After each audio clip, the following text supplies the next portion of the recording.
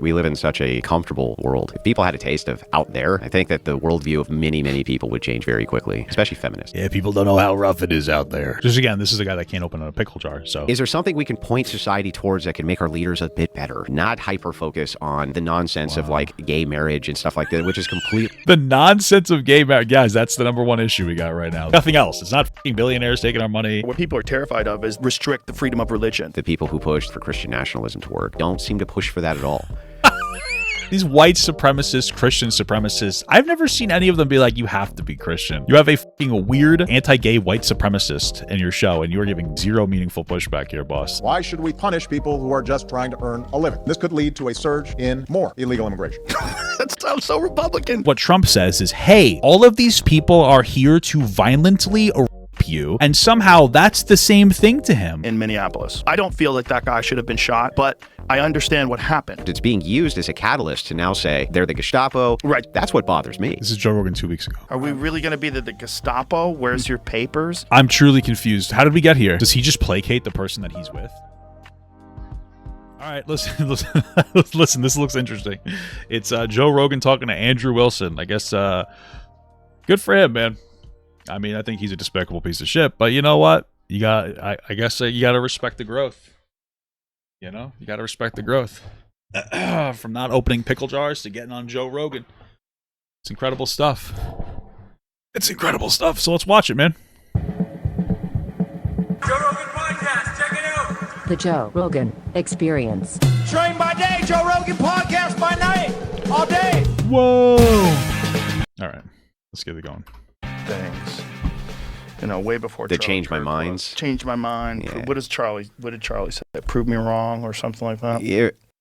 Yeah, it seems to be a pretty cool strategy to go to schools with young people who aren't ready to be lied to and debate them. I don't know, cool. It was something akin to that. My understanding was that essentially TPUSA ripped that idea off from Yeah, it seems like Crowder. it. Yeah. And then I think he feels. Oh, like Steven Crowder started it. Yeah, I think that is the case. And then after Charlie got killed, Steven Crowder immediately went back to him and was like, guys, I've been doing this longer. Guys. It's a lot of like responsibility for what happened with Kirk, because Is he the Mossad? what's that? Is he the Mossad? Yeah, exactly. That's so funny. Ooh. I don't know. Let's get you got Candace's number. We can ask her. Kansas is getting she's getting dragged on Twitter today because she's like, I've lived in Connecticut. I've never seen this much ice on trees. I saw that, and it's like 30 degrees outside, which is below freezing temperature. And it's 30 degrees out, and everybody's like, yeah, 30 is freezing. Yeah, it's so funny.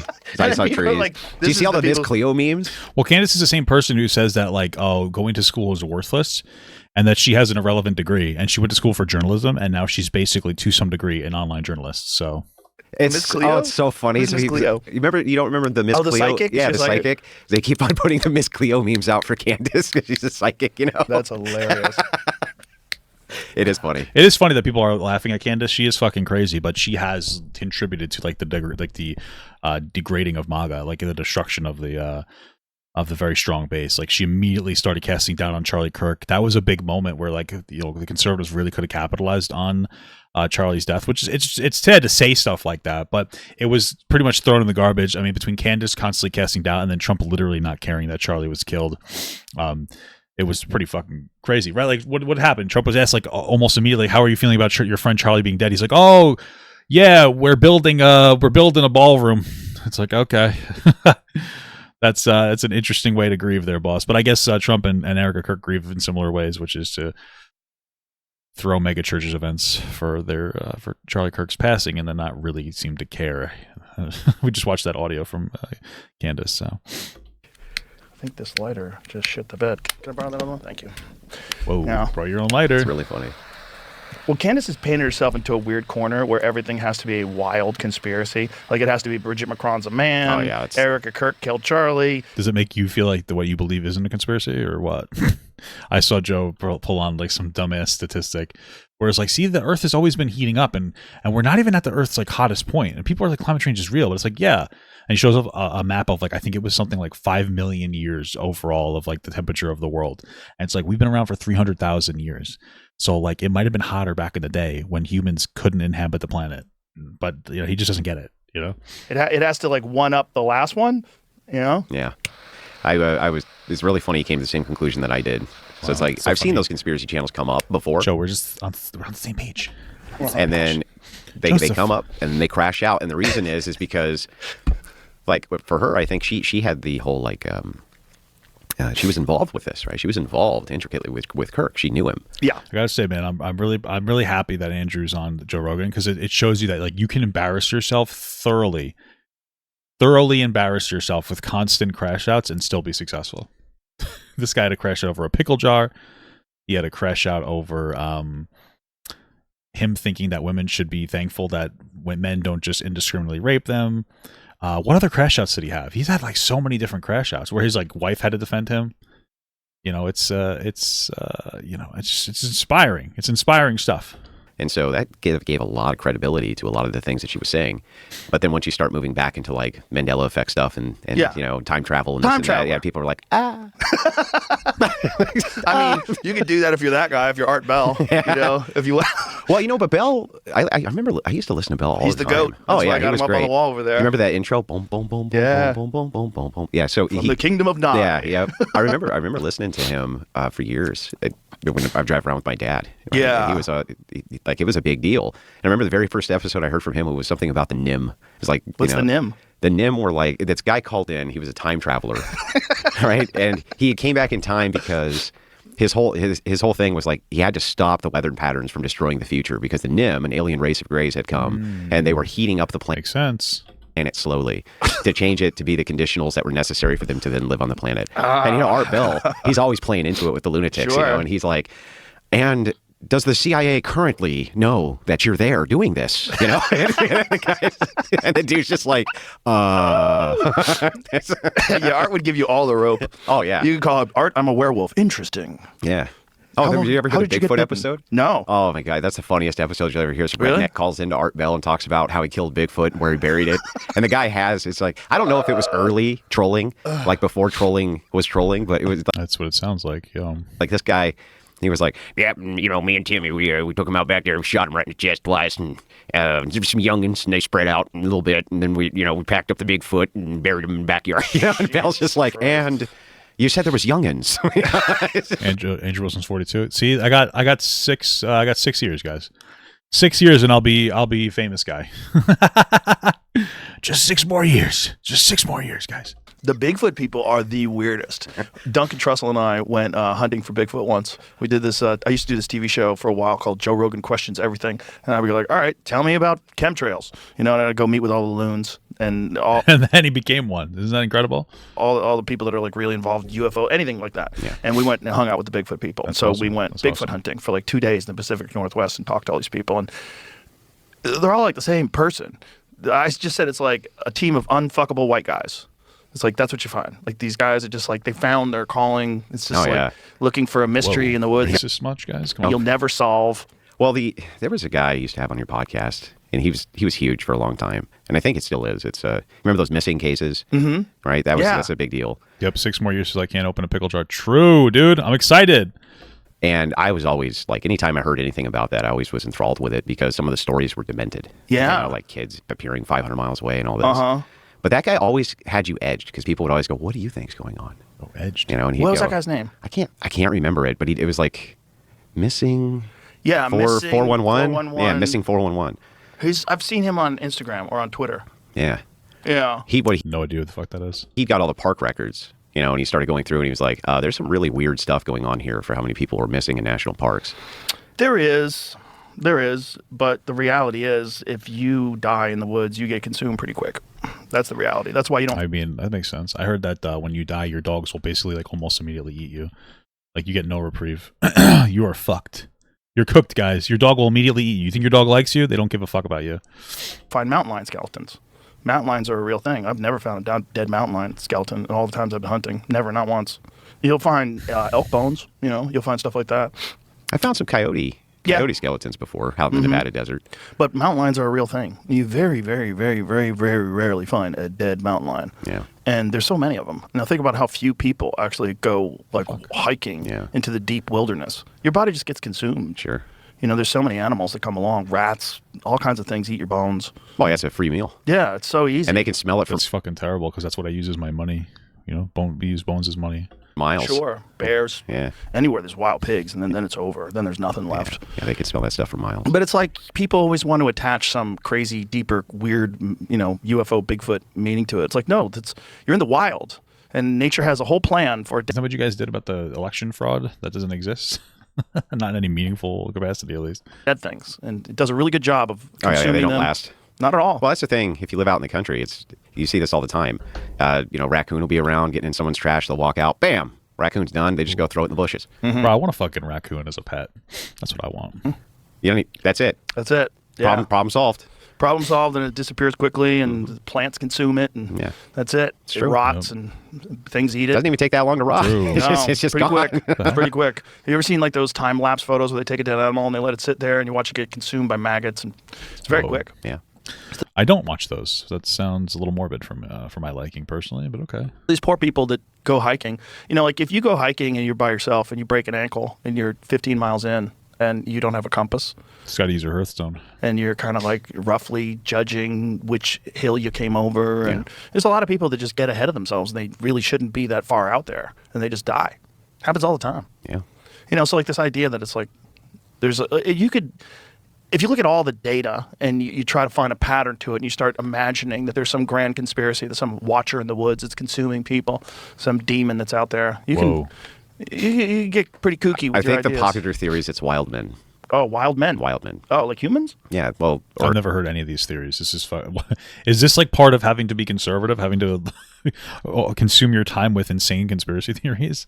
or some human variant that are. That's what this 411 guy believes? I'm not sure because he won't say. They don't. He doesn't actually give his. Here's what I think is going on. But people ask him, and he's like, "Well, I have my theories," but he never tells you actually what the theories are. You know? Interesting. I wonder why he doesn't want to tell.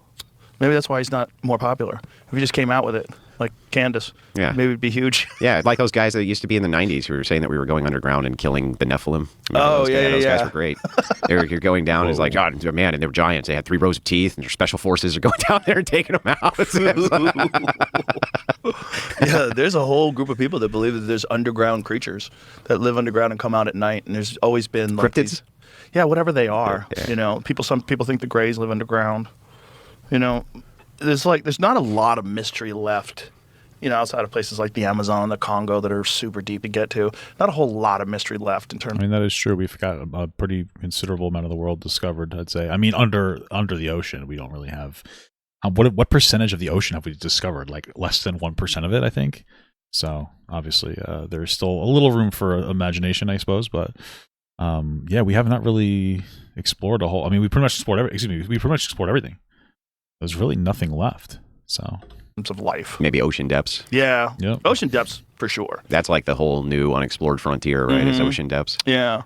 Saying anytime I turn on the TV, it's like, look at this crazy creature. I'm like, that doesn't exist. It's crazy that it was easier for us to go into space than it was for us to go into the ocean because there's just so much like pressure down there. I don't think that we could really get down there. It's fucking interesting. Or at least it's interesting to me. It sounds like so far-fetched though. Like, oh man, like how did we go into space but not the ocean? But it's like, isn't space just a different type of ocean? I know it sounds weird as fuck, but isn't space like a different type of an ocean? Like we have our flat ground, and then below us is like water, but then above us is like air, and then above that is just space. But like it's the ocean, right? Like you can't breathe in it, and you can swim around in it. Right, it's basically the ocean. The ocean, I mean, it has gravity, but like it doesn't. You know what I mean? And space doesn't really have gravity, right? It's like the same thing. I think it's the same thing. If you look at it like that, if you look at it like you're on fucking drugs, it is the same thing. Okay, I'm fucking blowing my goddamn mind. It's just above us instead of below us. Like it seems like it's this far away place, but it's just like above us. That's it. I don't know. Weird. So I look at it, I'm like, wait, that exists? I saw one the other day. I tweeted out. I was like, the Mandela effect has to be real. It's called They're not the exact opposite. The exact opposite's like fire and water. But it's still like, they're both like the same thing. But they're not, right? You know what I mean? I don't know. They're not the same. But shut up, dude. It's the same thing. It's not opposites. Okay? The opposite of the ocean would be fire. All right, it would be California. Siberian mule deer. Have you ever seen a Siberian mule deer? No. Oh. They have fangs. Mjolnir, yeah. Oh, right. I have seen a fanged deer. I forget what they call it. Apparently, that's the, do you know what elk ivories are? Yeah. Yeah, it used to be like a tusk, like way, way back in the day. It's so retarded looking, dude. Oh, See, dude. fanged deer, yeah, they're weird. Whoa. It's very strange. Yeah. I wonder what they were there for. Yeah, well, I found a video because I was like, no way, dude, these things exist. I thought I was being memed, So I go and look, and this thing is real. So I found a video of them fighting, and they use those things as weapons. Oh, that makes sense. That's the only thing that makes sense. Yeah, well, what else would they use them for? Decoration? It's like Yeah. gorillas. The gorillas don't eat meat. Yeah, they have these massive fangs. Yeah. Nature's weird. So much variation. There's so many different types of life. And the fact that they all sort of synchronize. Like this one eats that one, and that one eats this one, and this one he lives there, and that one lives. It's very fascinating when you really look at just a wide variety of species that exist. Well, most people don't know anything about it. Most people have never. We live in such a comfortable world that is completely true. guarded from everything that's out there. And it's like if people had a taste of out there, Yeah. I think that the worldview of many, many people would change very quickly. True. Just again, this is a guy that can't open a pickle jar, so I just feel like you are one of the people you're talking about. He's speaking about it like he's this really explored guy. Yeah, people don't know how rough it is out there. I can't open a pickle jar. It's just like, okay.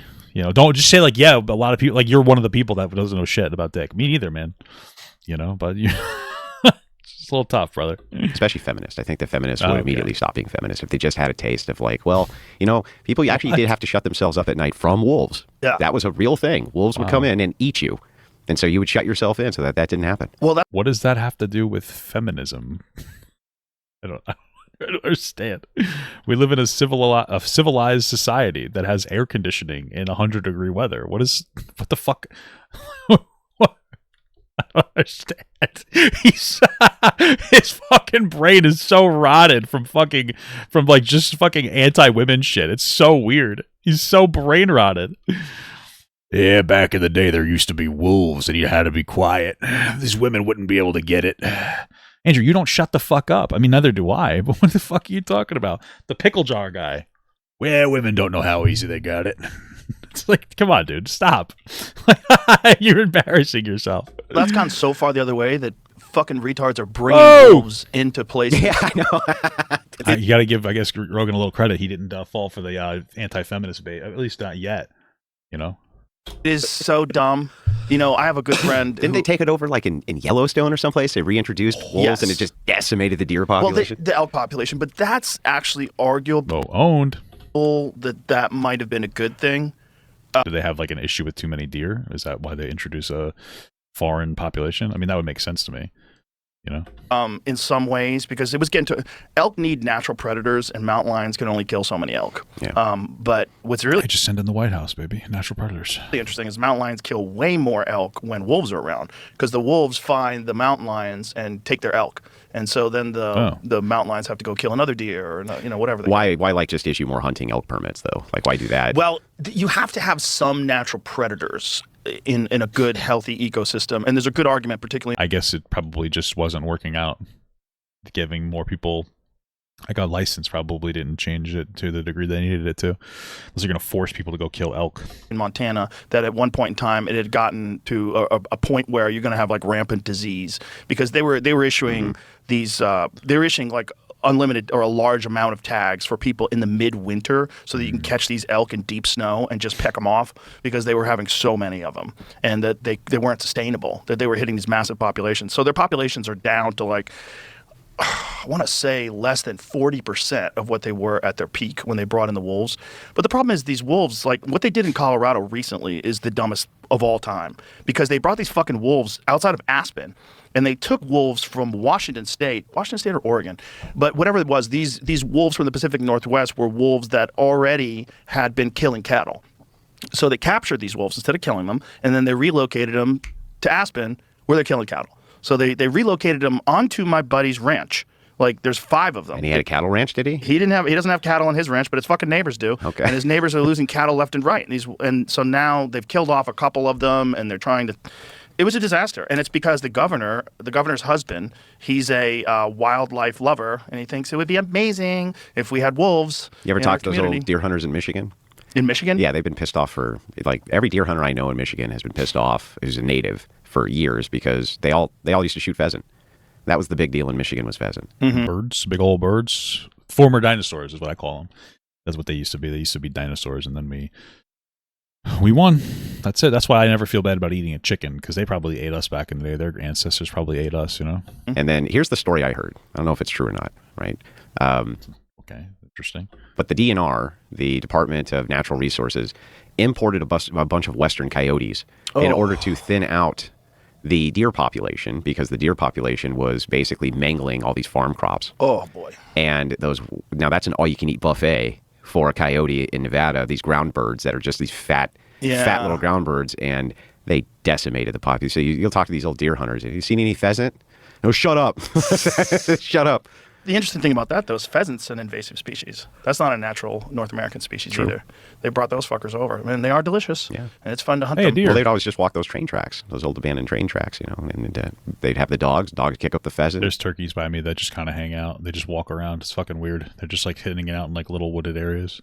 They'd shoot them from the track, dog would bring it up. It was like a Michigan pastime. Yeah, the coyote thing. So This is just like an interesting conversation so far, because there's mostly Andrew Wilson talking about how stupid people are for introducing like different animals into different like populations, and then like him learning that there's a reason for it and that they're actually not stupid, and sometimes it doesn't work out perfectly.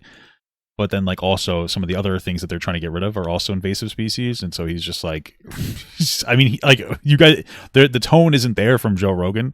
Like, he's correcting him without like shaming him, but like he said like 5 things wrong so far. He said like 5 things incorrectly so far. It's funny. a real problem because coyotes are now, they used to be a Western animal, and now they're in all 50 states.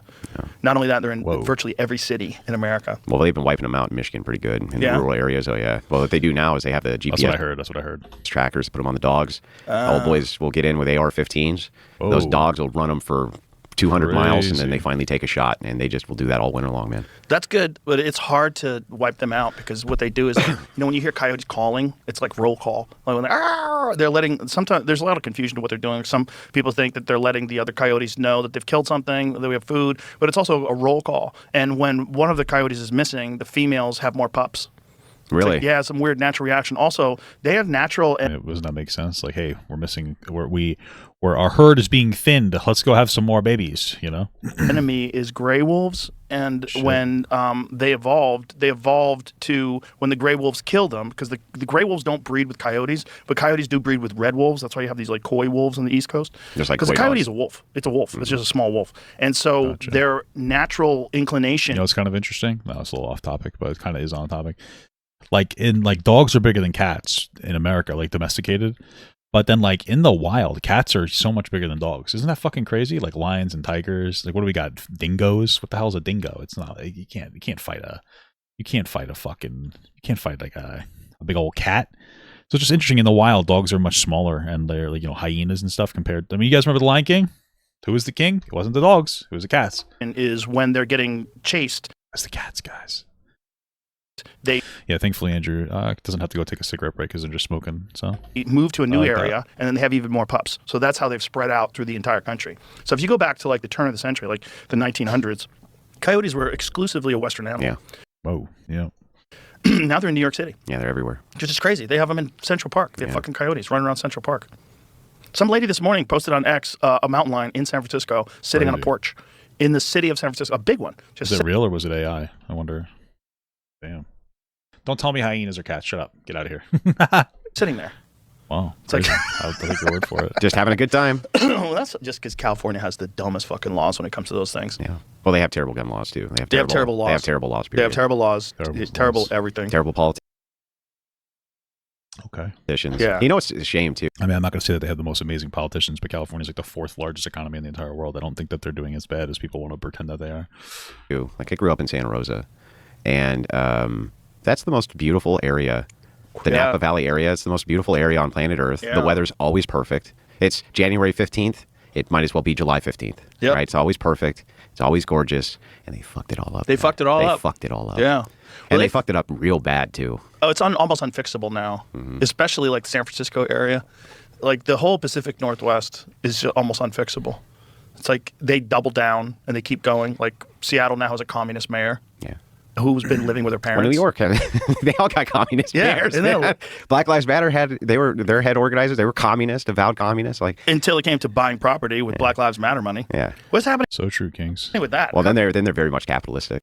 So interesting. I'm assuming that like they're gonna call out like all this bullshit communism on the left, and then they're gonna get to Trump and start talking about how like he's a fraudster, right? And like they're gonna start talking about how he opened up a meme coin and took the top 25 donors and had secret meetings with them, and he takes bribes from like Switzerland to remove tariffs and stuff. I'm assuming that they're gonna talk about that. I can't imagine them only explicitly focusing on the shit on the left. They're definitely gonna talk about that. They're gonna be like, yeah, that was really bad. You guys remember that? That was pretty bad, yeah. How come they're not in trouble? I don't understand that. Like they spent millions of dollars of that money on real estate. Yeah. There's only one UFC 325 this Saturday, and on DraftKings Ooh, here we go, DraftKings. We love it. Sportsbook, the #1 sportsbook for live betting.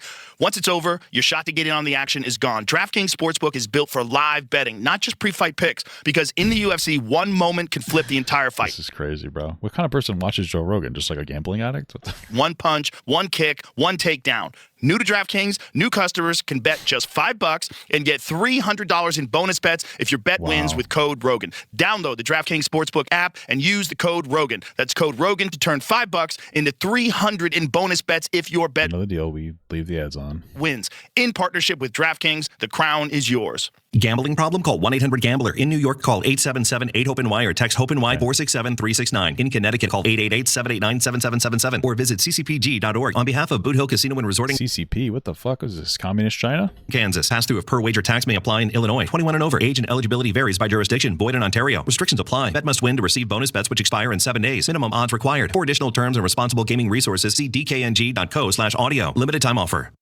What's going on? No idea. I have no idea why. Well, I don't know why the heads of many of these organizations aren't being rounded up and summarily arrested. Yeah. I mean, we're watching these. I've been covering the riots nonstop. I'm sorry, protests. The completely organic protests, which are totally organic. Are we talking about the ones where ISIS are basically being used as a terror arm and fucking harassing people, and they're violating people's due process? Like, yeah, those are protests. And it's been interesting to watch. I was watching one the other day. We were live, and it was Don Lemon, and he had showed up in Minnesota. And the first thing Don Lemon does, right? I hate Don Lemon, by the way, but He the first is thing one he does, of the dumbest motherfuckers that has ever gotten on television. He's terrible. First thing he does, he drives up in this car. He's in the back seat, and he jumps out of the car, and he has this shit-eating. At the pot calling the kettle black. I saw he did like a protest at a church or something. I wasn't really interested in watching it, so that's all I really know what they're talking about. Lemon smile on his face, and he runs over with Starbucks to these people, and he's like, "Here you go." Yeah. And then he jumps back in the car, right? Cool. And they drive off. Now, here's what's interesting about this. He comes back, and he's in there with the protesters, you know what I mean? And he's interviewing them. Most of the protesters saying, we're coming from out of town. Okay. We're from this state. I'm from 2 states away. I'm from 3 states away, for this totally organic protest. Well, the cops, what they start doing, they have these guardrails on the sidewalk in front of the ICE facility, and there's gaps inside of that barrier. And so they pull their police cruisers in just to fill those gaps so that they stay behind the barrier. And Lemon's like, why would they do that? Why would they keep us compressed, behind this barrier?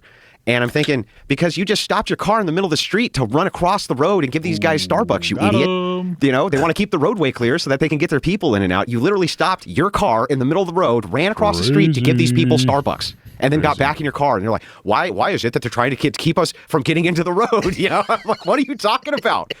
I just couldn't believe it. I was like, what? It's amazing when these people that are so smug, they're protected by a large organization, by CNN, and then they get fired, and then they're basically like a dog, like Carl, getting released into the woods, and then they have to fend for themselves. And you see Did Don Lemon get fired from CNN? Like, is that what we're talking about here? them in the world of podcasting where you don't have anybody writing things for you, and you have to express your own opinions. You're like, oh, this is the real you. It turns out you're a moron. I didn't know. Whoa. The whole time, actually thinking the whole time, I never thought I'd be an entertainer. I didn't think I'd do anything with podcast. Never in a million years. I never would have thought that. Same here, King. Same here. You were what were you, an engineer or a robotics guy? Mechanic, yeah. A robotics mechanic. Yeah. How did you get involved in that? Probably trade school. Yeah. Well, I was a gunsmith for years. And there's no real applicable skills outside of that for anything, actually. It doesn't really carry over in anything. It's really its own thing. Bluing, things like that, it just doesn't carry over. A friend of mine said, hey, look, because I told him, I was like, I need a job. I'm not making it. What do you think? He's like, you should apply to be an industrial mechanic. And I was like, I don't know much about it. He's like, well, just go apply. So I did, took an aptitude test. And so the guy was like, well, I want to hire you at a level 3, which was high, it was like mid-range. Wasn't the highest, wasn't the lowest. I was like, damn, okay. What's the pay? He was like, it was like 30 an hour. I was like, that to me was life-changing. I mean, it sounds pretty good. Well, again, it's a trade job, so people don't really want to do them. They can be a little easier than you think. Not all of them. I'm not saying that it's an easy job, but sometimes it can be easy to get into because like nobody seems to want to do it, and we're not directing young people to do stuff like that. So sometimes it can be like easier to get, even if it's a difficult job. So I took the job, and I didn't know what the hell I was doing, but they trained me up well. And then there were some robots on the floor. And I started working on those, and then from there they trained me in robotics. And so it was all done on site. Like what kind of automation? Like automation, and it was all food related. Food related. Mm-hmm. All food robots. Yep. Whoa. So we were killing a lot of jobs with that. But hey, the world must move forward. We weren't dealing with Johnny Five. We were dealing with like vacuum systems and ovens and various robots which were associated with those. Like for instance, there was a packaging machine that would all it would do is form boxes. That's it, all it did. That's it. But it would form 1,000 boxes a minute. And it was a giant robot, and it had a huge sequence of functions on it. When people think robot, they always think humanoid, but almost no Do they? I don't. I usually just think of like a factory. robot is in any way humanoid at all. Right. That's just not what they're for. It is weird, right? That we think of robots as like movie robots. Mm-hmm. We think of iRobot. Yeah, if you came I don't think I do. Maybe people do. I don't think of it like that at all. Is that what people think? Across a robot in a factory, you would have no idea it was a robot. You'd be like, what the hell is that? So how did you go from that to debating people online? COVID. So Really? the lockdowns. Yeah, that's how it is for a lot of people. That's how I started doing this as well. I went from working at a fucking bus company to making TikToks, and here we are, dude. Here we are. It's happened. 6 years from Rogan. I don't know. And I was laid off. All the food plants in Michigan were shut down, especially the meat plants, and that's where I was. I was in the meat plants, and they all shut down because of the draconian restrictions of one Gretchen Whitmer. And anyway, I mean, COVID was pretty intense, man. People were dying. I mean, I worked through COVID, so I was seeing people that I worked with die. But my uncle passed to COVID. But it's always weird when people cry about. I mean, I understand losing your job and being frustrated, but COVID was like very real. It was a lot of people died during COVID. Right, and we don't just go like, oh, people got shot by a gun, they died of COVID. That's not how it works. So you use excess mortality rates. Like we have very robust data for the past 100 years that we parse through. We have a decent estimation of how many people are going to die per year, and 1 million people more in America died in 3 years than what was estimated. So you take your pick. Why do you think that is? While she was out with on a boat partying with with her honey, we were all locked out of work, right? So Familiar story. Yeah, we had the stay-at-home orders, and I would argue with these dumb liberals on Facebook. Familiar story. Yeah, I agree. Familiar story. But like, you guys are fucking billionaire cum guzzlers. So what do you want me to tell you? What change are we trying to make here? Nobody's voting for let's get rid of gerrymandering and shit. Conservatives typically don't want to do stuff like that. They don't want to. Democrats have much more support for trying to get rid of basically insider trading inside of Congress. You don't see any mainstream Republicans really pushing for that. And they pissed me off, and so I started crashing their panels. And I would debate with them. Damn, and get 'em. I had a lot to say. And those things started to become more and more popular. Oh, and no. they would move over to YouTube. People would clip it. And then I started getting invited on to do debates with other people. And I didn't know who these people were. It wasn't my world. I didn't know who any of these podcasters were, stuff like that. I'd listen to it maybe occasionally online. But I couldn't have told you who Vosh was or Destiny or any of these people. I didn't know who any of them were. And I didn't care. To me, it was just some other dumb, smug liberal, So that's... It's unfortunate because he would get washed constantly. I was so interesting. I think that a big part of being famous is just having no self-awareness. I don't know. Where I got my start. I never would have foreseen at all that I'd be sitting here with you. That's so well, I never would have foreseen I would have been here either. It's weird, huh? Yeah, it's weird. Very weird. And I'll never get used to it. No. People walk over and they're like, "You're Andrew Wilson." And I'm like, I'm fucking nobody, you know what I mean? But it's nice to meet you, shake their hand, you have a chat with them.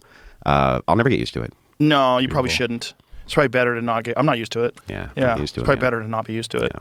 Keep you sane. And maybe keep you humble.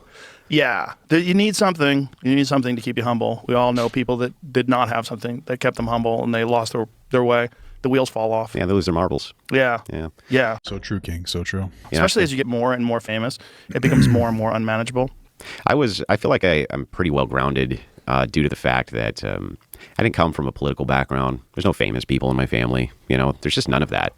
And so I feel like the grounding's always there because, even from the family, you get the call, like from my brother, for instance, like he's been calling me I don't know if you can say the F slur here, so I won't, but he's been like the phone call since I was 15. Well, that's a censor. Hey, what are you doing? Has not Just keep censoring it there. changed. Good. It has not changed. It's a 42. He's a happy birthday. Oh, he's really just eating it up. Just saying saying the F slur. We love it. That's normal. Yeah. I remember you were having a conversation. I think it was on Pierce Morgan, who is the best cat wrangler in the business. Oh, That's yeah. what he does. He cat wrangles. Yeah, I just talked to him briefly. Is he okay? On it. Well, that's what I asked him. Yeah. I sent him a DM and I was like, hey, For people who man. don't know, he fell. Yeah, he fell And really fucked And it was himself the up. hip. Yeah. And at his age, the hip. You don't want to nothing with the hip. Yeah. Every time I see anybody who's 60s, they get the hip injury. It's bad. Yeah. It's not good. I think they think your lifespan at post hip surgery is like 10 years. Yeah, it's right. And He'll probably Is that real? That's fucking crazy, dude. All right, we got to make sure we never get hip surgery. be better than that. he will, 'cause and I think he's wealthy and- mobile. Oh, that's good. He's mobile. Well, But I they're asked really him, good at hip replacements now. I was like, "What's are you?" Yeah, really taking advantage of that opportunity. Yeah, they just love saying wild ass shit. Are you doing? He's like, "Yeah, I'm." I mean, listen, I like to say slurs in private. Well, I don't like to. I just get angry, but he was just he used it a few too many times. He said it once, and he's like, "Let me just say it 4 more times for good measure," or is it 3 more times? I don't know. doing okay, and I was like, "Don't fuck around with the hips, dude." Don't It's fuck crazy with that he had hips, to have a dude. hip replacement. Like, how bad was that fall? Yeah, I don't know. I don't know what the details of it were, but I felt like a sack of spuds, he wrote. Wound up needing a new hip after fracturing the neck of his femur and is recovering from surgery. In addition to being on crutches for 6 weeks, he won't be allowed to take any long-haul flights for at least 12 weeks. Can't fly when you get your fucking hip done. What the fuck? He tripped on a small step inside of a London restaurant. resulting Wow. in the tumble. You think he was drunk? He could have been a little fired A up. little drunk. Was also, not the most fit or agile guy in the world. True. Yeah. He's only 2 years older than me. No Fucked up. He's talking about me, dude. That's fucked up. way. Yeah. Really? Isn't that crazy? Yeah. Damn. Yeah. Some But- people Yeah. don't take care of themselves. Yeah, he got the crack. Yeah, I got to quit these. But yeah, he got the crack on the Rogan's talking about working out and exercising. So hip, and I was like, man, Do you think that American spirits are better than Marlboros for you? probably. Yeah. But they taste like shit. Do they? Oh, Is they're there a terrible. difference? Yeah. You really like the Marlboro taste? Yeah, I You don't do. think you could get used to American I spirits? think I could. I've been trying the cigarellos. Those What are have been those? helpful. Like the little mini cigarette cigars. Oh, yeah. Ron White used to smoke those. Yeah. He just quit totally. He went to a hypnotist, quit instantaneously. But those are damn, did that work? I wouldn't have expected it, but okay, cool, good for him. Whatever works for you. loaded with nicotine, like way more nicotine than a cigarette. He was smoking those. Yeah, what are good. those little tins. We have those. What are those tins, Jamie? Do you know what they are? It's like a famous cigar company sells tins of these little tiny cigars, and it's great if you don't have the time to smoke this. Like Yeah. you get out of a flight, you just want to have a small. But he inhales these motherfuckers like a that's- cigarette. That's brutal, dude. That'll do you in. And then He inhales cigars like a cigarette. That's fucking crazy. Also, I don't get it. Like you put, like I don't really understand. Like when I smoke cigarettes, and I smoke cigarettes like when I drink usually, because it's just fun. But I don't really understand the idea of smoking a cigar. You just put a big fat fucking penis in your mouth and you don't inhale it. Like, what's the point, dude? What's the fucking point? washes it down with whiskey. Well, he doesn't drink anymore either. No. He quit drinking. No. Yeah. Wow. I think he went. That was for always in his bit, there. though. He was always up there smoking and drinking. And I always thought, Uh-huh. I love that. Now he's boring. It's so terrible when somebody stops smoking and drinking, and it's like, you know, all of a sudden you can't drink around them. They're boring. Loser. You know what I'm saying, dude? It was. Well, he did it. He did it till the wheels fell off, and then the drinking was the big one. You know, he went to a doctor, and the doctor's like, "You're gonna die. Yeah. Damn. Like your liver is not in good shape. Like if you back off now, you'll probably live. If you don't, you're not. You got like a few years left." Well, and alcoholics, too, they have it. I don't know if he was one or not. He might have just been like a heavy social drinker, but like real alcoholics. Well, I mean, I'd say that if you're doing something that's killing you, you're probably addicted to it, whether it's just smoking, drinking, or eating. I don't know. That's no way to live. No. I mean, they stink. Mhm. They're like, I mean, kind of everything about a real alcoholic is just they look completely unwell. They're just kind of mangled, you know? Yeah. It's a weird disease too. In that addiction is one that you can't quit. You can't just cold turkey. Yeah, you'll die. Yeah. There's only a couple of things that'll just kill you if you quit right away. Yeah. And alcohol is one of them, which is really crazy because it gets integrated into your biological system where you need it to stay alive. Your body's like, okay, we're going to use this for fuel. We're going to use this to function. Yeah, they've been even though weaning it's people poison. off alcohol with beer for centuries. Is that what they use? Beer? Yeah, they used beer. They would Interesting. just go, okay. Well, it was pretty common to drink beer and ale with dinner. Can you really not quit cold turkey? You know? Right. They just wean you off with beer. That makes sense. They knew hundreds of years ago. There's books on how alcohol, what are they, consumption or whatever they called it. It killed you if you just quit if you were an alcoholic, and so they wean you. Well, I guess you get a withdrawal. I feel like most addictive substances cause withdrawals. I guess cigarettes don't. Is there a cigarette with? Yeah, there's cigarette withdrawals, but I don't think they'll kill you. But I'm pretty much sure every hard drug has like a pretty serious withdrawal. You'll need help to get out of it if you're legitimately addicted. Off with beer. Wonder when they started making hard liquor. Because you would imagine like I fermented feel like it started with hard liquor. No, am I wrong? things like wine and beer were like the first things that people consumed. I think it's been around for several thousand years. I wonder like how they figured it out. I mean, the biggest distributor in Europe of wine was the Catholic Church. Well, wine has certainly been around forever. But like, what about hard liquor? Jimmy, put that into our sponsor, Perplexity. When was the first? Is that AI? Okay, I guess he has an AI sponsor. What known? I mean, we don't really know because there's so much weird shit about history. But like, what was the first in like Jarvis, Google that. Jarvis, Google my balls. documented hard liquor, like whiskey, vodka, shit like that? That's the stuff that kills you. If you die from beer, boy, you're going hard. Like Shane Gillis will sit here on a podcast and drink 16 Bud Lights. That's crazy. Holy fuck. First alcohol drinks were fermented things like beer, wine, mead. Bro, it's so interesting because I'm not like addicted to alcohol. I just shake with excitement when I'm thinking about it, I really want to drink again though, dude. Holy fuck, what is it, January?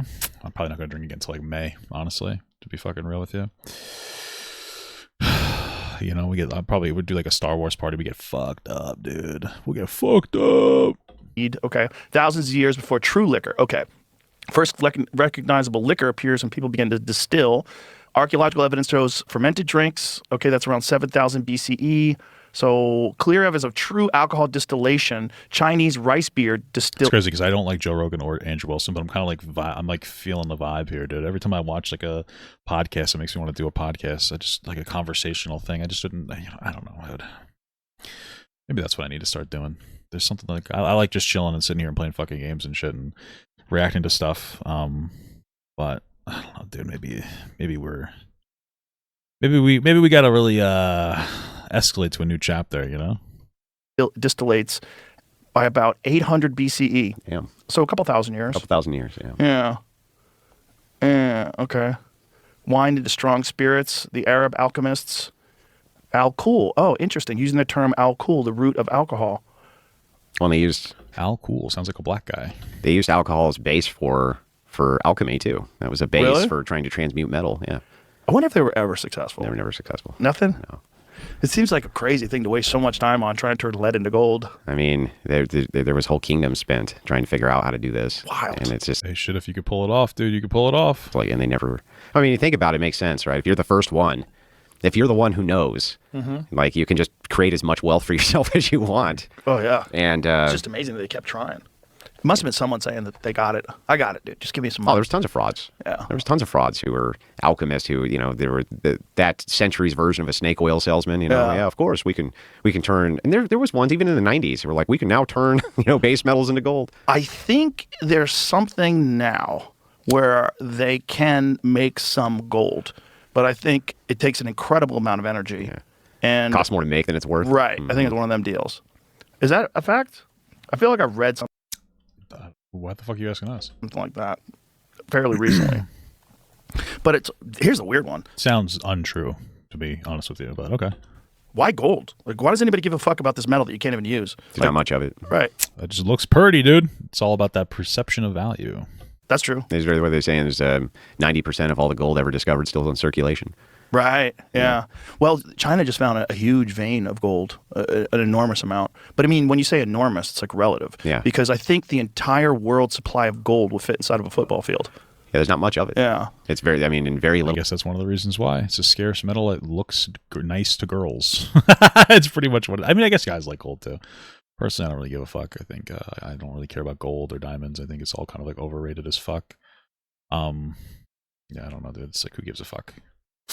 Little of it is worth a lot. I mean, even if you think a pirate's treasure chest, it's not actually that much gold. Right. So right. it's Well, they got that silver. You got silver. Box of gold. It's as opposed to, like, how extremely much iron valuable. there And is. also, you can do things with it you can't do with other metals. The same That's so beautiful. thing with silver. Silver. Scientists mimicking the Big Bang accidentally turned lead into gold. Whoa. Yeah, so this is the thing. But I mean, again, I think mimicking the Big Bang, like what are they using? A particle collider? Like what are they doing? Okay, how'd they do it? How to steal a proton. Protons found the nucleus of an atom. So extremely small amounts. In fact, a total of some 29 trillionths of a gram they made. You use it for chips? Yeah, I guess you do use it for potato chips. No, I'm just kidding. Use it for like was it about like computer chips? I think generally speaking though, like what do you really use gold for? Like for the most part, it's just like a nice looking metal. I don't think that you do too much with it, do you? Okay, smashing lead atoms into each other extreme. So it is a particle collider, I guess. Working on the Alice experiment and the Large Hadron Collider. Yeah, there it is. In Switzerland, incidentally produced small amounts of gold. You just need a particle, collider. That's all. No big deal. No big deal. You just build it into a whole mountain, and now they're building a second one. They said they're building into a new mountain. Right. Well, there was one they were putting during the Clinton administration. They were building a particle collider somewhere in the middle of America. I'm trying to figure out where it was. I'm certain there's already more than one. Oh, there's many particle colliders. Yeah, but I'm certain there's ones that are even Hidden? probably larger and hidden than the one that's currently there. Yeah. Really? You think so? Yeah. Oh, for sure. What do you think they're doing with them? Well, I mean, the military applications for that are they're enormous. I mean, the idea that you could make like some kind of particle weapon, or something like this. Oh, Oh, like a lightsaber, I guess. Sure. Right. Yeah, there's no way that the U.S. military is going to let scientists have a gadget like that somewhere that they don't have complete control over. Maybe he's right. Maybe that's why what is it, 7? I think it's in 7 years, correct me if I'm wrong, that the U.S. military can't pass an audit. And for some reason, Trump doesn't seem to. He actually is giving them more money. That's a little interesting, in my opinion. I think you'd want to give those people like less money or something, but who the fuck knows? No way. I wonder, because I don't know what kind of military applications you would have for particle colliders. I mean, for sure. Big explosions, right? There's probably, but you've got a giant loop and you're slinging. Smashing things together, right? Yeah. So, what do you do? Like a You hair- It's like monster trucks. Yeah, I could see the military application of that. smash things together. You can make them go boomy boom, right? Kind of. Well, the real concern with the Large Hadron Collider Boomy boom. I love that. is they were going to create many black holes that were going to eat their way through the Earth, that you wouldn't be able to stop them. You can't hide something like that? I wouldn't know. I don't know. Well, Andrew Wilson seems to be a little bit of a conspiracy theorist. Even Rogan doesn't seem to believe him. So I think this is like the 5th contention that they've had. And Andrew just kind of goes, oh, okay, you're right. They would just like slide through the Earth. Mm-hmm. I heard that. I heard they were concerned they're going to open up a portal to a different dimension. I've heard, they did. Yeah, I've heard all sorts of things. Yeah, we changed our timeline. Maybe we're on the new timeline. The whole 9 yards. I've heard it all. I'm just saying that anything. It's just been my experience when I look through the historic record that if there's any scientific gadget out there that looks like it has the potential to make something go boom, the United States military has a version of it somewhere. Yeah, maybe that makes sense.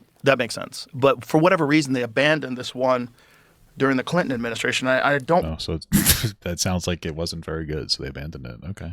remember why they abandoned it, but people can, if they have access to the area where it's at, can still go inside of it and see like what they started to build, but they never did. But it would have been larger than the Large Hadron Collider. Yeah. I want to say it's in Georgia.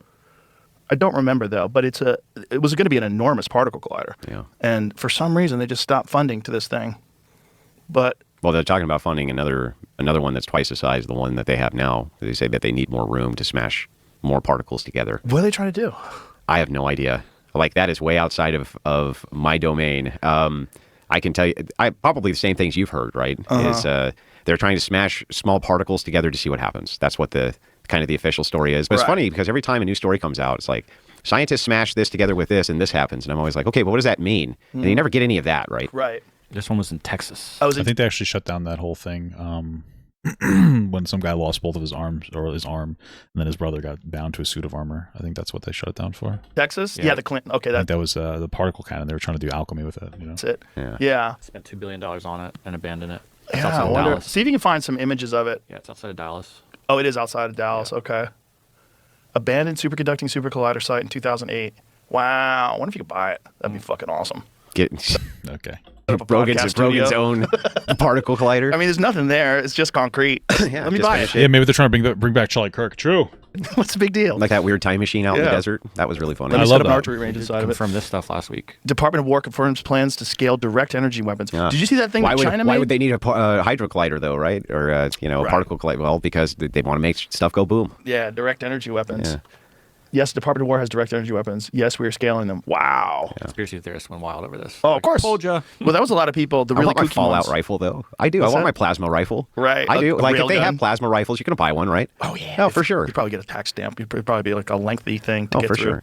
I'm glad you're a gun guy because I wanted to bring up this whole thing with this guy, Preddy. Yeah. And I haven't talked about it. We haven't done a All right, we finally got 40 minutes in. We're finally at a good spot. podcast since that guy got killed. But Yeah, they got killed. I agree. He was murdered. Yeah. Well, I guess killed and murdered aren't necessarily the same thing. Murder is considered an illegal killing, which I believe it was. that whole Which thing. is why they're not going to release the body cam. They keep saying they won't unless they change their minds today. There's a lot of people that don't understand what's going on and why riots only in Minneapolis and why riots in the place where there's an ungodly amount of fraud that has been discovered. There hasn't been a single bit of fraud that's been discovered. I just need to be clear. We need to kind of push back against this. The fraud has been going on, and it has been a problem, and it has been known about. That's it. Like, we have to stop saying that it was discovered. Nick Shirley hasn't led to not a single anything has happened because of Nick Shirley. Not a single charge, not a single conviction, not a single anything. Every piece of information he references is things that happened before he got there. What are you talking about? And if you wanted to solve it, like Trump would send auditors over to Minnesota to help them get through their backlog and pressure them to create new laws, not do a performance piece where a kid goes around and stutters through everything and doesn't do basic research. Like he doesn't call the facilities to try to get his kid in. He doesn't wait outside the facility to see if kids are going in and out. That's what you'd actually do. He doesn't go through the DOT websites. He goes to the wrong place. He goes like the Safari headquarters, doesn't look at the DOT website, doesn't actually look at the Safari website, claims that it gets NEMT funding, which is non-emergency medical transport funding, but it's a school bus company, right? Like this kid is an idiot. This kid is a fucking moron. I don't know what you're talking about. We have to stop pretending. ICE is not there to do anything about fraud. And also, what would ICE do about fraud? It's like, what would they even do? The protests, like, why would ICE be the response to fraud? Like, what these people say makes no sense. You wouldn't send ICE to deal with a case of fraud, especially since the narrative is that's all Somali immigrants. So what is ICE doing? They're going after, like, what are we talking about here? Like, they're not illegal immigrants. There's a lot of people taking advantage of the system, but like what you're saying makes absolutely no fucking sense. You're just talking. Coincidentally, right around the same time. Exactly. Like instantaneously afterwards, the narrative completely changes. Everybody forgets about the fraud. Now all anybody cares about is ICE and fascists and not. Literally, just to be absolutely clear, it's funny with the game they're playing. Like JD Vance and every other conservative fuck, like Elon Musk, signal boosted the fuck out of this horrible dog shit Nick Shirley investigation the day the Epstein files were supposed to come out. You want to talk about a distraction? What do you think the real distraction is there, boss? What are you talking about? Trump still hasn't released it. What are you saying? The GOP invited Nick Shirley there. Nazis. Yeah. And what? It's there's a what a color revolution is. Of course. And for people that don't, it's a coordinated effort to cause chaos.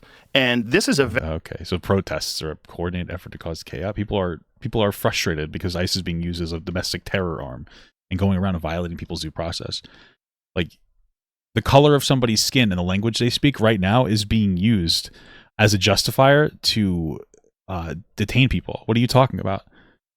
It's not like everything's a conspiracy to these people. It's fucking crazy, except for the real conspiracies. They don't give a fuck about any of the pedophile shit, but they'll go on and on and on about the stuff that's used to cover up the pedophile shit. It's fucking wild. very coordinated thing. The idea that this is an organic protest, these riots are organic, is nonsense. It's provably nonsense because now they have access to the Signal chats, so they know that these people. Cam Higby, by the way, Yes. he's been on the front lines of this. The Crucible has been a big supporter of that effort. My channel. Well, I'm not. What are you saying? You're saying everybody's a paid protester?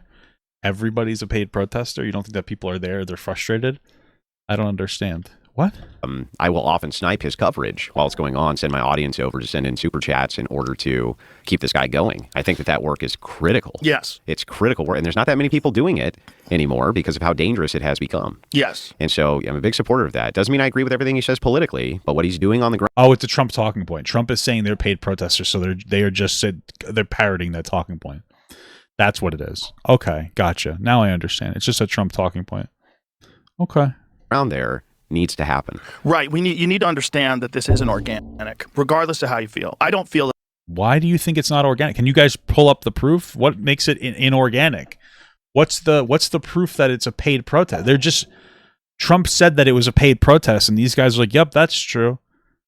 I don't understand. Like, organizers are used all the time on left-wing and right-wing protests. This is nothing new, but you're talking about how it's inorganic. People are frustrated by what's going on. That's why they're showing up to the protests. What? Like that guy should have been shot, but that this isn't organic, regardless of how you feel. I don't feel like that guy should have been shot.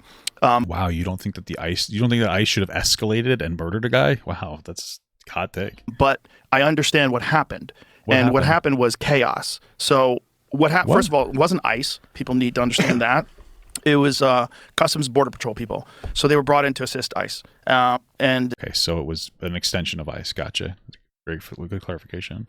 They're telling this lady to stand away, and then this cop gets very aggressive and shoves her. Yes. You have to understand the situation that they're in, right? I don't have to. They shoved the woman for no reason. They're paid officers, law enforcement agents. I don't have to understand anything. Right. And this is not making an excuse for any of it. But yes, it is. They're escalating violence when they are the ones that have the power. You have to just to put it into context. These people are getting harassed outside of any hotel they're at. People blow horns. They try to smash into the hotel. They dox them. They dox them. That's why they're wearing masks. It's a coordinated effort. I'm not saying that guy should have shoved that guy. I don't think he should have. Or that woman. I don't think he should have. And then pepper sprayed. And then the guy who got shot, Preddy, he steps in, which is, if you know anything about concealed carry, if you are a concealed carry holder and you are carrying not just a pistol, but 2 full magazines as well, you do not ever physically engage with someone. They didn't know he had a gun until they disarmed him. So nothing that you're saying makes any sense to anybody. You also are supposed to carry your license on you, and you're supposed to have ID on you. Mm-hmm. All right, and you're trained specifically for this. By the way, I was a CPL instructor for years. Okay, and what does this have to do with anything? He was pinned to the ground. They took his gun and then murdered him. You know about it. The thing is, there's a framework here. If you don't mind, if I add to your framework, dude, they're just making shit up as they go. The framework here is this is a mathematical formula. So I've been following these extremely closely just live, making shit up, and looking at how this is done. Let's go backwards in time. You remember what was going on in California. Nobody died in California. There was an ICE raid on a Home Depot, and they went nuts. And they started smashing police cars. They were starting fires, right? This was not over somebody dying. And now the narrative, they're trying to make the narrative shift. The Gestapo is in here, murdering American citizens. Yes, that's what happened. Well, and what was going on in California then? Because there was no American citizens getting murdered there. What was going on there was they did an ICE raid on a Home Depot. Oh, it sounds like they did a professional raid. Which anybody who's been to California knows that, it used to be that you drive down the street and they would all hang out in front of the Home Depot and you'd say 2. Right. And they'd hop in the truck and you would, they would go, they were day laborers, right? So it didn't surprise me that they were there doing daily raids. Okay, that doesn't surprise me a bit. And they all went ballistic. Now, here's what was very curious about the coverage of that. And I had a debate with a couple of leftists on this. What I saw was what looked to me to be a police stand-down order. There was people who were breaking into, I don't remember if it was an Amco or a 7-Eleven, but they were busting. How does this make you guys look good, though? I don't understand. Hey, there was an ICE raid and people didn't die. Oh, okay. Into it, and the cops were on the side corner watching this go down and do anything. They didn't do anything about it. Right. Okay. If it got too rowdy, they'd clear it out, and then they let them continue. It looked like a stand-down order, like you don't involve yourself. Well, what I think these guys have figured out is a mathematical formula, and it works like this. If the local police are not going to protect the federal buildings, then it's left to the federal police to do this, right? In this case, ICE is going to protect its own buildings. The FBI is going to protect its own buildings. If the local police aren't going to protect it and it's surrounded, then we got to get the local David, dude. We got to get the local David. Who does the protection then? And this is why Trump, he unleashes the National Guard, but where? To those federal buildings, to protect those federal buildings. That was the whole point of it. And basically anytime he's unleashed the National Guard that I've seen, it's to federal buildings to protect them. And so the mathematical formula works like this. The longer it is that protesters are engaging with federal officers whose job is not to do basic street cleanup of thugs, that's the local PD's job. the chances that there's an incident, which is going to be a bad incident, is going to occur. So basically, the longer you're there, the more attrition there is, the more engagements you have with these federal officers over time. Eventually, Yes. there's going to be something which is out of pocket that happens, or something. I love how this is just like, hey, Alex Preddy's murder was justified. That's the whole thing. This is the whole conversation. What the fuck? This is literally the whole conversation. Yeah, he shouldn't have died, but he had a gun on him, and okay, they didn't know about the gun until they disarmed him. But this is fucking crazy. Something which is escalatory that happens, and they're banking on that, and that's why ICE is out in front of these, or not ICE, the Antifa people are still out in front of the ICE. They're protesters. they're exercising their freedom of fucking speech and their ability to protest. What? Buildings in front of many states night after night after night, and it's designed specifically to make sure it's just a math formula, right? The longer we're here, and the less the local people. I see it. So basically, the idea is like, hey, they're paid protesters, and they're being paid to escalate, and they're hoping one of them dies. That's what this whole entire thing is. The entire thing is just saying like, oh, whoever's paying these people wants them to be killed. So like, it's actually not ICE's fault. It's the whatever institution that paid them. That's their fault. That's what the whole thing is. That's the 100% what they're doing right now is literally it. That's literally it. That's all they're doing. That's what that justifier is. ED involves itself, the more chance of incident between federal officers and us. You're knocking steel against flint. Yep. Yeah. You're waiting for the fire. You're waiting for sparks. And in this particular instance, this guy clearly had been very involved. I don't know if he was a part of the signal chats, but when you go to... You don't know. He was involved, but doesn't... He's trying to make it seem like he's a fucking plant. I don't know if he was in the signal chats. I don't know if he was part of the whole conspiracy, but he was involved. He was involved. What's supposed to be a peaceful protest, and he wasn't being unpeaceful. Or fully armed like that with 2 magazines. He was exercising his Second Amendment. Okay, it's kind of crazy, right? Like, really. Why do you need so many bullets? Now like, the literal. What does it matter? Why are you questioning his ability to express his Second Amendment right? I don't understand. Also pro Second Amendment too. That is wild. That's absolutely wild, which I'm for. He had every right. He didn't last month, but right. Okay. I like it. I like where it's going. Sure. I like that because that's kind of a trap. Not really. It's a trap for you guys because you're the ones that are supporting him being murdered, and you're doing your best to say it was okay. Did you see what MSNBC did to his image? Yeah, where they gussied basically it up. Did the opposite of what CNN did to me. CNN still won't let go of this CNN thing. And then during the COVID times, turned me green, and they made me ugly and looked like I was dying. And do you ever get like over it when people do things to you? Like, are you just going to continuously harp on this fucking victim complex? Holy shit! They made him handsome, yeah. So people would be more sympathetic to him getting shot, which is kind of wild. Like, are ugly people less valuable to MSNBC? Less marketable? That is. I mean, you guys are literally doing your best to say that he deserved to be murdered. You just proposed it. Joe Rogan just proposed a conspiracy theory that this guy was there to instigate. Like, he was paid to be there to instigate a problem, and he the people who were instigating it wanted him to die so that they could run disinformation or something. What are you talking? Like, what the fuck are you talking about? It's crazy to me. Like, look at the difference. Yeah. Look at the difference. They shortened up his face. Wow. They crazy. gave him a little bit of a tan. They widened his face a little bit. It seems like they just made him a little handsomer. Crazy. Yeah, I've never seen that before in my entire life. I've never seen like Photoshop before. They gave him a bit of that Chad jaw, didn't they? Yeah, it's they shouldn't have done that, guys. So true. Can we get to talk about the murder that you keep justifying? Shrunk his nose a little too, didn't they? Yeah, they did. They shrunk his nose. Yeah. Gave him a little bit of a handsome jaw. Do I think that Joe Rogan's a paid agitator? Yeah, 100%. Well, just to be clear, Joe Rogan just decided that because Trump said that they're all paid protesters, that it is okay for them to be murdered. That's the tone of this podcast. Joe Rogan doesn't get paid from Trump, but Joe Rogan makes a lot of money like consuming just complete far right-wing disinformation. So like, yeah, he's a paid protester. He likes the money. He likes the fame. He likes the attention. And he continues to say like this shit. Yeah, that's of course he's paid in that way. That's how a lot of these like right-wing grifters are. You know, a lot of them just get paid to just say dumb shit. Like they get free money for having the dumbest low IQ unintelligent takes in the entire world. That's kind of like the whole strategy. So he looks like an even American... made him. If you look at the shoulders, it even looks like they. And it's also just. I want you guys to keep in mind that like one thing that's happening here too is that they're in the middle of describing the sequence of events and they continuously interrupt it at key points because they want to fracture the conversation and they want to fracture the story. That's why they keep doing this.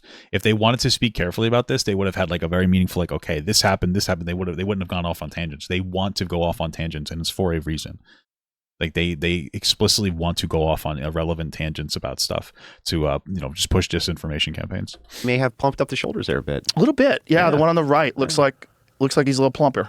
Yeah. They changed the tone of the color. Wild. Wow, it's crazy. I mean, they changed his fucking teeth, man. Communist News Look, Network. they gave him veneers. Yeah. Look at the difference in his teeth. He's a much more handsome guy. Like that one on the right is like the handsome brother, and the one on the left is like, "Fuck! Yeah. Why couldn't I look like my the one on the goddamn right, brother?" Yeah, the one on the right. This guy was murdered, by the way. They're just talking about what he looked like. We love to see it. They were twins, and he took more of the protein. Right. That was what happened. The thing is like this doesn't surprise me. By the way, this is. Doesn't surprise me that you're not finishing what actually happened. You're just going on a fucking tangent. What's going on, and this is a well-orchestrated, well-crafted thing. Yeah. And the signal chats prove that, but we knew it anyway. Yes. Just by What signal chats are we talking about? It's because there's a signal chat that means everybody's like lying? Is that what we're saying here? Is that how it works? Oh, okay. So they're talking about a signal chat where protesters were using to try to like dox ICE members.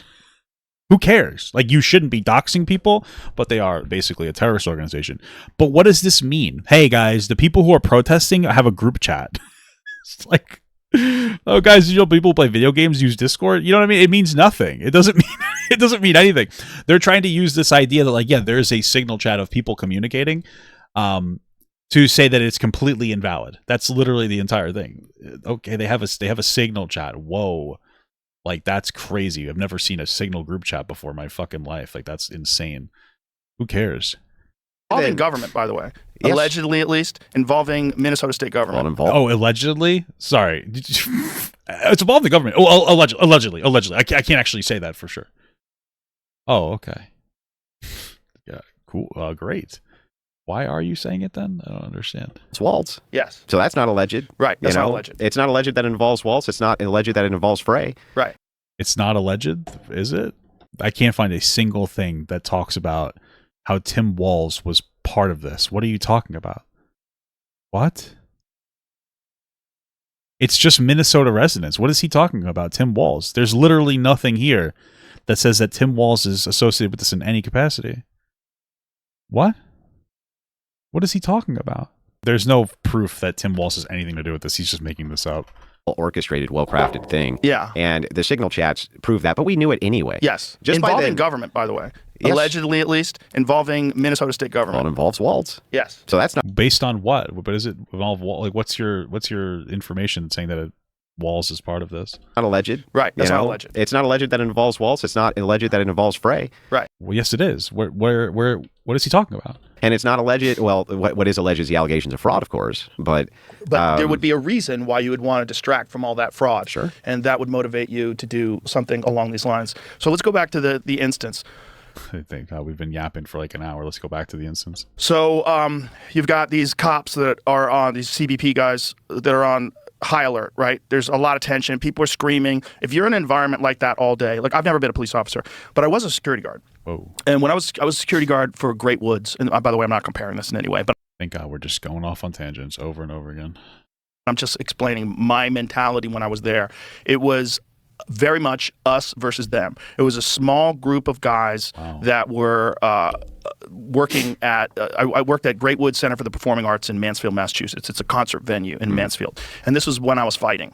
So it was me and a bunch of guys from my Taekwondo team got hired to be security guards. One of the guys came and said, hey, you guys want to get a job working as a security guard? It's great. You get to see concerts. And it was like a good pay. And, you know, I was doing a bunch of random jobs back then while I was competing just to sort of pay bills. And I said, yeah, okay, what do I have to do? And they're like, it's nothing. You just go there and you work. First day on the job, I go there, some guy had stolen one of the security golf carts. So there's this dude named Alley Cat. He was the head guy of security. He was a fucking character, hilarious. His main dream was to open up a bar. Alley Cat's Libations and Victuals. He had this whole dream. It was like just a real character. But this guy was a hardcore motherfucker. And they caught the guy who stole this golf cart, tacked him to the ground, and he was beating him in the face with a... Isn't it so funny that, like, he'll ask Jamie to pull up information when it comes to, like, he's done it like 4 times, but when it comes to this allegation of a group signal chat that Tim Walz is in on, coordinating attacks on ICE, he won't pull anything up. He won't even try to prove it. Isn't that so fucking interesting, dude? Wow, it's almost like they know that they don't actually have proof for this. Holy fuck, this is insane. walkie-talkie. This was my first day on the job, so I'm like, okay, so this is what we're doing. And we kind of became like almost like cops for this place. Wow. But there was very much an us versus them mentality. Crazy. And That's it interesting. turns out it was a lot more involved than I ever thought it was. And then one day I was at a Neil Young concert. I was working the Neil Young concert and riots broke out. There was fire. It was cold out. And there was like a grassy area. So there was like a lawn. So it was like there's the inside, not inside, it was like an outdoor concert venue, but there was a roofed part of it. And then the back of it was like this lawn area that was in the back. And these guys had started bonfires up there. And we were supposed to go in there and break up the bonfires. And then my friend Larry, who was like one of the most mild-mannered guys you'd ever want to meet, but, you know, a elite black belt. He gets in a fight with this guy, and some guy pushes him, and he knocks this guy down. And I'm like, okay, chaos. So far, they're talking about Alex Preddy and him being murdered, and all they've done is justify it and gone off onto tangents about it over and over and over again as they're trying to lay out key details. It's incredible. This is broken out. Let's get the fuck. I'm like, let's quit. Let's get the fuck out of here. And I used to wear a hoodie. I used to carry a hoodie so I could just zip up the hoodie over my security outfit and like, bye. Because I knew there was going to come a time where I was like, I'm not getting shot, stabbed, killed, whatever, stomped Over to this death venue. for $20 an hour or whatever the fuck I was screw getting. So I wound up leaving that day. But there was a very, and I remember. Worked it for a day? What? Very clearly, like, oh, this is probably what happens with cops times a million. Like, you develop this us versus them, because it was very much us. We would meet up at the beginning of our shift. We would all talk about what's going down. We were catching people that were bringing in alcohol, like women in their purses would, like some Carly Simon or something be playing. They'd sneak in a bottle of wine, and James Taylor. There was a lot of that, and so we'd have like literal fucking trash cans filled with bottles of wine and liquor at the end of the night. We would get to keep them. We'd take them home. Sorry, what does that have to do with Alex Preddy? Why are we still doing this? And so this us versus Well, that's them. a nice perk. It was kind of fun. Yeah, that's a nice perk. Yeah. It's like Also, I was illegal to drink. I was only 19 at the time. Whoa. But an even nicer perk. yeah, it was very clearly us versus them, and the tensions were very high. Yeah. Like whenever some weird shit went down, everybody puffed up their chest and everybody was ready to throw down. And I was like, this job is not good, but it educated me. I was like, okay, and in my mind, I was like, okay, this must be like this when you're a police officer, again, times a million.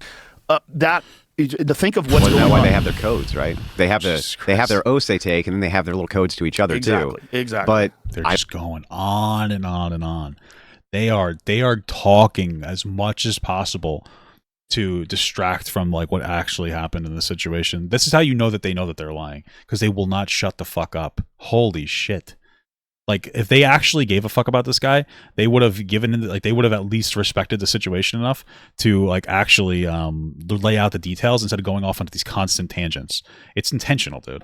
I don't blame them. I don't like blame it them seems completely. There's a certain wisdom to this. Like, hey, look, that could be me. 100%. And so if it's you, I'm going to be right there with you. 100%. And He aggressed onto them. What are you talking about? There was like he just shoved the girl and pepper sprayed the fuck out of a guy, and then they just started beating the shit out of him, and then he fucking shot him. What are you talking about? then if it's me, you're going to be right there with me. I get it. Also, there's a tremendous amount of social media content that anybody could access at any given time where a lot of these dorks are calling for violence. It's just Okay, what does this have to do with them assassinating this guy? Fucking what? it's all over the place. You could find it. The least likely people that would ever be involved in any sort of an altercation are on TikTok calling for violence. We got to kill these motherfuckers. We got to shoot these motherfuckers. And Who's saying that? Where? I've never seen that. I truly have not seen people saying that you should kill and shoot them. What is he referring to? Can he pull up a source? these guys are out there in the middle of that. All right, Wow. so tensions are high as fuck, and they're getting care. screamed at all the time. They're on red alert. They're wearing vests. They're carrying Well, guns. their wives are getting called and threatened, and they're saying they're going to rape their kids. And they're Exactly. saying that they're going to Where's that happening? Show me that. Can you guys show any of this? What are you talking about? That guy, they said that they were going to rape that guy's kids? brutalize their family members. And they give them Exactly. calls in the middle of the night and they whisper to them, well, how's your dad such and such doing? And Where's that happening? I'd love to see that. Can you show it? Again, I can't see anything that he's talking about. I literally am looking it up. Like, they're called, can you just show, like, can you point this in the direction? Pickle jar? What are you talking about? Whose families are getting called and said they're going to rape their dad or whatever? What is he talking? He's just making shit up. And just cryptic things like that and let it go. Exactly. And this is very coordinated. It's very coordinated and organized, and the way they find out all their information. All right. It's very creepy. So, Creepy, again, yeah. I don't think this guy should have pushed that lady. I mean, You don't think he should have pushed her? He fucking threw her. What are you talking about? Here we go. This is the push. That's just the push, guys. Okay. the way he did it was very violent. She was a small Oh, shit. woman, and he shoved her very violently to the ground. Then Yeah. this other guy, Preddy, gets in between them. Okay. Wow, what a bad guy, huh? Tries to get in between the violent fucking ICE officer. Yeah, that's actually a good point. The story of him being a security guard and how they lean into violence, that makes sense because they're undertrained. You know, that's what he showed. That undertrained law enforcement, or I guess security in some capacity, are fucking actually shit. Which again, if you are a concealed carry holder, is a giant no-no. You do not fucking do that. You do not. You don't do what? You don't try to protect somebody from getting assaulted? What? Engage with law enforcement when you're armed. You shouldn't engage with anyone. I didn't know he was armed until after they disarmed him. Ever.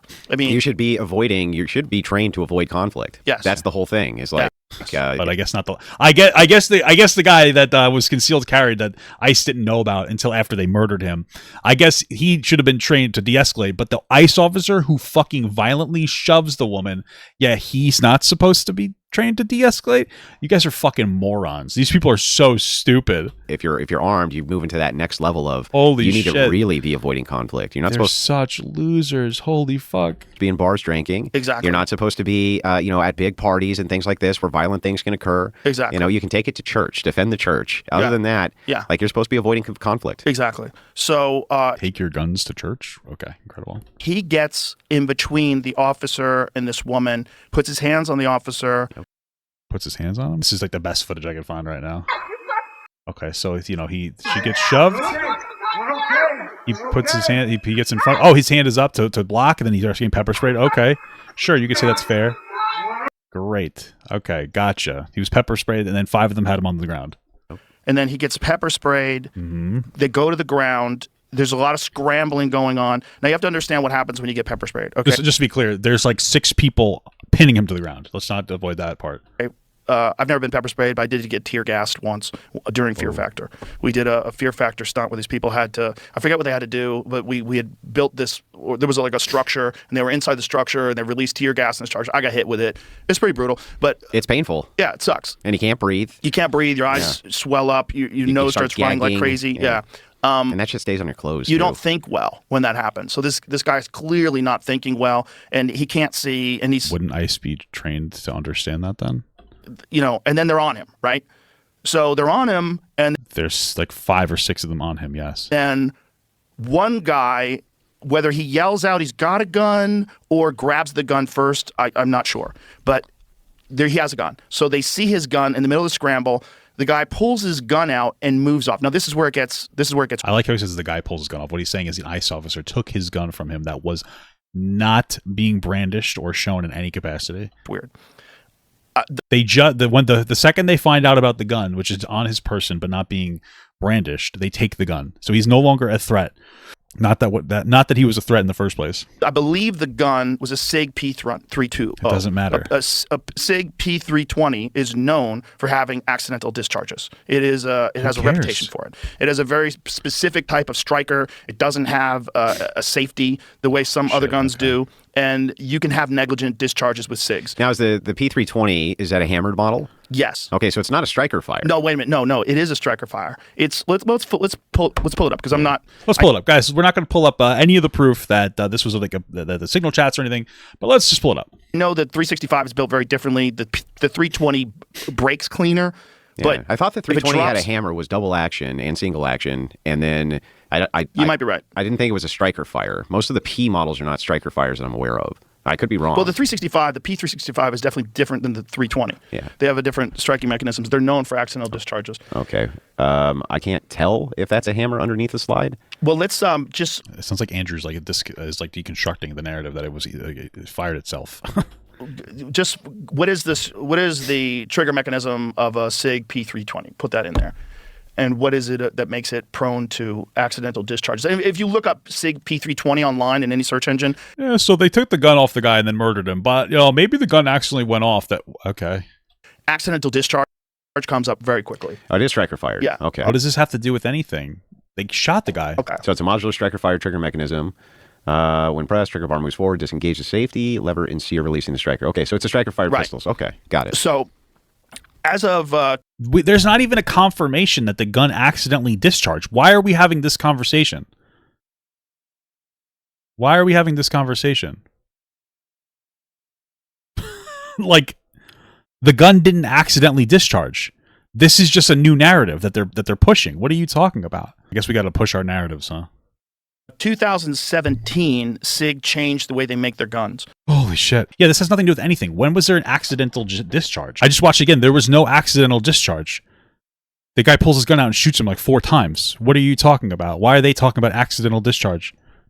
Because the trigger itself was heavier than what it is now. And not just the pull, but the actual mechanism of the trigger was heavier. If you drop it, so if this is They're just making shit up. Bro, it's crazy how dumb these fucking people are. The guy shot him 4 times. Like, well, there might have been an accidental discharge. No, there wasn't. What are you talking about? Also, who would have accidentally discharged the gun? The cop taking the gun? barrel of the gun where the bullet comes out, and this is where you're holding on your hand. If you drop it, it'll discharge, and it'll discharge without moving the slide. Wow, this doesn't matter because there was no accidental discharge. It's kind of crazy because what happens is something in the dropping it on the back where the handle is releases the disconnector. Probably it causes that heavier trigger, the heavier weight to the trigger, to drop down, and it will discharge. Okay. As of 2000. What's funny is it's so funny because I think Joe Rogan thinks he's right. Like, I don't even think that Joe Rogan's grifting. I think he's legitimately fucking stupid. I think he's an actual complete moron who's like, yeah, and then like I think that we're at a point now where Joe Rogan doesn't think for himself. He just smokes weed constantly, and he completely brain fried 99% of the time. And he's just like, yeah, oh, Trump said it was all paid. It's all paid. Trump said that, yeah, you know, it was all paid protest. Yeah, accidental discharge. Yeah, you know what? There's accidental. Oh, yeah. He's literally like, his brain is so susceptible to gaslighting that you could fart in his direction and he'll think it's the wind. Like, that's it. As long as you tell him it's the wind. Like, that's where we are. That's where we're at. This guy, like, he's a narrative guzzler. He is a misinformed, fucking brainwashed, like, brain broken narrative guzzler for whatever he thinks is cool. 2017, they made the trigger lighter, and it doesn't do that anymore. Okay. And there's a whole YouTube video where this guy explains it and shrooms too, yeah. Shows that you can do it with the older models. If you drop them on their side, they don't do it. If you drop them barrel first, they don't do it. But if you drop them handle first, and it hits the back where you hold it, where the the what is it called, the beaver tail, the gun sits. The internal hammer drops and bang. Exactly. And it's one of the only guns that does that. Yeah. Okay. And so much so that I believe, you should search this, I believe the Dallas Police Department stopped issuing them. And what does this have to do with anything? For officers. See if that's true before I go further, because I don't want to get into any legal weeds here. But I have one. I have a 320. I've never had a problem with it. Here it is. Dallas Police suspends use of pistol manufacturer. Okay. Crazy. Yeah. And it's because of that. Jamie, look up stuff that supports my narrative, but don't look up stuff that would disprove my narrative. So, what are these chambered in? 940? It's 9. 9? They're 9s. But the so that's the gun this guy has. Incredible. Mm-hmm. So when the CBP officer grabs his gun, he's moving off, and it appears, it's very grainy, the video. It appears there's an accidental discharge. No, it doesn't. That's simply not true at all. You just made that up. What are you talking about? It doesn't appear anything. You're just saying things. We already watched it. What is he talking about? Now, you can make an accidental discharge of this gun without touching the trigger. If there's any kind of pressure on the trigger, if it is a modified trigger, if there's anything that engages with it, even a slight amount, and you move the slide. Wow, that's crazy. I'm so gaslit. I'm rewatching the footage. There's no accidental misfire. Someone says he's got a gun, so a cop takes his gun out and just starts shooting him. That's literally all that happens. There's no accidental misfire. That's all. I can't show you the footage, but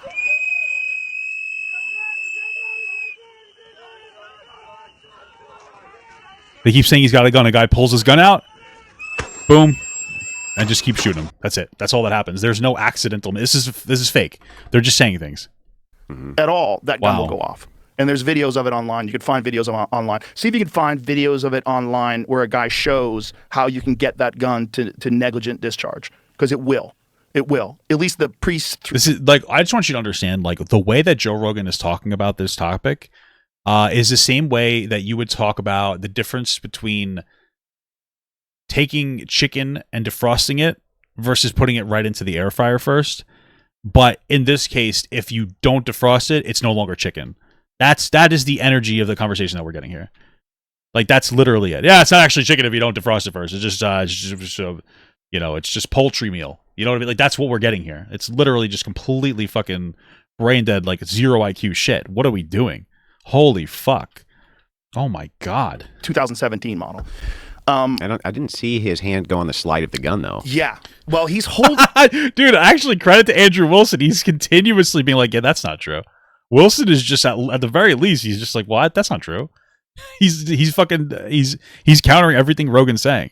It, it's the hard thing is it's fucking blurry Yeah, you shit. can't see. I looked at it from both angles, but it looked to me like he was holding it Like by the handle with no finger on the trigger. Yeah. But it does seem like, at least in some. Bro, this is insane. Unironically, credit to Andrew Wilson, because this whole narrative that Rogan is pushing right now, and Wilson is also like fucking, cock gobbling the administration's perspective, generally speaking. But he's like, well, there was no accidental firing. And Rogan's like, yeah, there was no accidental firing. He got fucking executed.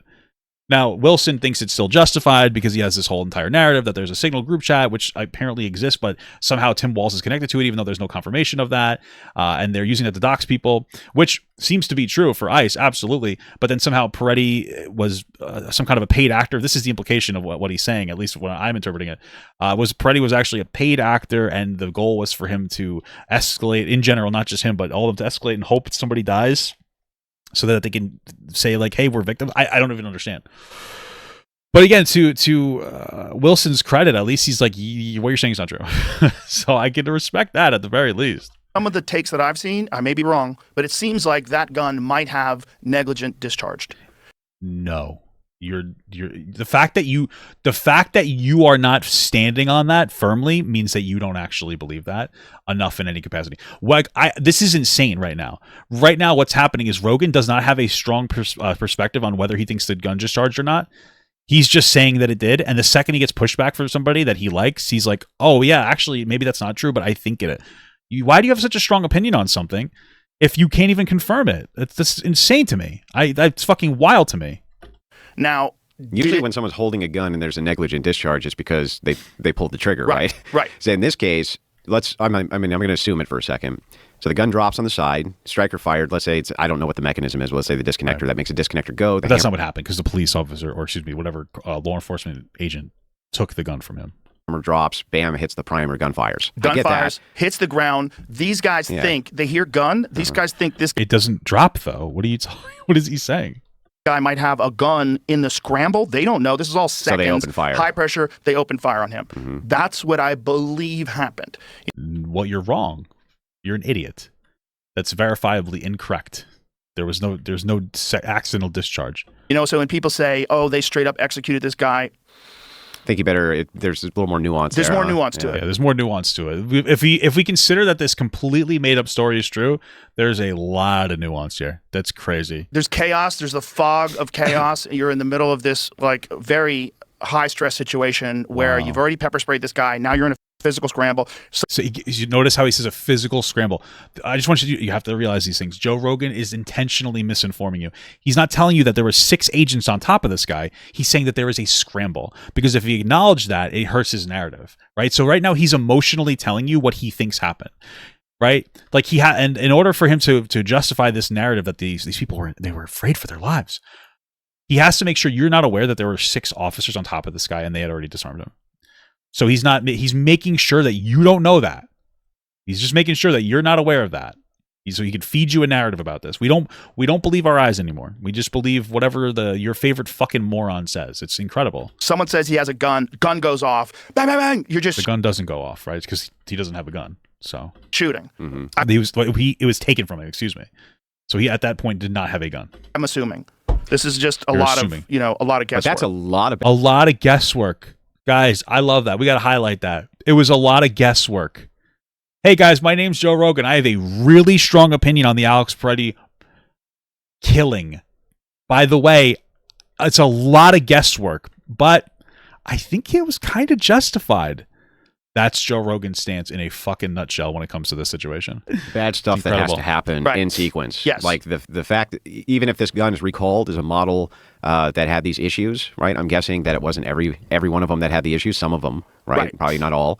And if it's because it has to have a lot of force for it to go off, or the slide has to be, you have to be moving the slide or something like this.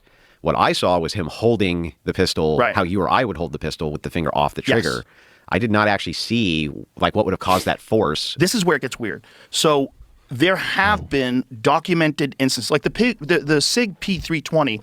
There's a lot of Who cares if there's a documented anything? This has nothing to do with this specific case.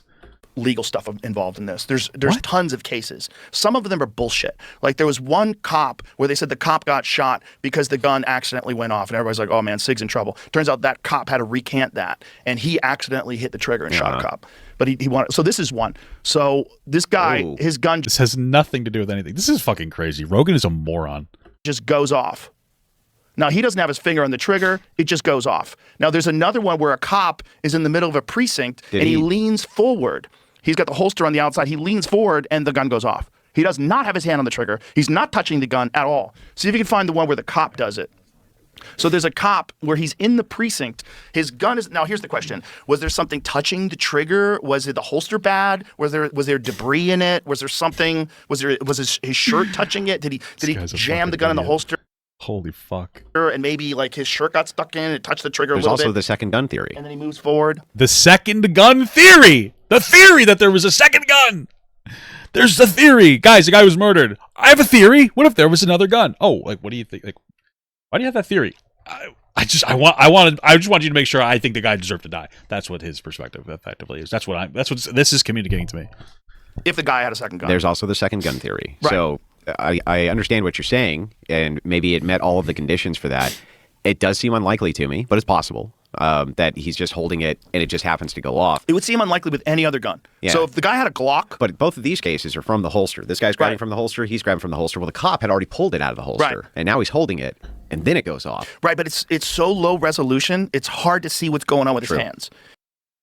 Are you saying that you now doubt that the cop disarmed him? What the fuck are you talking about? So if there had been some funkiness with the trigger, who knows where he got the gun? Who knows whether or not that gun had an aftermarket trigger? Who knows what's going on? But as he's doing this, you're in the middle of the chaos, you're ramped up with adrenaline. Who knows if that guy accidentally, while he was holding it, put pressure on the slide and caused that gun to negligent discharge? But there was no sound of a gun negligently discharged. What?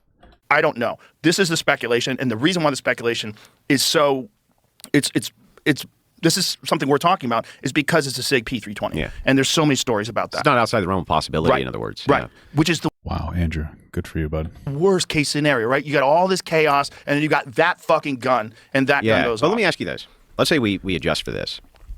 There's an investigation. Turns out that this 320 model was one of the ones that was An older issued, model, or right. something like this, or it was issued Very well after could the be. fact, and it's newer. Let's just say it's newer, and they've gotten this design flaw out of there. Let's just assume for a second. All those things being equal now, right? When a leftist points at that and says that's an execution, what's your opinion then? If it's the case, there is no negligent discharge. There is none of that. How would you view it then? Well, it's Good question, Andrew. You know what? I can appreciate that. That is an honest thing to say. He continuously casting doubt on Joe Rogan's insane theories, and then being like, "Hey, well, what do you say to somebody on the left that says it was an execution without your insane theory that the gun exploded off itself or something?" Yeah. What if what we actually saw was what happened, where they disarmed the guy? There's 6 of them on top of them, and then he gets shot multiple times. Like, so how do you respond to that? Now we can have a conversation. extremely unfortunate case of what happens during chaos. Yeah, I agree. I don't think it's an execution. I don't think they pulled the gun from him and then just shot him. But that's 'cause rhetoric being used, right? It is. But, Yeah, I would call it an execution. I don't think that it was, I guess you would say because it wasn't necessarily intentional, but it's hard to see. They disarm the guy and then they shoot him multiple times. I mean, if we look at it as an isolated situation, I can see where you're coming from. If we look at it as they're being told by the Trump administration they can do whatever they want, Renee Good was murdered as well by an ICE officer. We know the ICE officer was not trained to stand in front of a vehicle. We know she tried to turn and drive away, and we know that you don't deserve to be shot at for trying to drive away, right? He pulled his gun before getting out of the way, right? So does she deserve to get in trouble? Absolutely. She should have been arrested for whatever she did. They had her license plate, absolutely. But shooting her, you could have killed anybody else, that ICE officer, and then making her car a missile that's uncontrolled. Yeah, that's completely fucking stupid, right? But that happened. Zero consequences for that. They didn't put him on leave. They didn't say like, hey, listen, like you're not able to do what you're doing here. Like you can't be in this high pressure situation. Nothing like that. We are getting told like, hey, ICE can do whatever they want and they're completely guilt free. So like, yeah, of course. When you put into that context, we have an administration that's trying to attack other nations and take over Greenland. Of course he's being violent and then saying, look, like, and it's just casting down. The president of the world is being violent, talking about taking over other countries because he doesn't get a Nobel Peace Prize. And then the people who are under him, the ICE officers who love him, go, oh, I could do that too. There's a lot more context. You guys want to talk about nuance, but this isn't an isolated situation. We have an entire air of violence around the Trump administration. What are you talking about? What? Which you're automatically going to have if you have a guy get shot. Can we watch a video? Can you just say that it's unjustifiable? That's the one thing I wish a conservative would say. I haven't seen this conservative say, hey, you know what? I think it was unfortunate, but you know what? It was unjustifiable. And that officer should be fired for negligence, the one that shot him. Can the conservative say that? Can we get that much? If I get that much, I'll say, like, okay, that's a fair perspective. But this guy, like, it's something. But it's just like, yeah, it was unfortunate. But, like, it was... I mean, the guy got murdered, right? Like, I got killed, at the very least, if you don't want to call it a murder. Can you at least say that he shouldn't be an officer anymore? Something. Give us something. But it seems to be like, yeah, it's unfortunate, but they don't care. They'd say it's unfortunate, but they've been pushing conspiracy theories about this the entire time, that it's like he was like a fucking paid op, and this was like intentional. Like, they want, like, somebody paid. They literally are pushing this idea that Tim Walz made everybody do it so that he could run a victim narrative. It's insane. The fucking weird conspiracies that they're dog whistling are insane. Let's watch a video and see if we can discern when the shot fires off. Because does it before or after they say he's got a gun? What? You didn't watch the video already? Because someone says he has a gun, one of the officers removes the gun, and then a shot goes off. Yeah. Now, there's another speculation that the guy who because the officer has his gun out and shoots him. Shot him had a negligent discharge. He did. I don't think Rogan actually watched the footage. I'm laughing, but this is insane. I don't think that Rogan watched the footage. I'm pretty sure, did he not just say, hey, can we look at it? Did Rogan not watch the footage? Does he have a take on? Am I fucking crazy? If we can discern. Can we watch a video? Let's watch a video and see if we can discern when the shot fires off. Because did Joe not watch the video before having a comment on it? Holy fuck! I think that I honestly, unironically think that Joe Rogan saw somebody he liked have a take on it and didn't bother looking at it himself. I think that's what we just got here. Okay. Good job, Mr. Rogan. That's incredible. I don't even think he watched the video. That's fucking insane. That's fucking beautiful. Does it before or after they say he's got a gun? Because someone says he has a gun, one of the officers removes the gun, and then a shot goes off. Yeah. Now, 4 shots go off. There's another speculation that the guy who shot him had a negligent discharge. He didn't, like, maybe he had his hand on the trigger, and he got a little amped up, and it went off, and then he just fucking kept fired going into him. Yeah. So you're saying that, like, he shot him on accident? So he killed a guy on accident? Going. That's possible, too. Not exactly sure. There's a ton of angles. Aren't they? Don't they get a $50,000 sign-on bonus so that they can not kill people? Or I don't understand. Like, what standards are we holding people to? You guys will have a fucking meltdown and say that fast food workers don't deserve a livable wage if they put a pickle when you just ask for no pickle. But if a guy gets a $50,000 sign-on bonus with a $50,000 like to start salary, we don't hold him to the task of not killing somebody on accident. Okay, that makes so much sense. Wow. We love the logic here. We love the logic here. This is incredible. A ton of different cell phone angles. None of them are really crystal clear. And the thing that's interesting about this is I'm even willing to kind of grant it to the left, just on appearance alone for a second, just for the sake of like logically taking this to its conclusion. Let's say that the cops were totally wrong on this. They were totally wrong on this. That's not debatable. They were totally wrong on this 1,000%. Right? The question is like the intention more than anything else. That's what we're kind of debating at this point. And you guys are doing your best to make it seem like fucking Alex Peretti deserved to die. So it's okay. They messed the whole thing up. They screwed it up. Yes. It was a negligent discharge from the officer himself. It killed this guy. It was totally well. That's what. That's. I don't think it was negligent discharge. I think it was negligent that he shouldn't have done it. But I don't. You're saying that he accidentally fired? Justified. Okay, but now what? Right? Fire the officer that did it. Fire the guy who killed the guy. Fire him. What do you mean now what? That's what you would do. Is it the case that we're going to stop deporting illegal immigrants? We're going to stop. Fire the guy. I think they finally just put him on leave after a week? Like, fire the guy. Care. care that it happened. Trump says it was really fucked up. We're putting that guy on leave. I don't know if he's cut out to be an ICE agent anymore. The bare minimum. So what do you want? You want to just stop ICE? Well, what if we just fired that guy? What if we fired the murderer? What if we did that? What if we did that instead? I don't know. Like, what the fuck? What do you think we should do? Nothing? That ICE is going to stop, Border Patrol is going to stop doing its job, ICE is going to stop doing its job because of a single incident, even if all of the officers involved were incorrect. Of course not. That's ridiculous, right? Right. The thing about okay, gotcha. This incident is it's being used as a catalyst to now say they're the Gestapo, just like they were trying to do with Renee. They're the Gestapo. They're here to well, people have been saying that way before this because they're going around violating people's due process and just like terrorizing people on the street, and like it's completely unnecessary way to go about this situation. But yeah, be the jackbooted thugs of the Trump administration. That's being used now as the new rallying cry and catalyst and it's post hoc justification. That's what makes me so angry about it. It's like, no. You're out here doing all of this long before anybody was getting shot by ICE. Okay, you were doing that. What were they doing? What was people doing? What? Just long before there was any supposed abuses by ICE. It seems like they're what they do. Doing what? I'm not understanding what that means. Is they set up the reactions, right? They set up the conditions, maximize the conditions for horrible actions to happen, and then when they do, they use those as the justification. So again, what he's saying is that like the left created a situation where basically, again, he's pushing this idea, and he does this continuously, that the left is creating scenarios where they want people to kill people. They're using them as pawns. Like he's saying everything is a false flag. Like he's completely conspiracy brained.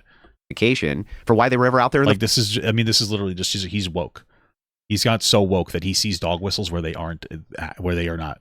First place, and it's like, what's going on here? That's what bothers me. Right. This is the Papa. Did you see the clip of Joe Rogan calling ICE the Gestapo? This is Joe Rogan 2 weeks ago, and they kind of have.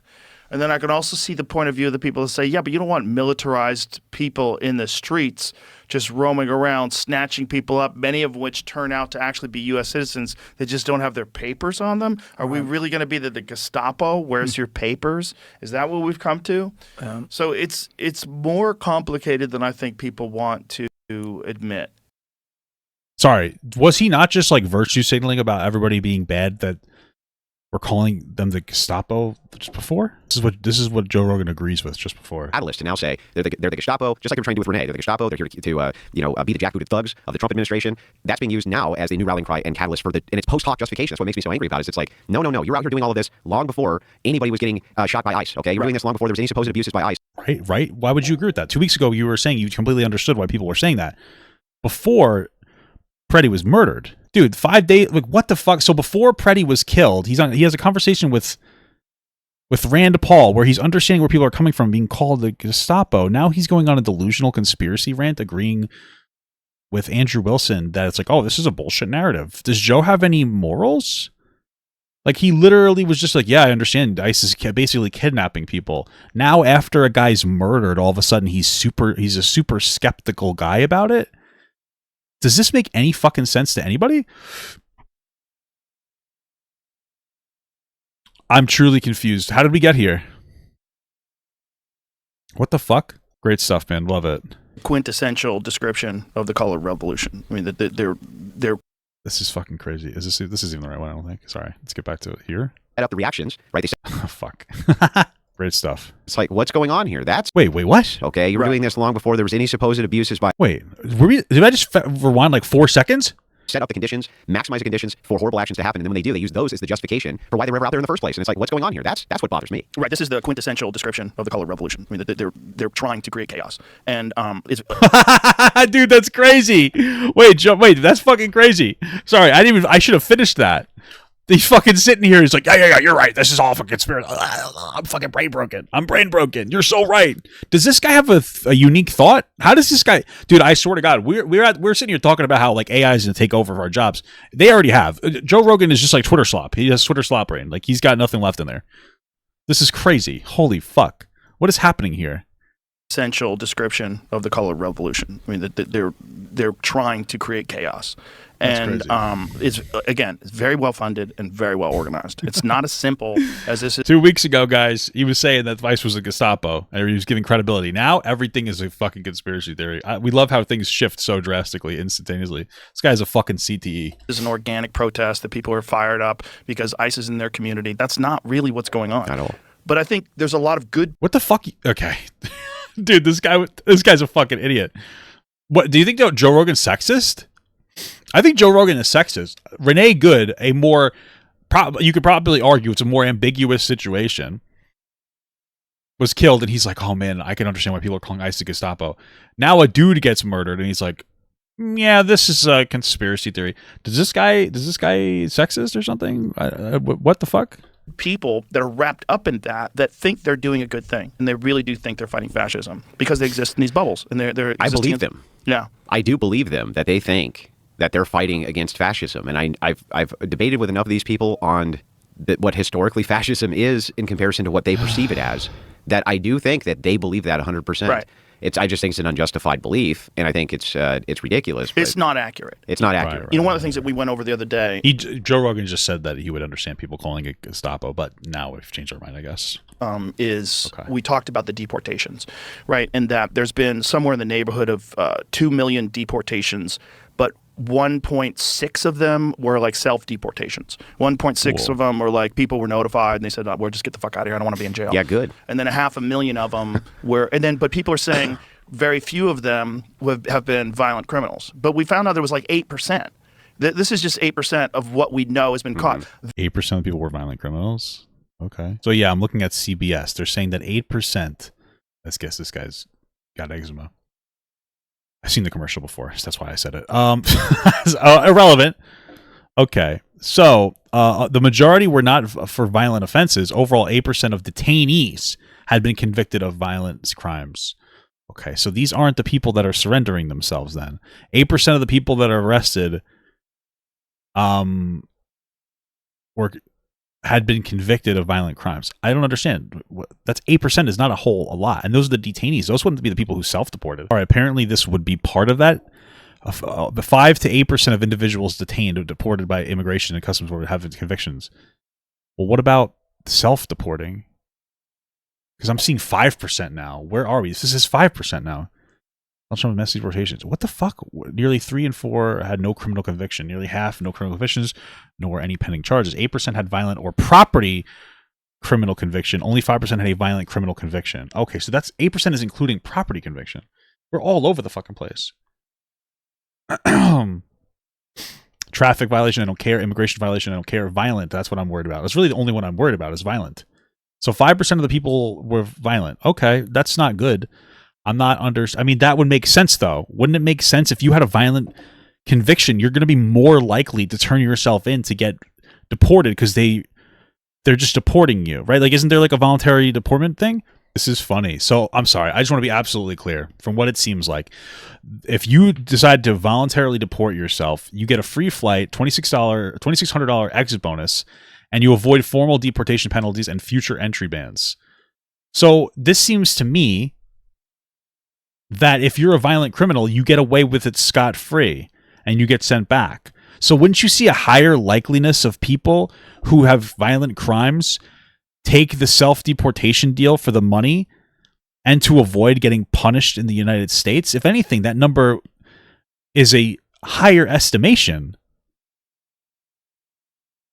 This number would be a higher estimation than the total. Like, you would expect to see it more, like disproportionately more violent criminals take the deportation. What the fuck? Holy shit. Okay. That is a lot of violent criminals. If you got 500,000 people and 8% of them are murderers and rapists. That's not what? Okay. So, okay. A violent criminal is, so just to be clear, 3% of that 8% is like property crime, but a violent criminal is defined as somebody who commits offenses involving the use of, attempted use, or threatened use of physical force against a person. Okay, so just to be clear, you are a violent criminal if you threaten the use of force.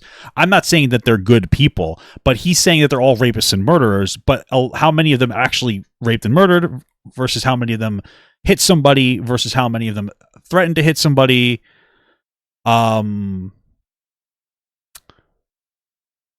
Okay, got it. Okay, got it. Anyway, let's continue. And they snuck in, not even snuck in, because they were allowed access to the United States over the last 4 years, somewhere to the tune of, let's be like super charitable. Let's say it's only 10 million. Because it was 10.9 million interactions, and half of those were let into the country. So I don't know why you can't just pull the data up from Jamie.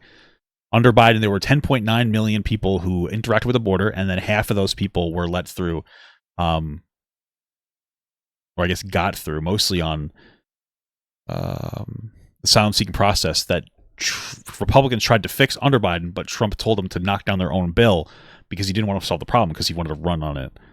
Immigration. Is he stupid? Oh, yeah. Because I think it's a lot more. And Okay. they don't. A lot more. Yeah, they don't. Yeah, but it's not, though. There's no statistic that says that. That's you're lying. Incredible. Don't really know the number because it's really the numbers that they're giving are based on interactions, right? But how many people snuck through and they didn't have an interaction with them? It's a lot, man. Right, but interaction doesn't mean you get through. And sure, there might have been more people who snuck through, but interactions don't necessarily mean they came through. So if you wanted to say, hey, I think that 5 million, because the estimation is half of those people came through. So if you want to say, hey, I think it might be more than that half, that's fine. But it probably wouldn't hit 10 million. It's a lot of people, and they did this shit on purpose. And they did this shit because they want more congressional seats, because the census doesn't count citizens. It doesn't count legal citizens. It just counts human beings. What? Bro, he's insane. He's actually insane. He thinks Democrats want a bunch of people coming through the southern border. Dude, COVID happened. There was a massive backlog of people that came through. And then Republicans tried to fix the problem. And again, Trump shot it down. This whole propaganda idea that Biden let a bunch of people in fails once you realize that Republicans tried to solve the problem by putting more border wall agents down there, more funding to the border. And they tried to expedite the asylum-seeking process because people were taking advantage of it. And then Trump actively said, shoot that down. I want to run on the border. So, like, how does that work? Democrats were ready to play ball. What is he talking about? Okay, but I guess you just ignore that stuff. Okay. So the more citizens you have in an area, the more congressional seats you have. And then there's places like California that make it illegal to show your ID. You're not allowed, not only are you not supposed, which you should have to show your fucking ID when you vote. Yes. It's just interesting because, like, Texas and California have, like, close to the same number of illegal immigrants. Texas is a red state with 2.1 million illegals. California has 2.3. So, like, you're saying that Democrats want more seats, but there's a significant amount of illegal immigrants in red states too. And Trump just had to gerrymander in the middle of the decade in Texas to try to steal seats because he knows he's going to lose the midterms. What is he talking about? He's just saying stuff. Okay. Right? So we know that you're legal. Also, when you register to vote, you have to give, like, your social security number and stuff. And then you have to, like, I don't know if you guys understand how, like, voting works. Like, yeah, you don't have to show an ID. Like, if they made it like that, it's fine. But when you go there, you have to give your name, your address, and you have to sign, and the signature has to match your ID signature. That's all in the paperwork. So when you say, like, oh, you know, voter ID, there's no voter ID laws because they want to do. Okay. There is. I mean, do you not know? Like, are you giving out your signature to everybody? Like, what's the likeliness that people are finding your ID, taking your signature, and then going to vote for you, and then also you didn't try to vote? This doesn't make any sense to me. Legally voting. They made it so you can't show your ID, which is the only you could steel man this to the end of time. The only reason why you do that is because you want to cheat. It's the only reason. Of course. Not really. The reason why they would do that is to be, like, anti-Republican. You could say it was probably a virtue signal to do it more than anything else. I don't think it was to cheat, but okay. Oh, I see what happened. Okay, so there are some conservative districts, I think, that were trying to force the showing of they're trying to compel people to show an ID, probably in poorer areas where people struggle to have ID. So California said you can't do that. This is really not that hot of a take. It doesn't seem to be that big of a deal. Okay, just to cheat. It seems like they want to make sure people are complying. One of the biggest arguments against voter ID law is that it is unnecessarily restrictive, which it kind of is because you already need your ID to register to vote, and then you need to sign your signature to vote, and it has to match your your signature that's in the system, which is from your identification. You also have to provide your name. You might have to provide your social security number. I don't remember. But your address as well. So it's kind of unlikely that you'll vote illegally. But anyway, the biggest argument against it is it can be, especially for people who are poor, difficult to get an identification. It can be expensive. It can be difficult to get to the DMV, et cetera, et cetera. Now, listen, I think conservatives should just say, hey, we're going to give everybody a free identification card. And we're going to make it much more accessible and easy for people to get. And then boom, they no longer have that excuse. But that would be the argument as to why that happened. Especially since there is not any widespread voter election fraud in any meaningful capacity that's ever had a negative impact on an election. Like, that's just a fact. Most of the things that conservatives complain about aren't real problems. Like, illegal immigration is a problem. We have a bigger issue with wealth disparity, but they don't care. We have an issue with voting IDs sometimes, I guess, but it's not widespread enough to affect an election. But they, they'll focus on voter ID, illegal immigration, and gay and trans people is pretty much the only thing that they do. They just virtue signal about that, even though we aren't seeing any real like profound negative impacts here. But they won't punish the billionaire for trying to get them to come here and hire them, right? That's the really big issue. It's not actually a problem is the argument here. It's an unnecessary, it's not a real problem. So, okay. Well, it's not just that, but you make a good compelling point here. The idea, even if it was the case, let's just say, almost none of them are violent criminals. Let's just give it to them. Just kind of for the sake of argument here. We'll give it to them. Well, it's like 95% of them aren't. So what? The people don't want them here. That's it. These are supposed to be the biggest believers in democracy and republicanism ever. That's what they're fighting against is the evil fascists. It's like, well, here the people spoke, okay? And the people said, we don't want illegal immigrants here. We want them out of here. It doesn't matter what the conditionals are for violent criminality or not violent criminality. Well, it does, though, if you want to like keep the economy into mind. I mean, illegal immigrants pay like $100 billion a year in like federal and state income tax. So, you don't want to just disrupt the economy just to get rid of illegal immigrants, right? We know that the putting the target on the back of illegal immigrants is just like a tactic from the Trump administration to distract you from the fact that he's on the Epstein list, and it's just somebody to blame for the massive wealth disparity that we have as Trump platforms Elon Musk, who literally does not pay himself an income, but instead takes his net worth of $600 billion, goes to the bank, takes out a low interest rate loan, and avoids paying federal income tax, and then he will just die with that debt, and it is nothing compared to the income tax that he should have to pay, right? That's the real problem. You want to know why we can't pay down our deficit? It's because of conservatives and bad spending metrics, which is the reality, right? Even Obama, who inherited the worst recession since the Great Depression, lowered the annual federal deficit by half, while Trump increased it when he had a stable economy the first time. But yeah, it's because like conservatives have shit policy. Like conservatives, this is why you can't do it, and conservatives won't hold them to task. That's what it is. Criminality. If you're really a big believer in the Republic like you claim, why is it that when Trump gets elected to do exactly this job, you impede it at every turn? Yeah, they don't want it to happen. They don't. Because it was a part of the strategy for a uniparty. I mean, this is what Elon came on and was... Elon, the guy that's fucking America by not paying his taxes. Yep, this is the guy we got to reference. Was very passionate about wanting to explain this to people. I mean, it's one of the reasons why he did it before the election. Like, you have to understand the plan that's in place. And what they're doing is they're trying to make it so that no one but the Democrats can ever win ever again. Okay, if you say so. And one of the best ways to do that is to ship untold numbers of people to swing states. Yeah, which is what they're doing.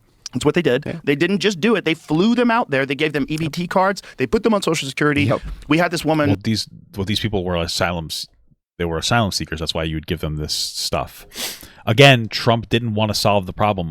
He pushed his own other conservatives to knock down their own bill that would have helped solve this problem because he wanted to run on it. So this narrative dies when you see that Trump didn't want to solve the problem. We documented. We talked about this woman who worked for, I forget which department, but her job was to turn these people from illegal immigrants into what they described to her as clients. And so you would. Who are you talking about? Who is he talking about? He's tell these people, clients. Are you? Yes. So her what's her name? Her question was to them, do you have a permanent disability? So do you have headaches? Who is he talking about? He's talking about one anecdotal situation of somebody saying something. What's her name? I'd love to look into this. Is it even credible? Does your back hurt? I get headaches. My back hurts. I guess I'm permanently disabled. And all you have to do is you don't have to have what is he referencing? Clear evidence. You have all your fucking discs are fused. And you can't walk, or you have. Yeah. No, you just have to have a fucking back hurt. Your back hurts. Well, what fucking man who's a laborer who's 35 years old doesn't have fucking back pain? Yeah, like y'all do. So they come to you. They say, "Do you have headaches and back pain?" What man is an office worker doesn't have back pain? Right. Everybody. Exactly. I don't know who the fuck this guy. I don't know who he's referencing. I don't know if he's making it up or he's just taking one anecdotal situation and deciding it's a fact. I don't know what to do with this. Okay. Everybody does. You get older, you get back pain, especially if you don't take care of your back. And so these guys are all being roped into the system, and then they get money. They get Social Security money. They get money from taxpayers. It's essentially illegal immigrants are doing this. What is he referencing? Forever. So if you can get those people to vote, they will most certainly vote for the people that are giving them that money, right? Of course. They'll most certainly vote for the people that. Is he going to complain about veterans that like there's literally companies that exist? There's literally companies that exist to make it so that veterans can maximize their disability even when they don't deserve it. So are you going to complain about that? Or I guess they don't care about any of that shit. They only care about fraud sometimes, I guess. And yeah, I do care about military fraud. They can't pass an audit. It's the biggest issue of fraud, I would say, than anything else because we literally are not allowed to look into what they're doing. What the fuck? I don't know what he's talking. I can't even look it up. He's just making a claim without any facts. Roosevelt Hotel in New Just York like how City. Muslims will vote, even though at the local level they oppose all leftist policy, they'll vote at a national level for leftists because they bring in their family members. They bring in, they allow the importation of people that they want here. So I love this narrative. This narrative is really funny to me because it is racist, and I'll tell you why. The idea here is like, oh, listen, Muslims will come here and they'll vote for the left party when it comes to federal, even though there's hate gay and trans people and they're very anti-leftist. And it's like, what's the implication here? You realize that everybody from any conservative, or excuse me, everybody from any other Western country is also going to vote Democrat, right? Like, you realize that, like, you guys are alone, right? I would say Muslims will vote more conservative than any of you motherfuckers because you guys a lot of times are, like, very religious in your expression. And that tends to be a little regressive when it comes to a lot of policy decisions to be made. So, like, it's just so funny because even Trump goes on about, oh, why can't we get some people from these white countries? He'll say things like this. And it's like they would all vote Democrat. Like, the Democratic Party is conservative based on every other Western country. We don't have health. We don't have like universal health care. We don't have universal child care. We don't have a dick worth of shit. You realize that they would all vote for the left, right? Like, you push these weird conspiracies that Democrats want a bunch of Muslims to come here. Like, I just don't. What do you want me to tell you, bro? We're literally, people aren't having enough sex to create more babies. You want to solve that problem? They don't, because it's the billionaires that don't pay their fair share of taxes, and we can't fix the system, despite the fact that the middle class is dead. They're the reason why this is happening. So basically, what's happening is billionaires like Elon Musk aren't paying their fair share. Again, they're going and they're taking out loans against their net worth instead of paying themselves money, so they don't have to. They can just avoid federal income tax. And then the amount of money that they pay in interest back is nothing compared to how much they would pay in taxes. So they're fucking over the system. They're making it so it's harder for you to have kids because it's really expensive. Healthcare is a mess. We could fix it. We don't want to. Childcare is a mess. We can fix it. We don't want to. It's difficult to get a job. We can fix it, but we don't want to. We want to get unregulated growth for AI for the next decade, which is going to hurt people's jobs. We've already seen robotics taking away people's jobs, et cetera, et cetera. We don't want to fix the problem, though. We don't want to implement some kind of anything over and over again. So billionaires are causing this problem, and then they're like, oh, it's brown people. Even though the billionaires are inviting them to come in here so they can hire them to take your job, right? Like, that's what's happening. Elon Musk is a huge supporter of H-1B visas. He doesn't want to educate Americans so that they can perform the jobs in any capacity. He wants to cut the Department of Education so that you can't get that opportunity. So it's always a virtue signal. They don't really care about any of this. Like, the problems are billionaires. We don't really care, but they do this like weird, like fucking anti-brown virtue signal. Like, the problem is like the fucking rich people. You want less immigration. We need to increase the birth rate. We need to take off economic stressors, but we don't want to do that. We just want to complain. I guess one day we'll hope to be a billionaire or something. So maybe it'll be our turn one day. So yeah, they utilize the system for the aims, and for Democrats this is all good, and of course for Republicans it's all bad. And Elon's right. He is right that Democrats. And here's what I see: the bird's Elon Musk is right, guys. eye view, right? Trump. What they're going to do? Democrats going to win the midterms by hook or by. Yeah, because Trump is destroying the economy, and he's trying to fucking impose wars onto Greenland because they didn't give him a Nobel Peace Prize. Crook. They're going to win the midterms, and okay, when they do, if they have the power in the House to do this, they're going to impeach him day one, and it'll be the thrice impeached president, right? And they'll obstruct him. They'll obstruct his agenda the entire step of the way under this elongated impeachment, and they'll just run out the clock. Yeah, they'll just run it out. It's good. I hope so. Trump is a horrible president. Okay. It's all pretty fucking crazy. So crazy, it's really crazy. Gad's side has a great. We gotta roll back on the medicine. I think people need to start dying in their 60s and 70s. Holy fuck! Because clearly they're just not intellectually productive members of society. Holy shit! Way described. I'm not saying we should kill these people. I'm just saying that technology. You shouldn't be able to vote after you're 65. I think that's where I'm at. When you're 65, you should no longer be able to vote unless you're not retired. If you continue to work, you could vote. But you shouldn't be able to vote after 65. Like your time is up, old man. You know, didn't they just pass something where it's like, oh, we're gonna give $6,000 to like old people for the Working Families Act or something like that? Isn't that what just happened? But like, that's not working families. That's old people. I don't know. It doesn't make any sense to me. He calls it suicidal empathy. And whoa, hold on. Yeah, let's just run it out. It's all pretty fucking crazy. It's really crazy. Gad Saad has a great way to describe this. He calls it suicidal empathy. Guys, he calls it suicidal empathy. And you know, a lot of these people that are on the left, that are self-described leftists, they're very kind people, and they want, you know, everyone to have a chance to live in America and be good people. And they don't understand they're being used as pawns by much more cynical people that are just trying to. I just want to be absolutely clear. Jesus Christ is the suicidal empathy guy. Our Lord and Savior Jesus Christ says, hey, don't treat people like they're fucking animals like Trump has. He's saying that they're eating your pets and that they're here to rape and murder you. That's not suicidal empathy. That's just being normal. Okay, this is the problem. It's conservatives that cry about cancel culture that are always like, you're being, why aren't you nice enough to me? And then it's like, oh wait, you're being too nice to them. It's literally all it is. They're the same ones that complain about all this bullshit. I've been canceled before, so I don't really care. I could say it. Okay, I'm not saying cancel culture is good. What I'm saying is that like they are the ones that are begging for empathy. Like, what are we talking about? They're begging for you to like look past the fact that Elon Musk is throwing out fucking Hail Hitlers. And they have suicidal empathy for billionaires. These guys cum guzzle billionaires. Like it's just like it's their job to do it. Not a single conservative complains about the fact that billionaires do not pay themselves a wage. I'm going to keep saying it. I don't care how annoying it is. They don't pay themselves. They are worth billions of dollars. They go to a bank and they take out a loan against that, and they die with their debt.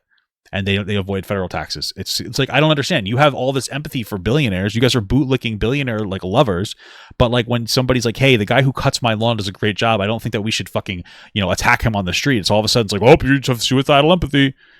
Who's ruining the country? The guy here to work, or the guy that's refusing to pay taxes despite the fact that he's benefited significantly? Educated workforce, roads, bridges, highways. A lot of times they'll use trucks to deliver things. Police force, fire force, etc. So many different things. The government subsidizes healthcare for people so that their workers don't die of basic ailments, which, I mean, it's healthcare still fucked, so people are dying of basic ailments, but it's better than nothing. But it's what we have suicidal empathy for the guy that wants to do a job, but if a guy wants to buy other people's companies, and then all of a sudden we love him. You buy into somebody else's company, and then you gut it from the inside out, that's hard work. But if you work your ass off 12 hours a day out in the sun, you need to be deported because you might be a rapist. That's the whole conservative talking point. Get total control. And if you want to know what total control looks like and what kind of restrictions could be imposed on a Western society, look no further than the UK. Look what's going on in England right now. 12,000 people have been arrested so far in the last year, for social media posts. Is that true? What the fuck? I mean, maybe there's a problem here. I'm looking into it, right? So it's a post that says that there's 12,000 people. I think it was years ago. I don't even think that this is right now, that were arrested for social media posts, but there's no mention of what the social media post is. It seems like the law might be too open to interpretation because it says like grossly offensive.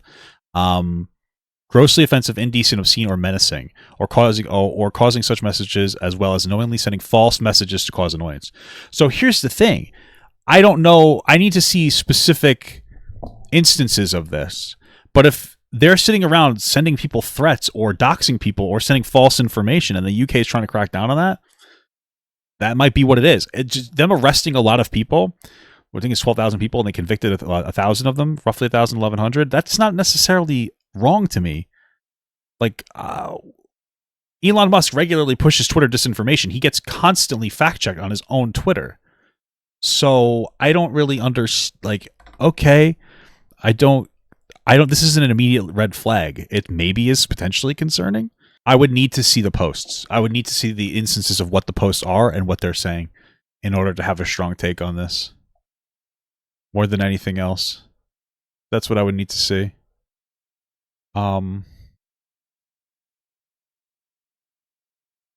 Okay. Social media posts criticizing immigration. There was some what? Sorry, what? News for social media posts. People have been arrested so far. Sorry, just to be clear. Look what's going on in England right now. 12,000 people have been arrested so far in the last year for social media posts. Just social media posts criticizing immigration. All of them are social media posts criticizing immigration? This is from 2023. What are you talking about? This information is 3 years old. He's making dude, I love this so much. I love this moment so much because again, we could have a conversation about why they're getting arrested. Just to be clear, some of them could be doxing people or sending harassment and threats, or some of them might just be language that I would consider freedom of speech. So there's a conversation to have here. But to be clear, he's referencing this post from Elon Musk. Elon Musk just signal boosted this. This is on January 12th. Right? This statistic, this is from 2023. But what is more concerning here more than anything else is that Joe Rogan saw Elon Musk say something and he unquestionably took it as a fact. That's it. That's the problem that I have. I don't have a problem with the conversation about what should and shouldn't be considered freedom of speech in the UK. That's a conversation we should have. But it's the fact that he will unquestionably take whatever Elon Musk has to say as a fact. That is the more concerning thing, because you have the biggest podcaster in the world taking the biggest news or like site owner in the world, taking whatever he says as a fact, despite the fact that Elon Musk is constantly getting community noted. Even looking at Grok, I mean, it cites Elon Musk as one of the top pushers of disinformation, Robert Kennedy and Donald Trump as your top three. I don't know. He owns that website where they would say that about him. But that's the more dangerous part. Because even if you think that Elon Musk is telling the truth now, at what point does he stop? I don't understand. Rogan won't even fact check. Rogan basically admitted before that he didn't even actually watch the Alex Preddy, video where he got killed. He's like, oh, maybe we should take a look at it live. He hasn't looked at it yet. So I mean, it's a tough one, man. It's a tough one. This is a tough one. There was some new thing that they just passed that makes it so that you're supposed to tell on people who are talking in pubs, who are having conversations in pubs that you think are dangerous conversations. There was that. Oh, what does that matter? That they want you to do that? Like, what's the issue? Unless they're overly punishing people. What? A woman in the UK who was SA'd and then called the guy a name via text. Yes, she called him a. Yeah. Whoa, we love that word apparently today. Jesus Christ. She called him sexually assaulted. She called him a, and then she just really using your passes there. She was arrested. Yeah, she was. Wow. This might be true. I don't know. I tried to look into it. They didn't read out the messages in court, and I don't know how this person was a victim. I can't find any of the pictures of her being hurt. This could be true. I don't know. I mean, if you guys want to direct me to a source of information, I don't think anybody should get arrested over using the F slur, but it sounds like it was more than just that, but I can't verify the information. I simply cannot have an opinion on this. If true if bad. I mean, bad if true. Bad if true. I don't know. Was arrested. I remember arguing on Piers Morgan. I was debating with a leftist on this. This was the topic at the time. Yeah. And the leftist, who looked at me like he was a too. Oh, got him. Really got to edit these out there, August. He was defending it tooth and nail, right? This is a good thing because we want to get rid of stigma. The idea is to try to destigmatize the thing. See, words create stigma, and stigma creates harm values, and harm values are evil. It's crazy. If my fucking video gets banned for this, when it's like all over like Joe Rogan, I'm going to have a fucking meltdown. Oh, they're bad. I'm going to have some choice words for some of these YouTube reps. It's going to be one specifically. That's the whole moral system. And I'm going to use it as many times as Andrew and Rogan have used it. If we I'm kidding, YouTube. Don't punish me. Reduce harm, that's moral. If we increase harm, that's immoral. So that's the zero-sum way that they look at this, right? Yeah. If you're increasing it, bad. If you're decreasing it, good. So if we're decreasing stigmatization of an activity that we think is... Like, listen, I think you should be able to say slurs in private perfectly fine. I think that you, in public, you shouldn't. If you get hit for it, that's your fucking problem. I mean, if you scream it in a threatening manner, like you're in someone's face, you're screaming at it, it's really more about the actions rather than the word. But I see, again, I don't know any of the details because they didn't read any of it out in court. That's what I saw. So I don't know what opinion to have on this situation because I need to know the specifics, and I simply don't. What I do know is that they put a lot of fucking morons. The conservatives love morons. Kyle Rittenhouse, I don't think that he should have been arrested, but fucking moron. The one girl who wrote a paper that was horrible dog shit, and she blamed it on like people hating gay people or whatever, or excuse me, she blamed it on people hating God, even though she didn't even read the assignment and did it in a half an hour when she was supposed to like actually put together something decent. I mean, every dumb fucking person gets platformed when it comes to conservatives, so that's what I do know. But again, she might be a victim of this. I don't know. I have no idea. I need more details. I don't want to have an opinion on something I don't know. is protected, then that's reducing harm. Therefore, that's the moral position. crazy. They are crazy. That is crazy. actually a crazy way to look at the world. Well, I don't know if I could trust your.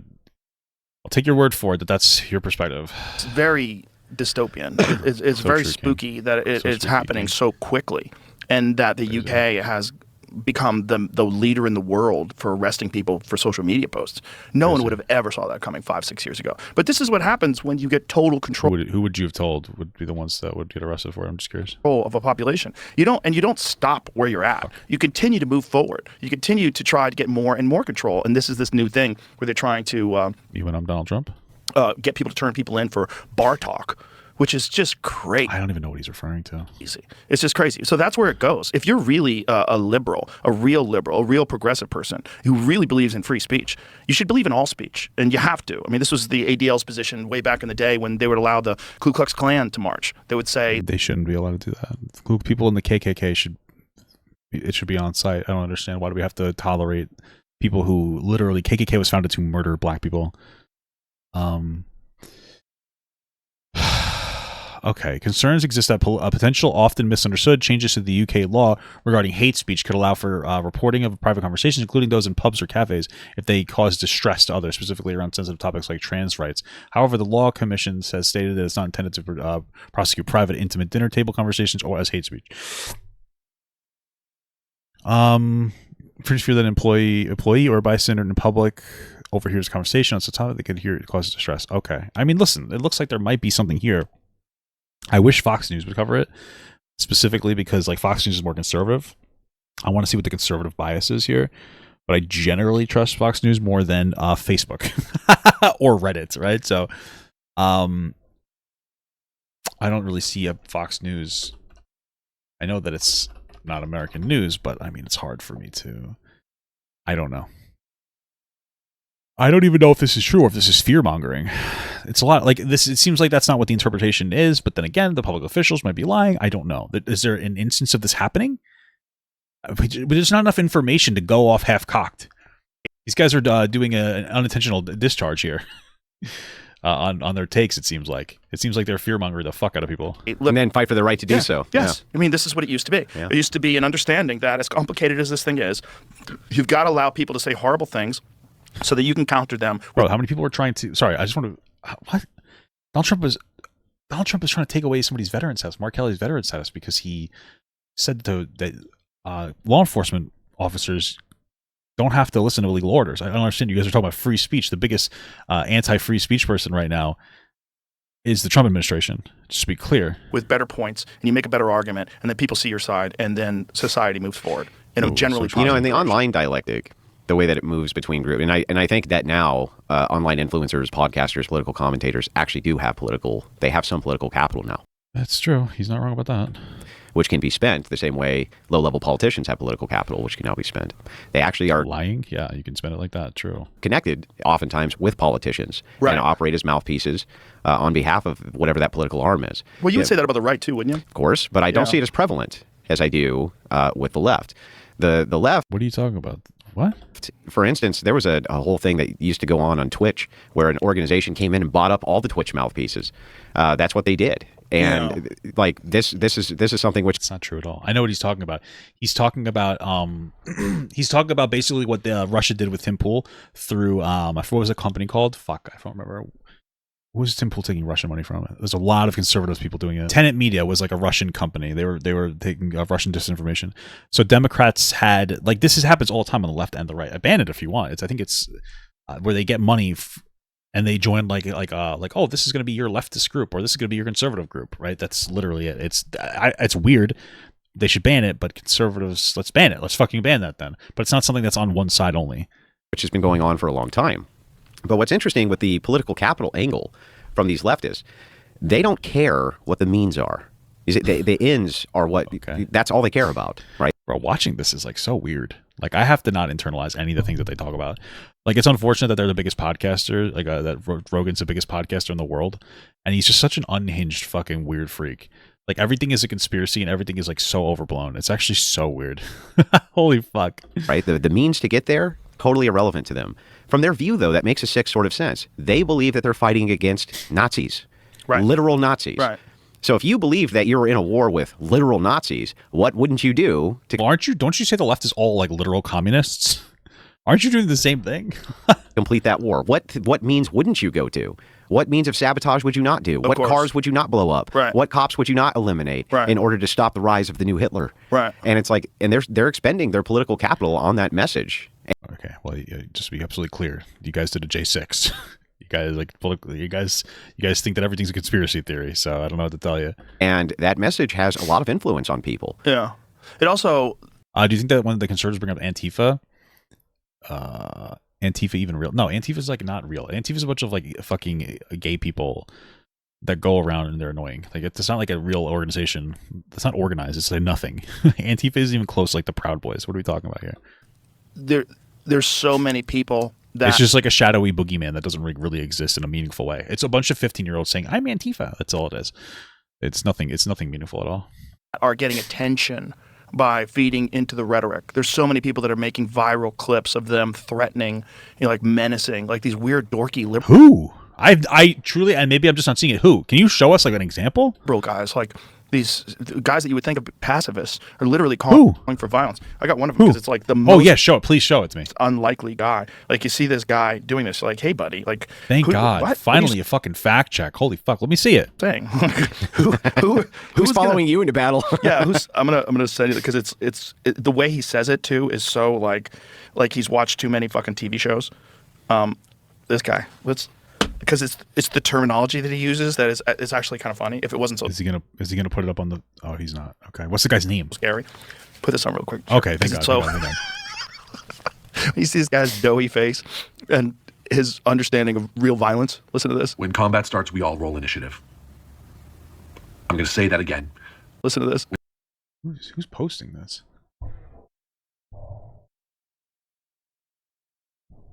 It's so small. It's so small on the screen. It has like 36K views. When combat starts, we all roll initiative. Didn't you say this went viral before? I'm going to say that again. And everyone knows what I'm talking about when I say this. When combat starts, we all roll initiative. I have no fucking idea what that means. That's like is that even a viral post? It seems like you're just laughing at it. I gotta say, Rogan's a weirdo. This video has 44,000 views. And I guarantee the only reason it has this many views is because it was put on Twitter and people are going over there to make fun of him. Bring your level 20 with inventory full of that. Yeah, see, they're joking on him. I got my muggle wand prepared. He's making it seem like this is like this huge widespread issue. Then he shows like a nobody account with like no views. It's like, look at that, it's happening all the time. And then he tries to make it seem like it's this big serious thing, and then he starts laughing about it. Like, okay, yeah, you're clearly scared. Is he referencing D&D? You roll for initiative at the beginning of combat in D&D? What is he referring to then? What does rolling for initiative mean? I don't understand what that When means. combat starts, we all roll initiative. I'm going to say that again. I'm too tired and too angry and too sad to stay silent tonight. Go ahead. Give us a reason to love our dreams of heroism. Okay, cool. Incredible. I mean, I hate to laugh because it's kind of fucking serious because they're inciting violence and they're Sure. calling for insurrection. They're calling for people to take. Bro, a guy was shot in the head and you did your best to push conspiracy theories to say that it didn't really happen. I don't know who the fuck you're talking about, you moron. to the streets and start violence. But that guy, like, what? Like, You're not going to roll initiative? What does it even mean? Well, I mean, I think it just means we all go. Right. When violence starts, we all go. Dungeons and Dragons It's a D&D thing. What does that mean, though? reference. Yeah. Is it? Rolling? You know, Oh, really? Oh, no. Andrew knew that. He's fucking lying. Oh, no. Oh, I mean, it's No. the tweet says Dungeons and Dragons in it. I don't even know. Oh, It God. says Dungeons and Dragons Nerds Means Business. So roll initiative is a signal that the combat has started and determines the order in which the player... Okay, there you go. Sure. Oh. We're rolling initiative. So he's doing- do a search on that. Does roll initiative, is that a part of Dungeons and Dragons? Roll. I love that when some fucking weird D&D nerd on Twitter or on YouTube, on TikTok with like no views says we're gonna roll initiative because of what's going on. That's like, oh man, this is a threat. But when Trump threatens to take over Greenland and start World War III and dissolve NATO, what does Rogan say? Is he fucking crickets? Like, what are we doing here? I don't understand. Like, I don't understand. And even if he's like, I disagreed with when Trump said that, you're still his biggest supporter. Like, you're literally take everything he says as fact. He said that like everything going on with ICE and the counter protesting is all just like paid by some shadowy person, and none of it's authentic. And you're pushing this idea that they're trying to escalate, and they want somebody like Alex Peretti to be killed because then it gives them a justifier to escalate more. Like that's your whole entire podcast has been about pushing this conspiracy theory. What the fuck are you talking about? Roll that, because I only know of Dungeons and Dragons from Stranger Things. Does his AR do 2d6 damage? It's like What did I just say though? What did I just tell you? Andrew was like, I don't know what rolling initiative means, and then he's like, RT2T 86 damage. I don't know what D&D. It's out. To be honest with you, I'm not even shitting on D&D. It seems kind of interesting. I just don't know if I could get into it. I'm a little too old for that to get into something new. But like this guy's like, I don't even know what that is. Oh, RT2T 5D 17 dice. What the fuck are you talking about, bro? What are you saying? But also, combat does not always mean physical altercation. Well, I think we know what he meant. So the menacing way that he stares into the camera. Okay, here it is. Combat. Rolling for initiative determines the turn order in combat. Each player and monster rolls a 20-sided die and adds their dexterity modifier. Oh God! But Andrew pretending he doesn't know exactly what this is. I mean, this is what I'm saying. It's like it's a lot of it is cosplay. That does sound like he is saying though. We all go there, right? Yes. Yeah. That okay. sounds like it's. Guys, don't stop telling me that you're never too old for D&D. Okay, you're a bunch of nerds in my chat. That's what he's saying, and it's also. It gives meaning to people whose lives do not have a lot of meaning, right? Like all of a sudden, you're a part of a greater cause. You're a part of a very important movement. Yeah, you're stopping. Yeah, that's MAGA. I like Andrew Callahan's take on this, where he thinks that people that like go MAGA, not Republican, but go MAGA specifically, have like suffered a considerable loss in their life, and that's why they identify with this cult movement so much. But yeah, Nazis. Yeah, you're stopping Nazis, and it's relatively safe from the comfort of your own home, staring at your phone on TikTok. Sure. What do you do, Joe? And you get all excited about it, and you cheer. And these are the same people that cheered when Charlie Kirk got shot. Okay.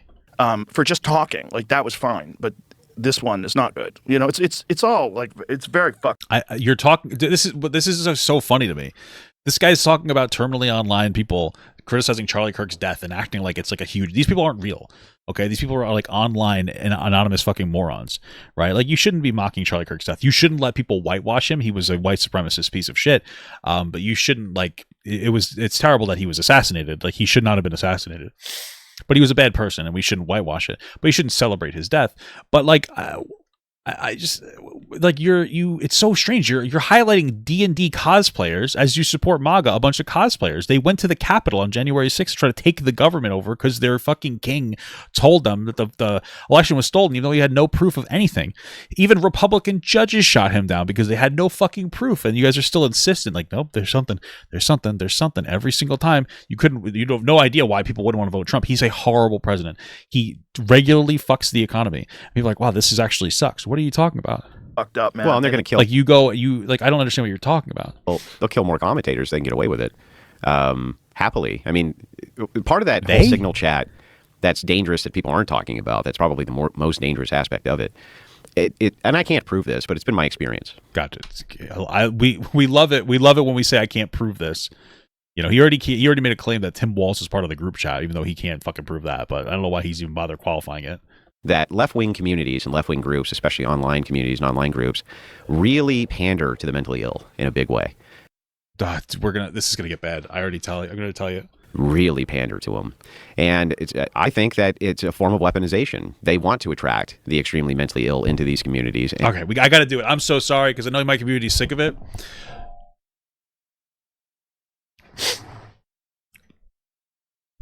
You guys believe in a magical apple curse that removed our immortality.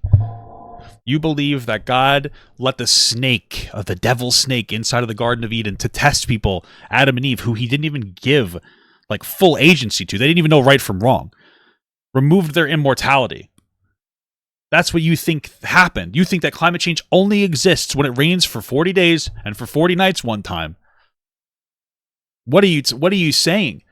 Not once have you guys speak out against mega churches manipulating people who think they have to give all their money to millionaires or else they won't go to heaven. This is the entire mythology where you guys go, God made all the sin in the earth and he put it in all of us to test us. And also he birthed his son, but this time he didn't make him out of dust like he did Adam. He put it inside of a young girl and then he was born just so that he could die. So he could die for the sins that God put into all of us. And then we're all supposed to get together. And once a week, we're supposed to metaphorically cannibalize the body and blood of Jesus Christ. You cannot say that, like, it's like the most insanely group delusional people are sitting here telling us that, like, people on the left are mentally ill. There's nothing more mentally ill than the way that you practice religion. And by the way, none of them like to acknowledge the love part where Jesus is supposed to not treat people like subhuman. They don't acknowledge that part, but they love the part that hates gay and trans people. Why? Because the Bible said so. That's it. There's nothing there.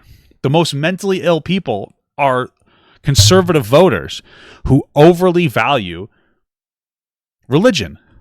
I think believing in God can be a great thing, but they can't separate their religious side, their non-factual side, their spiritual side from the logic of the world. They can't do it.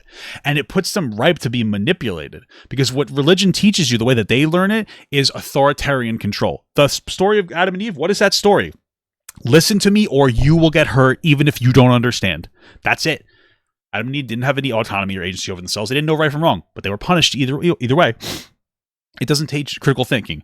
And if you're God or representative of God, or you say you're a representative of God, you have to be listened to regardless. That's it. I don't know what else to tell you.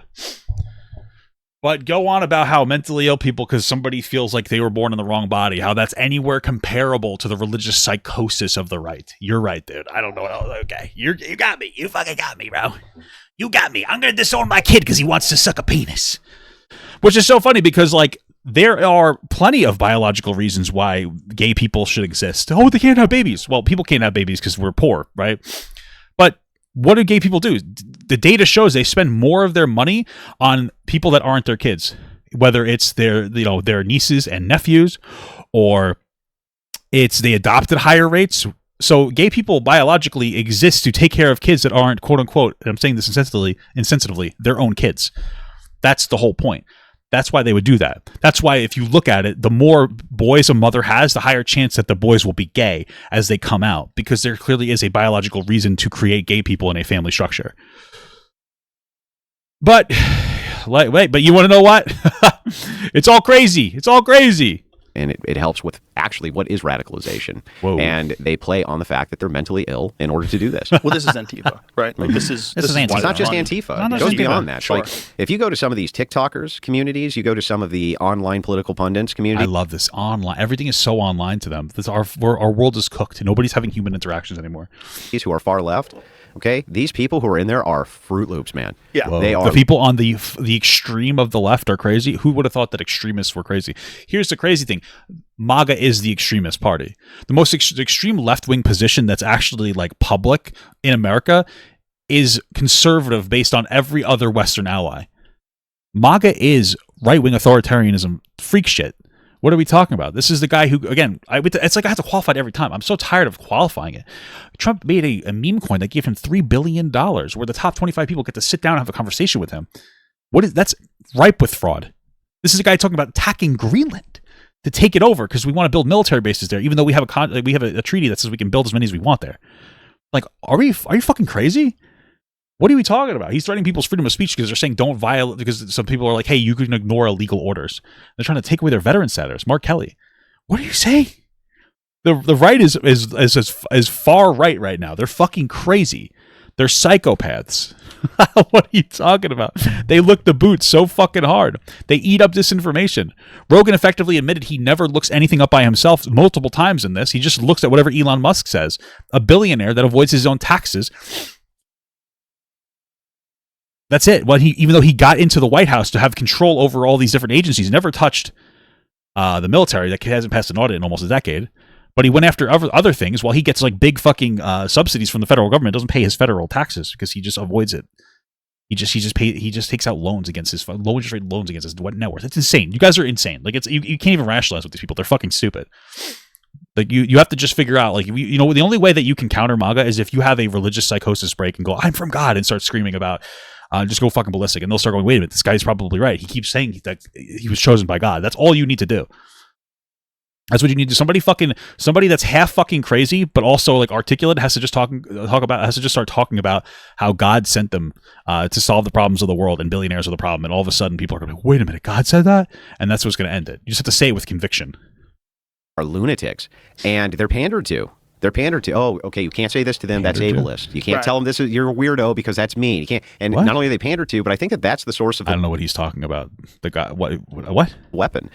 If it's the case that these people don't care about death, they don't care. Like, oh, the outcome's going to be death. That guy who shot at the ICE agents not too long ago. Remember, he was on top of the roof. He was shooting across with, I think, a Mauser rifle, and they dusted him. They killed him, or he shot himself. I don't remember which. When was this? What the fuck is he talking about? Was a few months back. I don't know about this one. I don't think. No, there was a guy. He was just how callous I've become. Yeah, he was taking shots at, I believe it was ICE agents in front of the ICE facility. Oh, that's right. He was using. I believe he was using like a Mauser rifle or something. Yeah, okay, now I remember. And early on with the Charlie Kirk thing, they were actually making these connections because I'm not understanding what he's talking about. It's interesting though. It sounds like this guy was unjustifiable in what he did, and nobody praised him. It's so interesting. Wow, it seems like maybe the left isn't that crazy. He had used a Mauser as well, right, to shoot Charlie Kirk. That was so people were making those early connections. Wait. Oh, gotcha. Okay, so we're a little bit of conspiracy theory. From who? Who killed Charlie Kirk? Is this a sequence of events? Does the Mauser mean something here? Does that particular rifle have special meaning? You know how people are online. Yeah. But anyway. Yeah, it seems like you're like pushing those narratives. But okay, cool. The interesting thing is like they don't care if they die. They're dying martyrs. They don't care. Right. And it's really easy to weaponize. Who doesn't care if they die? What are we talking about? Mentally ill people that way because they don't care. These are the same people who have the high suicide rates for a reason because they're already mentally ill, like and others, which many of them. All right, well, I'll guess censor that too. It's a slur for trans people. Again, okay. It's interesting though. I mean, like 100% of the people who are willing to suicide bomb things are religious extremists, and I'm telling you, religious extremists from Muslim countries are much closer to conservative religious extremists in America than anything else. So I don't know what he's talking about. I don't know what the fuck he's talking about here. You find are connected to trans people almost every time. Also SSRI. Where are they connected to trans people almost every time? Most school shooters are just fucking white kids. What are you talking about? What are you talking about? Bro, they just make shit up half the time. Oh, Tyler Robinson had a trans girlfriend, so all the time it's trans people. You're fucking insane. You guys are wild. How many trans people were at January 6th? I don't know. Interesting question. It's almost all these trans people, though. So interesting that it seems to almost never be trans people. Yep. This is the other problem, is that how many of these people are on these psychiatric medications that violent ideation is a part of the side effects of these these psychiatric drugs. What? Wouldn't they reduce those? There's a lot of people that have psychotic thoughts when they get on some of these different SSRIs and different psychiatric. They call police officers. That's why they do it. They have an authoritarian complex. Medications. So you've got people that are already fucked up mentally, and then you've got them on these medications that cause them to do all kinds of crazy things. And aren't women taking much more in the way of SSRI pills than men are? Yeah, that's crazy because all the violence seems to be men on men. Yeah, aren't women taking all these crazy fucking pills? Yeah, how many of the women are causing violence? Oh. Who do we see is on the bullhorns and loudspeakers at most of these events? It's women. Well, particularly liberal women. Particularly liberal women, yeah. I'm sure you've seen the statistics, but I very lopsided. Save them because they're kind of nutty. What's interesting is the statistics of what? Like the least mentally ill in terms of numbers is conservative men. Conservative men, I think it's like because they're normal. Yep, conservative men are the least mentally ill. All those Jesus freaks, they don't have any mental problems, dude. Your mental illness is just accepted, and also they're not going to doctors and trying to figure out their mental health problems. They're just beating the fuck out of their wives. What are we talking about here? If you look at the data, conservative men do not go to the doctor to get their mental health checked. They just beat the fuck out of their wife. Oh, you proved it to me. You're right. It's fucking liberals, man. Those goddamn liberals, bro. It's fucking crazy. We love to see it, dude. We love to see it. Normal. I think okay. Young liberal women. 56% report a mental health diagnosis. Young moderate women, 18 to 29, 28%. Young conservative women, 27%, only slightly less. Whoa. 18 to 29, 20%. Normal. I think, okay. Young liberal women, 56% report a mental health diagnosis. Young moderate women, 18 to 29, 28%. Young conservative women, 27%, only. Oh, this is a social media conversation. Yeah, okay. People who consume social media more will have these problems. Sure, I guess I agree with that. Okay. Again, like, interesting. The problem is that they're trying to say that, like, liberals are crazy and ruining the world when literally we're seeing that with MAGA. They're not trying to have an insightful, intelligent conversation about like the impact of people consuming social media in any capacity. You know, it's like Trump can do fascism, but if a fucking liberal white woman has a mental health crisis, all of a sudden they're the bane of the existence in the world. It's like, oh, okay, interesting stuff, man. You think we could lower those down by, I don't know, making it easier and more affordable to live? Slightly less. Also, women's rights are more at risk. Abortion rights are more at risk than anything else. What are we talking about here? Like they were already taken away. Of course, if you're a woman and you had your right to be able to get an abortion taken away because of a religious psychosis fucking moron took it away from you for no logical reason whatsoever other than, well, it's a life inside the womb, but they don't care about it the second that it's born because they don't actually care about life, you'd probably start having a lot of mental health problems too, thinking like, oh, what's next for my rights getting taken away? Hey, what else am I going to lose? Oh, shit. So for men, it is 34% of all liberal men. Whoa. 34%. So a Crazy. third of all liberal men are What is a liberal man? I wish I knew what data they were referencing, but they won't put it on the screen. mentally ill, 22% of moderate men, and 16% of conservative men. Yeah, but do you know what the lunatics argue when you bring What? that up? These lunatics, they'll argue, no. The conservative men are just as mentally ill. It's just undiagnosed because there's a stigma in conservative communities about going to get your mental illness diagnosed. Now, Well, that is true. That is like definitely part of it. But also, you guys are all engaging in religious psychosis, and you're getting like groupthink together, so you're already getting your therapy. So I always point out, and I think this is an interesting way to point this out, like maybe they're not going to get diagnosed because they don't have a problem. Did you ever think of that? It's possible. Ooh, maybe. It's possible it's undiagnosed because I think that is accurate, though, that there is a stigma about mental health and therapy and things along those lines in conservative. I mean, if you That is true. want to I agree, but I also What? Dude, this is fucking... my mind is gonna melt here. Sorry, this is melting my fucking mind. This conversation is like 50% of this. One of them makes a stupid fucking conspiracy claim. The other one says, no, actually that might be real. And then the other one goes, oh, okay, yeah, I agree with that. And then it's just like, oh my God, my brain is melting. How many times are they gonna do this dance? Like, you guys are just self-debunking over and over again while you position yourselves as fucking thought leaders. Holy fuck. think that what happens is when you're talking especially about the voodoo that is psychology, and it is voodoo. It is I voodoo. have very little respect for psychology. Me neither, dude. I prefer going to church every week and metaphorically cannibalizing my Lord and Savior Jesus Christ. That's normal. Getting on my hands and knees and humming with a bunch of people, that's normal. Trying to figure out what my fucking actual problem is, ridiculous. Why the fuck would you do that? That's fucking insane. It's insane. It's in pain. I could tell by what it's saying, dude. It's ridiculous. Right. I don't even consider it science. I consider that there's scientific methods used You don't consider science? Holy fuck, I never would have expected that. for data gathering, but I don't consider psychology a science at And all. that's psychology. Psychiatry gets even weirder Yeah. because then you start adding medication. Yeah. You're not just It's- talking about therapy. It's all voodoo, as far as I'm concerned. I It's think all voodoo. It's difficult. It's too difficult for me to understand and parse my brain through.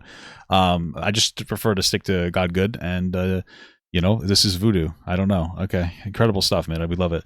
We love. I mean, listen. At least he's being honest. That he's like, who would have thought the non-facts party guy would have been like, hey, I don't really believe in facts, dude. It's fucking crazy. I think that men often, especially conservative men, get as much out of their close relationships with friends and family as they would going to a psychologist. In other words, I think just having somebody But wouldn't the friends be the ones that are upholding the stigma that you can't really talk about your shit? What? to talk to, who's a close friend, who's intricately familiar with your situation, probably gives you more value than going to a complete stranger who has learned manipulation techniques. That's what they learn, essentially, I kind of agree with this. Actually, I'm not gonna lie to you. is manipulation techniques.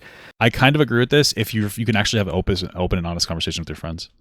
And I don't know that most men get that, or women for that matter. I think that like men typically will stay away from talking about major details in their life, and women are in their relationships are very catty personally. So I don't even like. I would agree if this fantasy scenario was true, but it's not something that's happening. They're not having open and honest conversation about their feelings. I think there's more value there, and so I think that And like psychiatrists are taught to be manipulative, kind of, if you want to interpret it that way. In a sense, they know that like when your mind is in a vulnerable state, you're more open to public interpretation, or you're more open to interpretation. That's when like that's like a real thing. That's why they try to teach you to be very impartial. If somebody like has an allegation of something happening to them, you don't say, "Oh wow, that's really horrible," or "That's like really bad." You're very neutral to it, and you kind of meet them where they're at because you don't want to impose like some kind of an issue into somebody's brain. That absolutely is true. Because if somebody's in a vulnerable state, different people deal with it differently. Like somebody could break into somebody's house and they could be like, "Oh yeah, that really sucked," but like whatever, they could be fine. Somebody could break into somebody's house and they could be like really tormented about it. So what he's saying here isn't necessarily true. He's just weaponizing this. And also you're taught when you go to these fields not to, or do your best to not encourage, a feeling that's not there. So, okay. The stigma which exists there, it doesn't exist because it's like you're not manly, which is how they try to frame it. I think the stigma exists there because so many conservative men go, "Well, I tried that shit and it was nonsense. I tried it and it sucked. I tried it and it was worth. I went to marriage counseling, did nothing. Marriage counseling did nothing. What? Why? Sided with the wife, right? I went for this. Maybe the wife was right. I don't know. Like, what? I need more details. Who are you talking about? Is this anecdotal? This issue. I mean, not for nothing, but we're talking about conservative guys who are really like religious heavy. They went to marriage counseling and they were like, "Oh, the wife I think is right about this," because like why would that be? Because religion teaches that men are always right. So obviously that frame of thought is stupid and wrong. So like you would have a counter perspective of like, hey, in like a real healthy relationship, you have to respect your wife more than just an object to pump out babies and take care of your kids. You have to actually respect that dynamic, because that's the biggest problem with traditional relationships. Isn't the traditional role? It's the lack of respect from the typically the man to the woman for what she does. So this is like, all these things can be very easily contextualized, like, okay. Did nothing. Especially since a lot of these people still have dual income households, but the woman is still working and then doing most of the domestic or all of the domestic labor. So yeah, that would make sense why in your fantasy scenario, what you're saying is like, that would explain your fantasy scenario. When I went out and had some beers with my friends, that actually helped relieve some of these issues. You went out and you engaged in an addiction? That doesn't make sense to me. Yeah, I just went and I got drunk with my friends and everything was better. That's suppressing your emotions, no? I think the problem with that is there's a lot of guys who don't have good friends. Yes, thank you, Joe. don't have someone that you can count on, unfortunately. There's a lot of men out there that are lost. I agree, but I think that the conservative men seem like they have closer longevity with friends than why? Seem like where progressive men do. Yes, and they don't abandon them when they change their opinions on things. Right. So here's the self-reported data from 2022 survey analysis found that 51%. This is funny because it's self-reported data. That's even funnier. That people that are more left-leaning are going to be more open to expressing that they have a mental health problem than somebody more right-leaning. Conservatives report excellent mental health compared to 20% of liberals. That's a big difference. Huge. It's a giant difference. I don't think they're self-reporting. That doesn't mean anything to anybody. Who gives a fuck about that? Stigma could account for that. No, it can't. It's like, it's not just stigma. It's also like what does it mean to be conservative? Does it mean taking account for your own actions? I think it means that you're a fucking idiot. I think at this point, that's what being a conservative is. You're a fucking moron. I don't know what else to tell you. Like, I would be conservative if the party wasn't so fucking stupid. The party right now is like, hey, I'm an idiot. Let's just raise taxes. That's literally it. Let's do tariffs. Let's raise taxes and terrorize brown people. Let's not just try to deal with illegal immigration. Let's literally call them rapists, thieves, and they're eating our pets. That's what the Trump administration has been doing. That's not sane, right? Like an actual conservative party would say the welfare system right now is not good. It needs to be replaced with something like a negative income tax, which is like a Milton Friedman thing, which is conservative, which I believe in. I would be conservative if conservatives weren't so fucking stupid. I would believe in that. As little government control as possible. I mean, we have technology displacing jobs and driving down wages, so we're going to have a conversation about what is possible. But I would be conservative if it wasn't just like, I hate gay people and trans people and brown people. If it was actually parties. If it actually had something. But there's no substance to it. It's just desperately trying to gerrymander states like Texas because they know that Trump's going to lose the midterms. What are we talking about? The Republican Party right now is a party of fucking idiots. I don't know what else to tell you. The real Republican Party would understand that technology is a good thing because it makes things more efficient, but it can be a threat. So we need to deal with that through, again, a negative income tax. That's what should replace our welfare system, is something more intelligent and meaningful. But it's not that. It's just like tax people except for billionaires. That's literally all it is. Discipline, hard work ethic, all those things are actually good for your mental health. Like I agree with that 100%. Like pulling yourself, but it can be difficult to find jobs right now. Up and getting back to work and doing things. I think now, and I think maybe it always should have been framed this way. I think now for the label of conservative to apply, we really kind of start with religious foundationalism. No. That's what is fast becoming the delineation. Right. Okay. framework. having the framework, right? Yeah. And the religious I framework. mean, I guess I can't argue with that. I have religious framework. That's actually the thing. I can't really argue with that. Mine just doesn't express itself as a religious psychosis. Excuse me, religious psychosis that focuses on hating people instead of like actually loving people. That's what I learned from my Roman Catholicism. Was that love was actually like a priority on like, you know, treating people with like dignity and respect, even if they're here illegally. So yeah, I mean, I guess that is true. I think that there can be like positives from religion. Absolutely. I mean, the thing is, my wife is not very religious and she's very well grounded. I don't think you need religion. You just have to be taught like human decency and work ethic, you know, and I got taught that. You want to know where I got taught more than anything else? Through the Boy Scouts, right? You know, we don't necessarily need religion to teach those foundations. What we do need is people having an opportunity to actually find a fucking job right now, which is very difficult, you know? Framework is almost instantly going to put you in that moving towards that conservative camp almost every single time. And I think that that's a necessary component now. If we're trying to make these political delineations, it becomes tough. What's a Republican or a neocon versus a conservative versus a this versus that? It comes down to foundationalism of framework, like you were just saying, in the framework of Christianity, Christian ethics, huge delineation point between the right and the left, who rejects that for harm principles, utilitarianism. What does a harm principle mean? I don't understand what that means. And various other sorts of frameworks. Yeah, and they'll also point to, you know, what Christianity has done throughout history and the amount of harm that it's caused. Yeah, for sure. I think it has caused a pretty considerable amount of harm. Yeah, I think that there was a good thing about it. It's like a cope for a lot of people. It gives them something to, you know, believe in when they're going through like horrific times and whatnot. So I do understand that. But like, yeah, there's been a lot of negative impacts from like religious, like every single progress point that we made is at the expense of religion. Religion wants to stay at the times where we have slavery, right? So like religion, like moving forward and having like, you know, for instance, like the Bible used to not be in languages for people to understand, because they wanted to maintain authoritarian control over people. So it was in like Latin. Most people couldn't read that. You think that the church wanted to give up power, or do you think that it took more like of a left-leaning policy and progress? It's always been like progress has always been at the expense. Like religion has never really aided to progress, unfortunately. You know, it could if we updated the Bible. Just keep in mind, like, not a single person actually spoke to God. They had feelings that they interpreted as God. How do we know that's not happening today? How do we know that there shouldn't be like an update to the Bible? Why are we still like 5,000? We haven't had a DLC in a while. How do we know that it has nothing to do with that? You know what I mean? But we haven't updated it, right? There's no meaningful updates. A little bit crazy. Seems a little suspicious to me. But it's kind of like every power structure throughout history you could point to in that way. Well, it was what was there. Yeah. The thing is, like, the Catholic Church gets a lot of shit for this.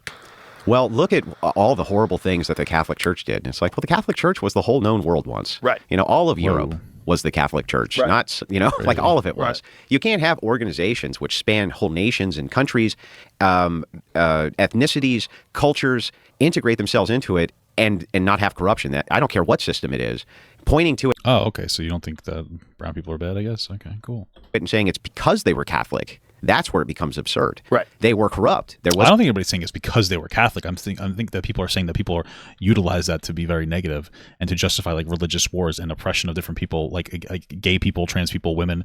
The Bible explicitly says that women are second-class citizens. Every single time they're trying to justify like rights being taken away from different groups, it's always because of religion said so. So like you guys, maybe that's just you guys, you know, having a bad framing on what religion is supposed to be about, because that's the only way that you guys express religion. It's corruption. But because that's they're not human. Because they're human, not because Right. they're Catholic. Right. One of the things that I always try to point out to people, they go, why do you go to church? Like, because when I was younger, I was very cynical about religion. And then I've got older.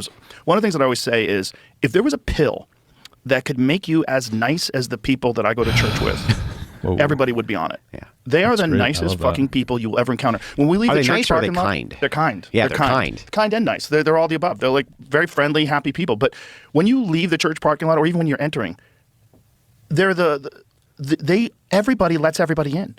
It's like no one rushes ahead. It's like you go ahead and then you go ahead. It's like the Yeah, because church is known for being super exciting and you wanting to make sure you get a better seat. most self-organized, most charitable way of exiting a parking lot I've ever experienced in my life. That's super nice, man. I've gone to church before too. People are nice in church. That is true. And then Unfortunately, I have gay family members, so my family members who are nice in church vote for my cousin to not have rights anymore because they're MAGA. I don't know what else to tell you. You can be like, I don't like this jingling keys thing where it's like, oh, hey guys, they're really nice to you. Yeah, I just believe in it. I have a difference in opinion. I don't really think women should have rights. They shouldn't be able to get abortions. I don't care about a baby once it's born, but you shouldn't abort that fetus. Oh, gay people. Yeah, I don't really care if they lose their right to get married. I don't care that people like Clarence Thomas in the Supreme Court or Ted Cruz are trying to peel back rights, or Tennessee's trying to peel back gay marriage rights or anything. I don't really care about that. I'm so sorry. I really just want the economy to be better. Is it better now? No, the tariffs are actually pretty fucked up and everybody's getting their ass fucked. But okay, but I'm nice in church. Fuck you.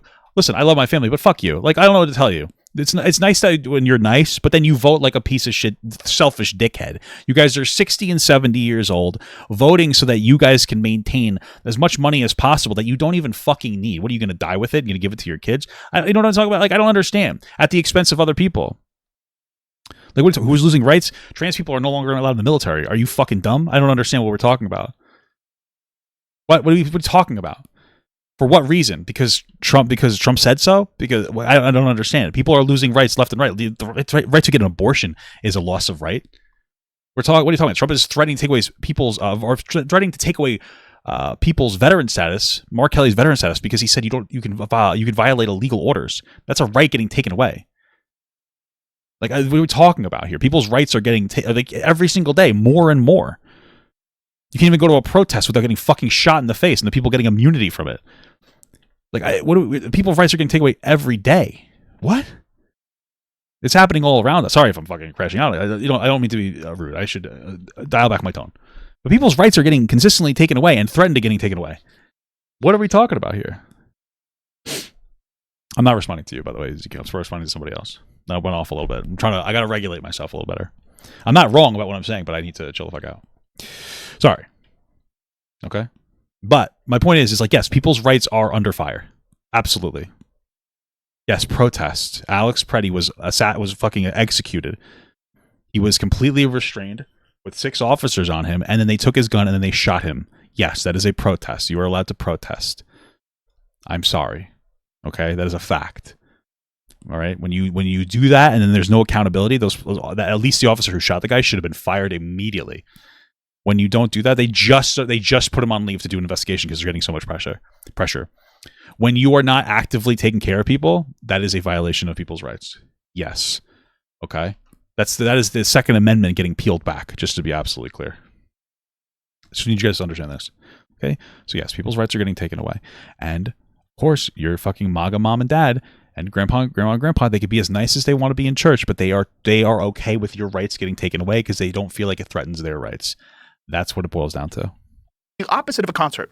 You go to a great concert, everybody's like fucking on everybody's bumper, trying to weasel in. People are honking, fuck you. In church, it's like concerts are exciting. One person goes, another person goes, no, you go, wave, and then everybody's fine and everybody's happy. It's like if you could take a pill. Yeah, guys, concerts are famously just as exciting and packed as a fucking church. When you go to a concert, people are like, I want to get a parking spot. Maybe it's going to cost $40 to get a fucking parking spot. They're looking for parking. When I go to church with the 20 people, there's like, it's so nice. They're so nice there.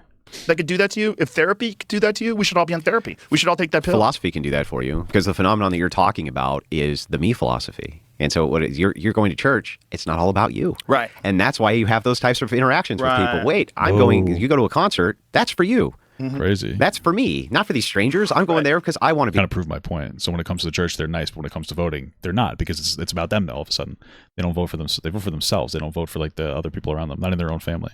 Be entertained. That's for me. You go to church, it's not for you. What the fuck? Right. And the thing is it's the kind of materialism view, the materialistic view of pure materialism reduces always to me. Me, because what else can there be? Right.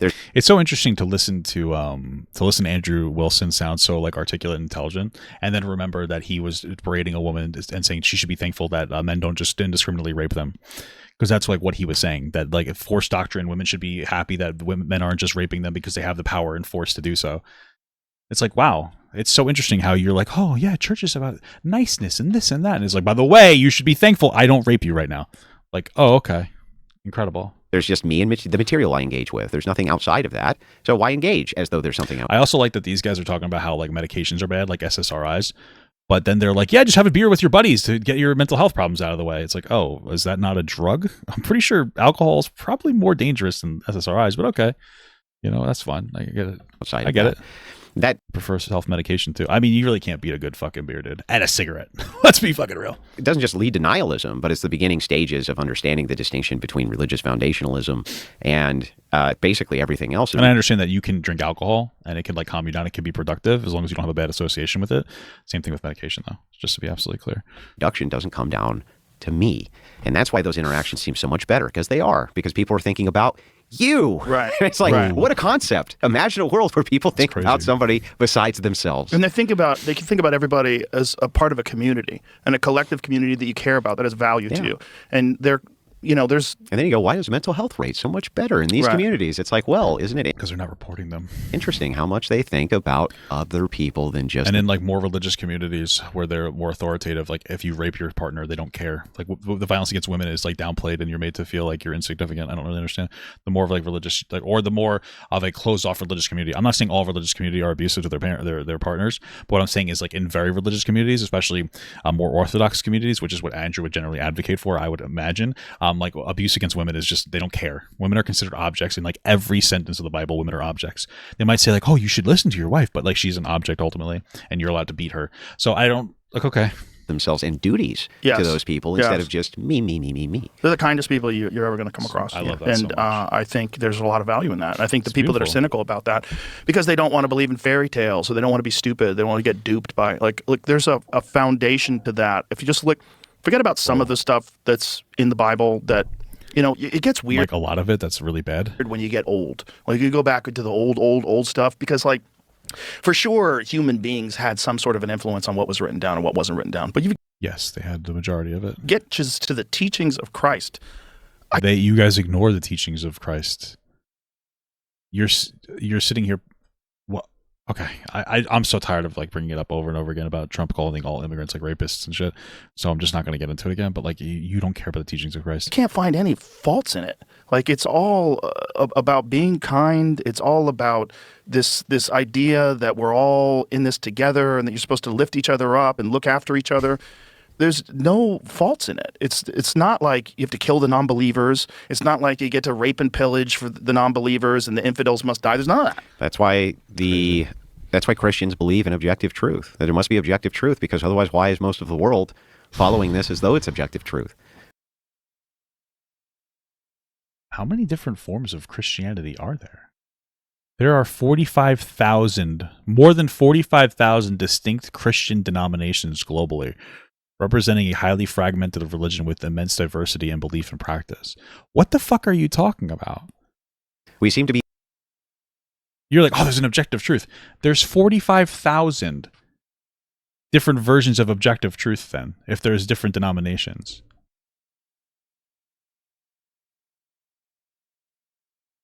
Like, this is what we're talking about. Like, wow, well, they believe in objective truth. Okay. Which of the 45,000 Christian denominations are the objective truth? I don't understand. Like, he makes it seem like, yeah, there's just like people who are Christian. It's like, that's the objective truth. There are so many different interpretations and versions of the Bible and denominations that what you're saying is not true. Now, we live in a world with more acceptance of different religions like Judaism and Islam. So you're comparing yourselves to that. Yeah, they seem really similar. But outside of that, if those religions didn't exist, I mean, even Judaism is very similar to Christianity. But like, if Islam didn't exist, we'd be infighting on a bunch of other shit, right? Like, it's that comparative difference. If you have an Irish guy and an Italian guy, they don't consider each other white. But if all of a sudden you have a black guy, you're like, well, I guess we're white. Like, we didn't think Italian people weren't white in the United States until like 1990, bro. Right? It's comparative. It's a comparative thing. All of a sudden you introduce a new comparison. You're like, well, we're not so different after all. We'll ignore our differences. But if Andrew got his way and Islam was eradicated, or got rid of nicely, calmly removed from society, because everybody realized that Christianity was ideal, we'd still have 45,000 different denominations. He just says things. They're not true, but he says them with confidence. That's all they do. That's it. be leaning towards this as though this must be the thing which is objectively real and objectively true, and a thing which we can point to that is, because when people are introduced to it, like you just said, it's really hard and difficult to find fault in it. It's not just that, it's interesting. It's hard to find fault in the Bible that justifies fucking slavery. What the fuck are you talking about then? If we reverse it, if we say, what could I do that actually would be the best for me, it would still be that. Yeah. Which is the funniest part of the whole thing. It's like both ways it works for you, even if it's not all about you, or it works for you, even if it is all about you. It's still going to be the better message out of the two. It's definitely a better framework for living your life. And there's a lot of people that just reject that think of themselves as intelligent. They think of themselves as intelligent. Yeah, those damn free thinkers who don't just say objective truth when it comes to the Bible. Those goddamn free thinkers. These fucking assholes. They think they're so much smarter than me. They're thinking, what are you fucking coping for, dude? Well-read and educated. I'm and too they just smart think for that. Yeah, I'm too smart for that. I'm too smart for all that. I'm too smart to be well-read and educated. I'm an atheist. Yeah. Any atheist needs to take 8 grams of mushrooms. I'm not even an atheist, dude. I don't know what to tell you. I'm more agnostic. I'd like to believe in God, but it's people like this that push me away from the traditional religion. I'm not even kidding. I don't know what to tell you. It's difficult. It's difficult when it seems like the cornerstone of fucking conservatism right now is it's just not Jesus' teachings. It's hard to believe in this shit right now, because we're not getting any meaningful disavowal of these horrible fucking things that are going on, and this is the way this is the way that religious conservatives want to operate. They want to morally virtue signal. Oh, we're better than you because we believe in the Bible. By the way, we voted for a literal dictatorship.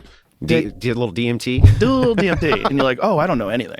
You think you know things. You don't know a fucking thing. You just know what you've experienced. And wow, incredible! How many times have you guys used anecdotal evidence in this?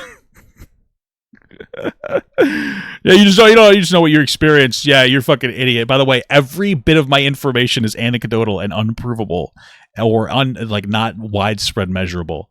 But I feel it. I think that the world is better off if people have a great moral and ethical framework. I think morals and ethics and being kind is one of the most important values that human beings can ever possess if you want to live in a productive and healthy community.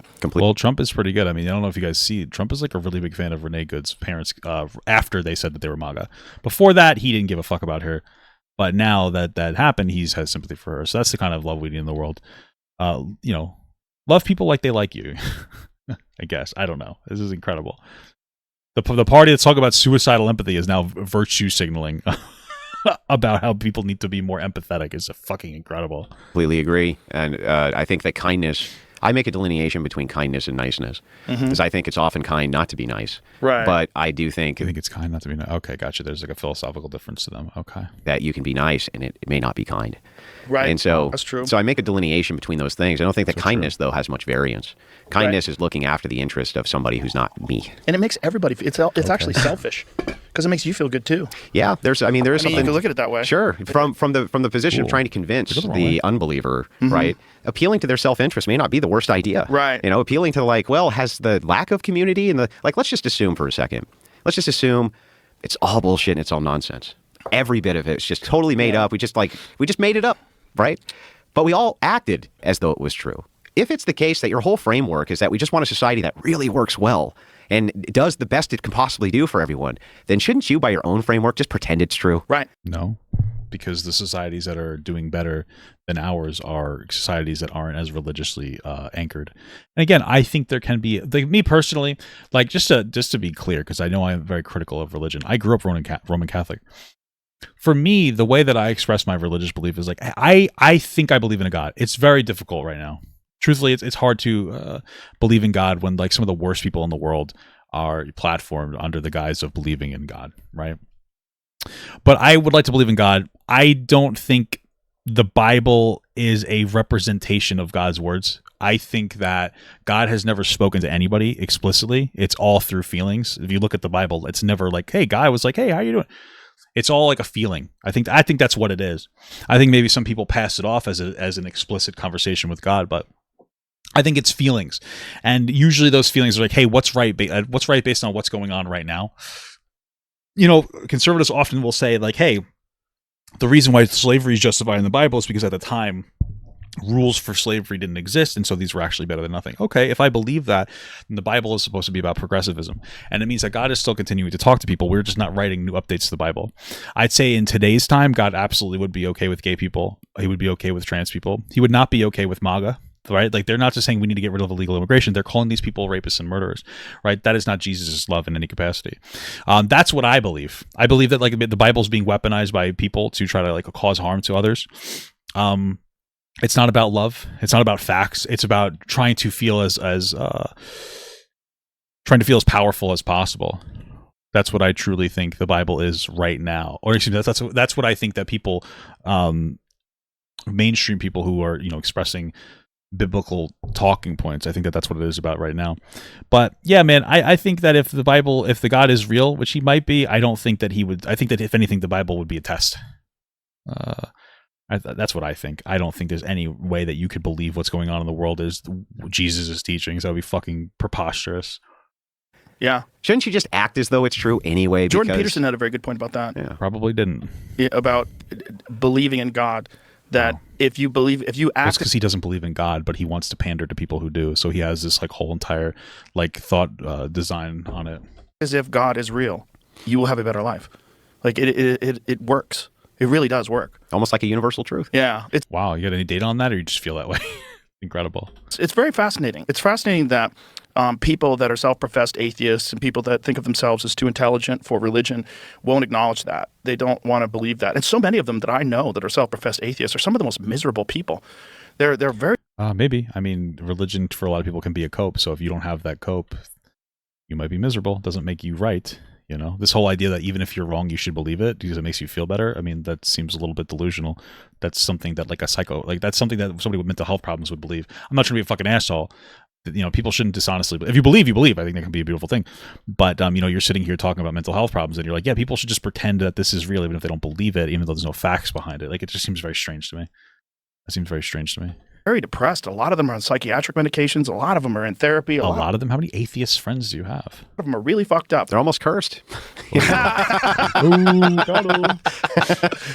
seems like that, doesn't it? Yeah. And the thing that's interesting is like I've talked with a lot of atheists, debated with a lot of atheists. Debates. You don't talk with atheists. You debate people. Especially on the effects of Christianity in society against the effects of atheism. And I know what pure secular states have led to. That's what communism was. That was a purely secular state. Yes. Where you really wall off the church from the state. But here we pretend that it's secular and they get all the benefits of it being, quote, secular. But it's not secular at all. Right. Politicians are constantly voted in. I don't think I will ever believe that. Oh, maybe that's true. Historically, communism has been deeply incompatible with religion, viewing it as a tool of oppression. Oh, interesting. Okay. Fair enough. Then I'm not. I was going to say I don't think that that's true, but apparently it is true. Okay. I mean, it can be used as an oppressive arm, although it sounds more like in this instance, communism wants to just replace the religious oppression with their own. So that makes sense as to why it doesn't exist with it. It's that communism doesn't support religion because it wants to be authoritarian in its own way. It doesn't want to have anybody to challenge their authority. Based on the fact, I'm pretty sure historically Hitler worked with the church because he had to, but he wasn't like particularly religious. So I think that that would make sense to me. It's like it's another like power arm, unfortunately, in a lot of societies. That they have an X amount of value structure, and that's what they're going to implement legislatively on you. The whole secular thing, totally made up. It's and them pretending that that's even real or has ever. USSR literally used. Did they? Did the USSR use Orthodox? Let's see. Church. Let's see if that's true. Yes, the USSR initially brutally repressed the Orthodox Church, but later used it as a state tool. Interesting. Okay. Interesting. Ever existed as a real framework in the United States, just nonsense. Not only that, but I think there is a natural default in the human mind to be attracted to a structure. And if that structure is a Christian structure, you're attracted to all the Christian values that we've just discussed being so positive and beneficial to you. But if you're not, and you go to a leftist progressive... Like the justification of slavery? I don't understand. Or that women are oppressed? ...structure, leftists in particular, like a Marxist structure. It's always so... It's just so funny that he constantly talks about leftists. Okay, I need you guys to understand something. And this is ripe through this entire conversation. Joe Rogan will not stop talking about about leftists. And you're probably like, well, why wouldn't he, right? We have a society that's people on the left, people on the right, people.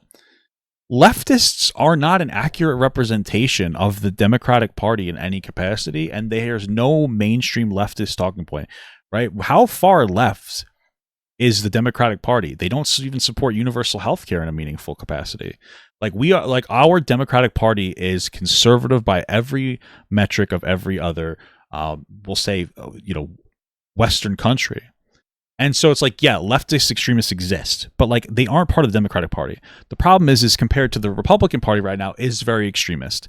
Just to get into a small thing, threatening to attack Greenland, even though we have the ability to put as many military bases there as possible because we have a treaty, is an oppressive authoritarian far right-wing metric. Just to be clear, that is extremist. There are a tremendous amount of other examples. I've gone through them in this conversation 1,000 times. I don't feel like repeating myself, but that is one of them. That is a huge one. Okay. So, we're sitting here and we're playing this game where it's like, yeah, man, if we compare Trump, the extreme far right person, who's threatening people's freedom of speech, like Mark Kelly's, because he says you don't have to violate illegal orders and he's going to take away his veteran status. That is a threat of freedom of speech. Yeah, that guy, we're going to compare him to the 15-year-old non-binary person on fucking TikTok. It's like, what the fuck are we talking about? It's like you guys are constantly like you guys have to constantly platform weird TikTok people as the same as the president. Doesn't that concern you? Doesn't it concern you when you compare the president of the United States to 15-year-olds on TikTok? Isn't that it's just weird. It doesn't make any sense to anybody. People really need to let that sink in. It's very strange behavior. It truly is very strange behavior. What you're seeing is a complete lack of forgiveness. They don't have that built into the system. One of the beautiful things about Christianity is forgiveness and the recognition. Yeah, they love to forgive. Didn't Trump's former religious advisor get caught for raping kids, or at least a kid? Forgave that. Nobody gives a fuck that Trump's on the Epstein list and refuses to release it. That's a good thing to forgive, I guess. Just forgiving child abuse seems to happen a lot in the Republican Party. Very interesting, but okay. Yeah, man, we do be loving forgiveness. We do be loving forgiveness. I love forgiveness. It's a beautiful thing. What are we forgiving? Just the worst sins of the world. And that we're all sinners and we all fuck up and we're all human and we're all flawed. And that you could move on and be better and you can atone for these sins and you could... Trump isn't religious. Trump was elected as a religious extension. Yes, he was elected by religious individuals. They think that he's the second coming of Jesus Christ. Their whole thing is he's a flawed guy, but you know what? He really is trying to help the country, even though there's no actual example of him being positive for the country. Recognize that, yes, you've made a mistake, but here's the best way to move forward and be a better person. Society at whole recognizes that you are me and I am you, and we're all kind of the same thing. We all fuck up, and we're all just human beings. Oh, that's so but beautiful. There's a pathway. There's a pathway to forgiveness. There's zero pathway in leftism. That's what are you talking about? What you guys just said that leftists had suicidal empathy.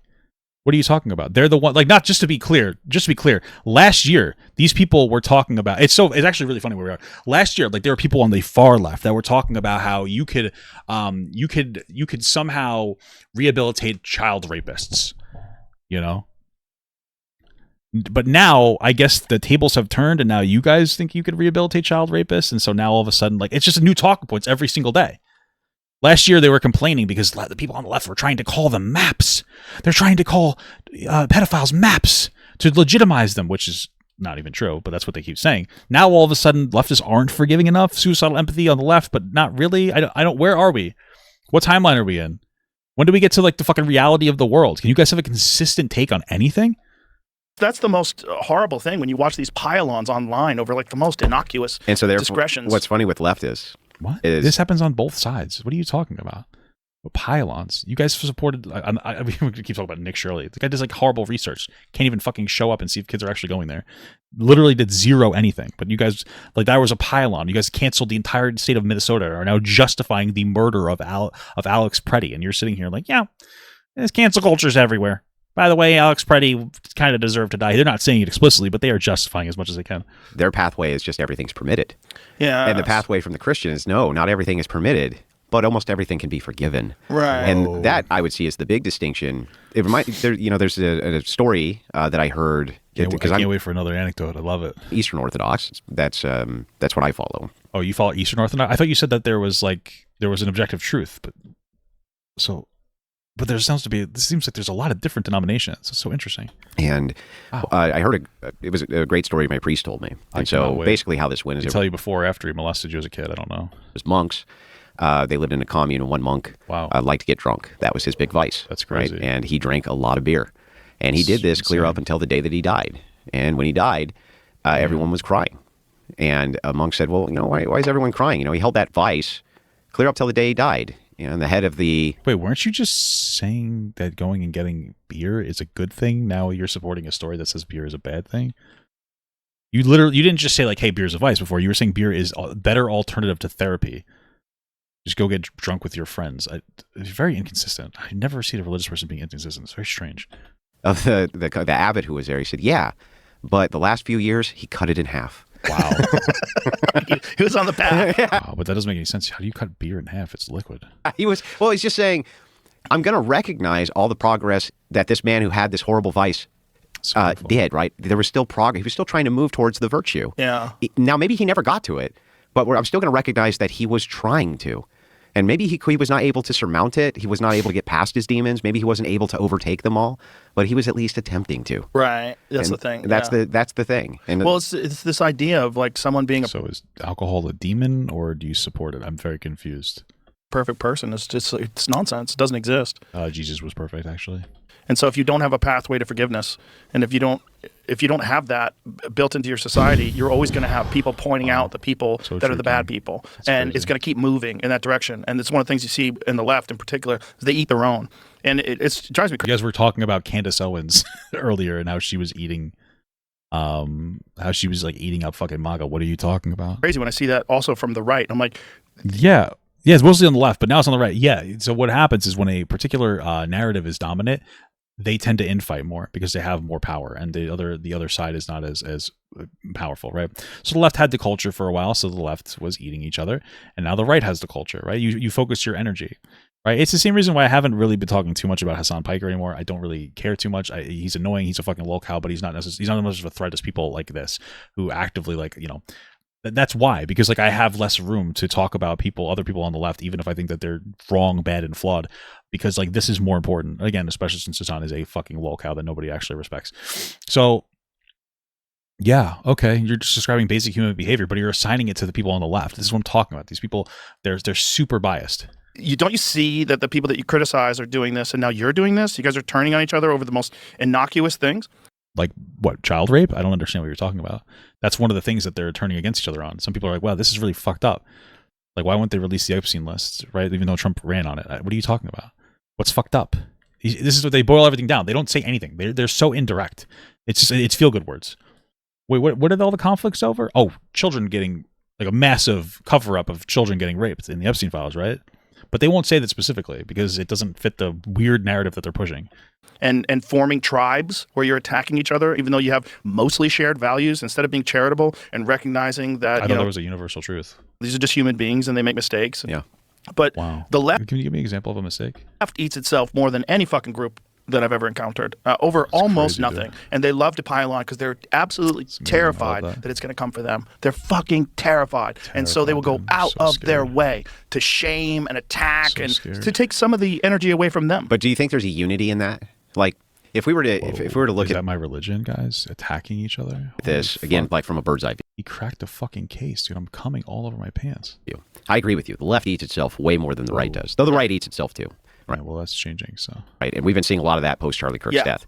I think that was mostly power vacuum based, and who gets to fill the power vacuum? It is much more than just Charlie Quirk. So I don't know what you're talking about. Sorry, I said Charlie Quirk. I was watching AI My Hero Academia X Charlie Kirk stuff, and it was very interesting. And it's one of the things they did. There was a Charlie Quirk, and everybody in the class loved him. He was just such a smart guy. He was a good debater, and it was a beautiful story. This is not a lie. I'm not kidding. I saw this. It's very weird. My For You page is strange.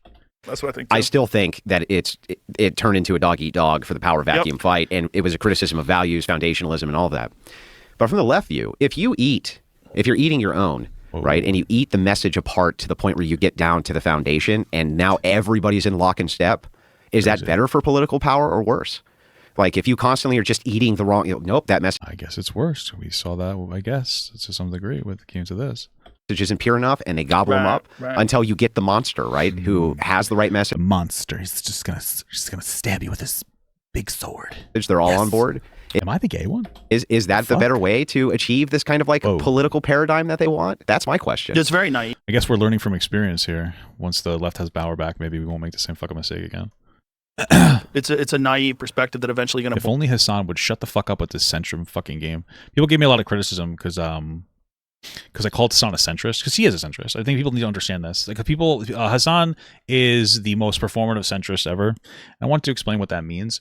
What is the biggest sin of centrism? Okay, the biggest sin of centrism is saying that the left and the right are both just as bad as each other. Right? That's what they do. Yeah, I know Donald Trump is trying to swing his dick around and attack Greenland. And he's using ICE as a fucking Gestapo enforcement arm. Joe Rogan agreed with me 2 weeks ago. He's changed ever since Alex Preddy was murdered. I don't know why. That was his defining moment.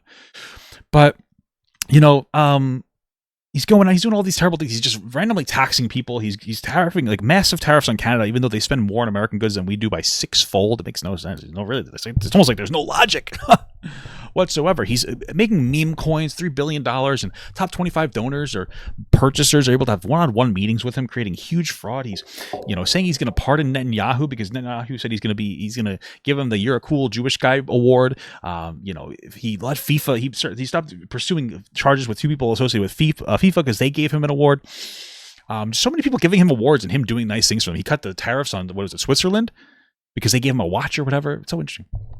And they compared that to what's on the left right now. Sleepy Joe Biden, he couldn't talk too well, but he was consistent and calm, at the very least. That's the same thing to him. Hassan is a centrist. You have to understand. That is the fundamental. It is fine to say, I don't like the Democratic Party because they're not very good. They're not good enough, and they do uphold like some very negative aspects of like rich people. And when it comes to like billionaires, I agree with that. They're flawed. But right now, we have to get to a more normal spot, and the mainstream Democratic Party isn't even as left leaning as like our allies, as like our Western allies. But Hassan goes on and on. Every opportunity. Oh, Kamala would have been just as bad as Trump. They would have been doing the same bad thing. Oh, we need to do this. We need to do that. Stop.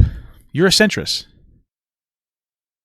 You're engaging in centrist talking points. You just have a different brand. Like, oh, I can't believe it's not centrism. That's Hassan Parker. He's the centrist in disguise. That's all it is. So like, it's annoying as fuck, to be absolutely honest with you. Again, you can criticize, but every other fucking word out of this guy's mouth is just a goddamn criticism for the Democrats. But and it seems like it's just as much as like on the Republican side. So it's just like, spend your energy a little more intelligently. The fuck? Boil it down to purity. Boil? And you're not going to. It's not going to happen. You're never going to get far left enough. There'll always be something else to eat them over on. Yeah, well, also, you're advocating for communism. And advocating for communism... Who the fuck is advocating for communism? I don't understand. Because they want healthcare? Is that communism now? Having healthcare that all our allies engage in successfully? Is so wild. And there's no examples of it ever being done right. Who the fuck wants communism? I would love to just ask you, like, what does that look like to you? What does communism look like to you? Is it Mom Donnie who just wants to have like a free, what is it, like better health care? He wants to have better health care, free public buses. Like, what is that, communism now? Like, I don't understand. What the fuck are we doing here? There's zero. Imagine advocating for something that has zero success. Who's advocating for communism? I'm so confused. Zero. Who? None. I'm an owl. It doesn't exist. Who? It's never happened. It's never been. Why? Well, I'll tell you why. Because if everybody has to share all the money, then who's going to enforce that? Who's going to tell people that you have to give up your house? Who's going to tell people to give up your life? The state. The state. What the fuck is this guy talking about? Who's advocating for communism in America? Okay. Great. State has guns. Yeah. So you're advocating for violence. Yeah. Well, you don't think you're advocating for violence, but you are. You're advocating for. Joe Rogan has constructed a boogeyman. He has constructed a boogeyman, and he is now fighting it. I guarantee you that when Joe Rogan spars people, he's just boxing like his own idea of like a fighter, and he's probably losing to it. Like his brain is so fucking cooked from all the CTEs he has. Hard men with guns to enforce your will. And those people are going to wind up living in mansions and eating filet mignon, and everybody else is Sorry, what would you say? Advocating for violence. Yeah, well, you don't think you're advocating for violence, but you are. You're advocating for hard men with guns to enforce your will. And those people are going to wind up living in mansions. Hard men with guns? What the that's gay. And eating filet mignon, and everybody else is going to be eating oats and gruel, and that's which is exactly what's always happened when it's tried. And the thing is interesting. It's so interesting. Nobody's trying to implement communism. Thing too is there's other value set issues that are really simple to point to. Like, okay, nothing's worth anything. Like, how do I get my guitar? Right. Who says nothing is worth anything? It's nonsense. Like, just who's saying nothing is worth anything? Just because they don't say that there's objective value from the 45,000 different versions of Christianity doesn't mean that they don't find value in things. It's more about finding it internal value. If you're not like emotionally mature enough to look at that without having a complete psychosis break, like that's fine. But religion at that point is going to be your medication. I think that's what it is. You know, all the communist nations were always setting their market prices based on what markets would set for prices. Wow. And it's like, how do I value a guitar? If it's supposed to just be mine in the commune and then yours also and his also, how do we set a value assessment here? What makes good question for the nobody wondering that the Epiphone better than the what did he say? How do we set a value assessment here? What makes the Epiphone better than the Dude, he was about to say the F slur again. I think he was going to say sax. I don't know. The what? Sorry, folks. What did they cut that out? We had a crash, software crash. Another problem is this. I just moved on, I guess. Idea of the equality of outcome, that everybody should get an equal amount. Nobody believes in equality of outcome. They're making stuff up. It's equality of opportunity. You're making stuff up because Joe Rogan looks at Twitter. He just looks at libs of TikTok and he's like, oh, this is the left. These people are insanely stupid. This is insane. We have to fight back against these fucking more. What do we do with these people? What do we do to these people? Somebody should make a vaccine that. No, I'm just kidding. I'm just kidding. What do we do? How do we deal with people that are so fucking stupid? What do you do with this? I don't understand how you deal. What do you do? How do you counter this? This is insane. This is insanity. That is crazy talk, because we all know that equality of effort does not exist. There's a reason why there's outliers, and the reason why they're so compelling and so inspirational. It's like this fucking guy got up at 5 o'clock in the morning and ran every. Oh, dude, shut up! Nobody's talking about equality of outcomes. That was like a meme talking point in 2020 for like a day. People should have more equal opportunity. You know what? That's what it's about. Stop it. Stop being fucking cringe. Morning before work and hustled and ate the right food and fucking did the right things and was thinking and pushing and was open. Me when I eat the right food, thumbs up. Me when I eat the rich, thumbs down. We love the rich here, dude. We love guzzling them. They're very yummy. Well, the rich, they can afford more healthy food, so their cum tastes delectable. So that's what some people say. That's what Joe was telling me the other day when we were talking. Minded and he became. How are we talking? Well, I was having a CTE psychosis stream where I was talking to Joe Rogan. I'm pretty sure that was real. I think, I believed it's real, so it's real. That's my anecdotal evidence, at least. Radically successful. But from each according to their ability, Whoa. Joe. Joe. No, it's not even maximizing everyone's ability, because you're basically giving a safety net for fucking lazy people. And wow, me when I give safety nets for lazy people? That's fucking crazy, dude. Holy fuck. Wait, by the way, what do you do for work? Oh, you said you talk for a living. That's a super hard job. Just to be clear, everybody's getting lazier as society moves forward. Jobs are getting easier because of technology. Okay, we're going to get lazier as a people. That's not a disqualifier for people. Now, if you give people more opportunity financially, educational opportunities, it's going to create more jobs. But if you centralize all the money at the top and a billionaire, you're going to have less jobs because less money is circulating through the economy. Isn't that fucking crazy? It's like economics 101, dude. It's insane. So what the fuck are you talking about, dude? You're just rambling. You're just saying words. I get it. I don't like lazy people either, okay? They piss me off. And some of them are on welfare. Cool. Don't care, okay? I don't give a fuck. It's not that big of a fucking deal. I'm more concerned with the billionaire not paying his fucking taxes because he takes out loans against his net worth instead of like actually doing anything, right? But you're really focused on like some of the fucking losers that vote fucking Republican. It's weird. And that's not good for them either. No, being inspired by others' success. Like what kind of, he had an ad for fucking gambling before. What kind of people gamble? You think that well-balanced people gamble? No. By the way, there's something very funny about Joe Rogan talking about how religion is good, and then he takes a gambling sponsorship. Does that sound like kind of hypocritical? Hey guys, like that's a vice. It's like it's so interesting. Like this guy's going on and on about like fucking religion and being really good for you and going to church, and then he doesn't live by it. He takes gambling. He's a multi-millionaire taking gambling sponsorships, even though he doesn't have to, just for the money of it. And he's sitting here virtue signaling to the rest of us about how religion. It's really good when people go to church. They're so nice in church. But this motherfucker takes gambling. He peddles addiction to people for a fucking living. Like, what the fuck is happening here? This is insane. He doesn't need the money. He could just not take the sponsorship, but he wants the money. He wants it because it makes him feel good to have money. Do you understand what's happening here? These people don't have any values or morals. They just like to pretend that they do. They're fucking full of shit. A good thing. It's a good thing. And the only way that happens is if you let someone be exceptional. And the only way you let someone be exceptional, you have to incentivize them. Well, what's the incentive? The incentive is they get more value out of their hard work. They get Yes, that's what we're all doing here. more money. They get a nicer house. They get like, what are you gonna do? You're gonna decide that people have to like mate, like the Who the fuck? What is happening right now?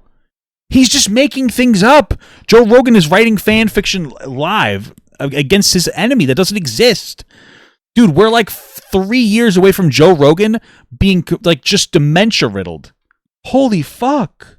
women don't find this guy attractive, but that's not fair. So that they have to be with this guy and they have to find him attractive, or that a woman has to find this man attractive, even though he's a dumpy fucking lazy loser. What are you? You're just saying words. You're just saying words. Who are you shadowboxing? This is the way of the world. Yeah. And competition is a good thing for human beings. It inspires us. I agree. What the fuck are you talking about? It's good. It lets you know that there's a higher bar that can be achieved. And you often used to know who the lazy people were based on the living conditions they had. Yes. Isn't that interesting? Yes. Just like you would often know. Yeah, like back in the day, there were people that were really rich and they did literally nothing all day. You guys act like the only people that are lazy are on fucking welfare. People, like, what are you talking about? What? Oh, like, dude, listen, I am super fucking lazy. I make good money. I make more money now than I've ever made in my entire life. You want to know what? I used to work like 60 hours a week a lot. Okay, because I didn't make that much money. Do you think that success is an indicator of whether you're lazy or not? It can be in many instances, but it's not always that. But they're just saying words. They're just saying words. They're saying everybody right now. What they're saying is everybody poor deserves it. That is the indication of what they're saying. That's it. There was an ugly kid that their parents probably were pretty ugly, right?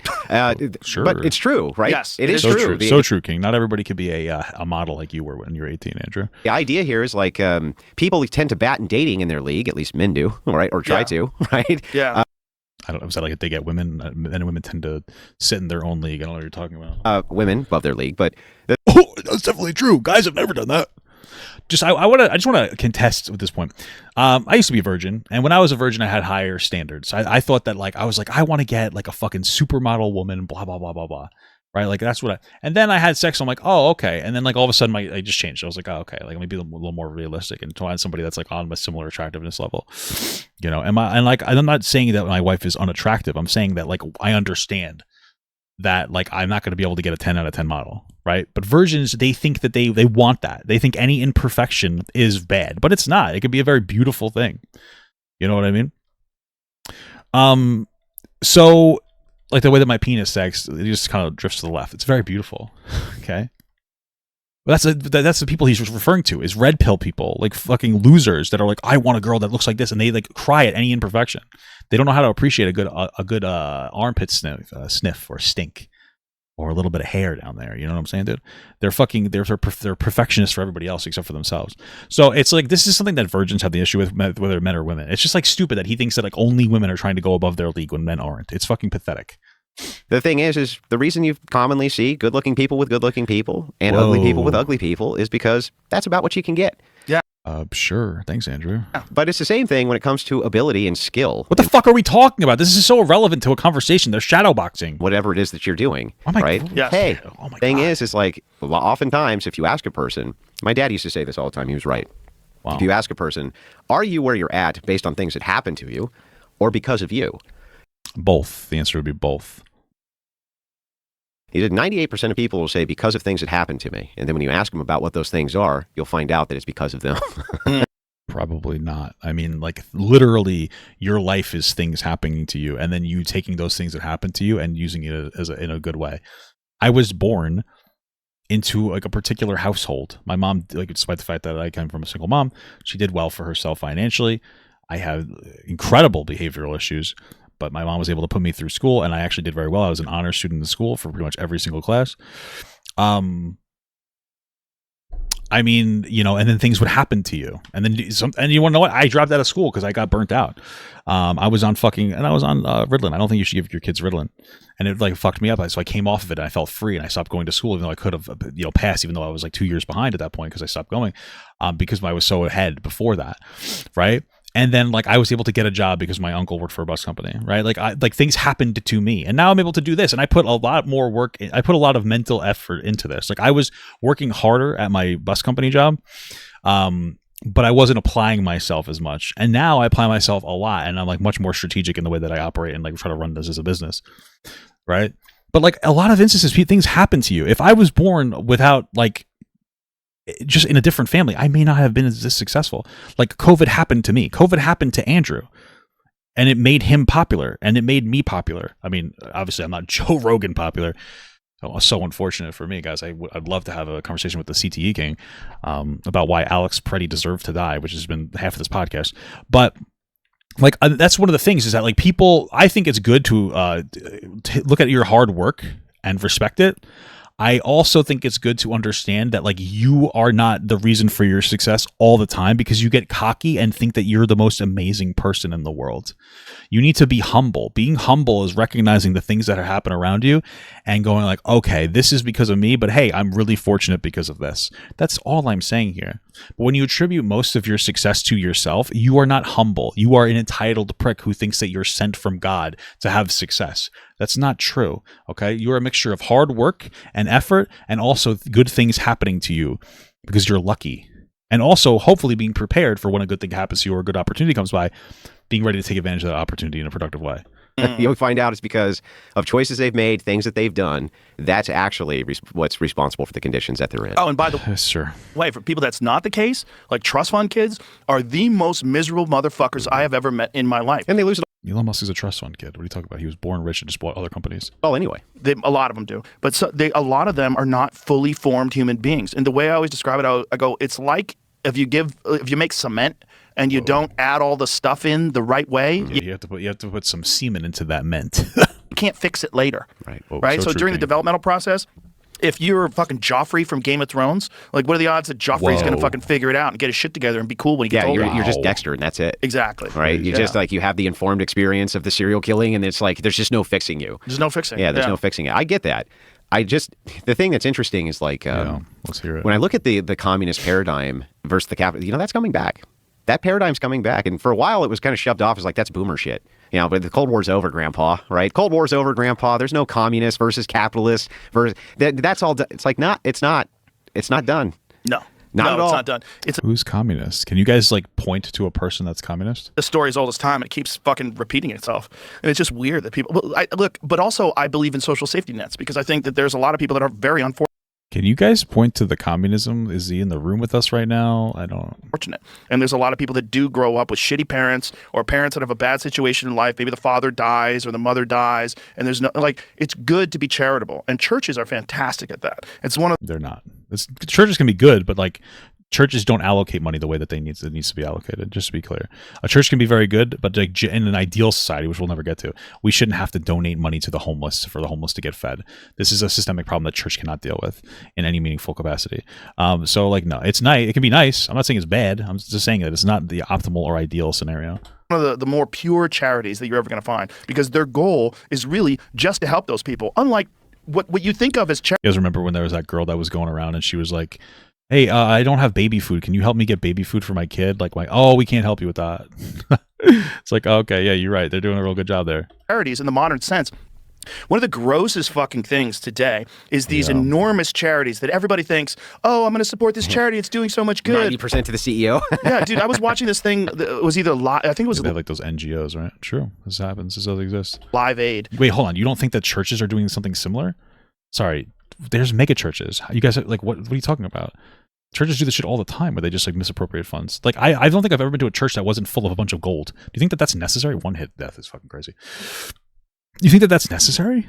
one of those concert things. Was Bono? What was he involved in? Was it Live Aid? I don't remember, but Bono, I remember his speech where he was like, "Capitalism's done more to take people out of poverty than anything else." I thought that was funny. It is funny. Yeah, but it's true. I don't remember which one he was involved in directly, but I know what you're referencing. Well, Mike Benz did this video today where he's explaining how an enormous percentage of that money went to regime change.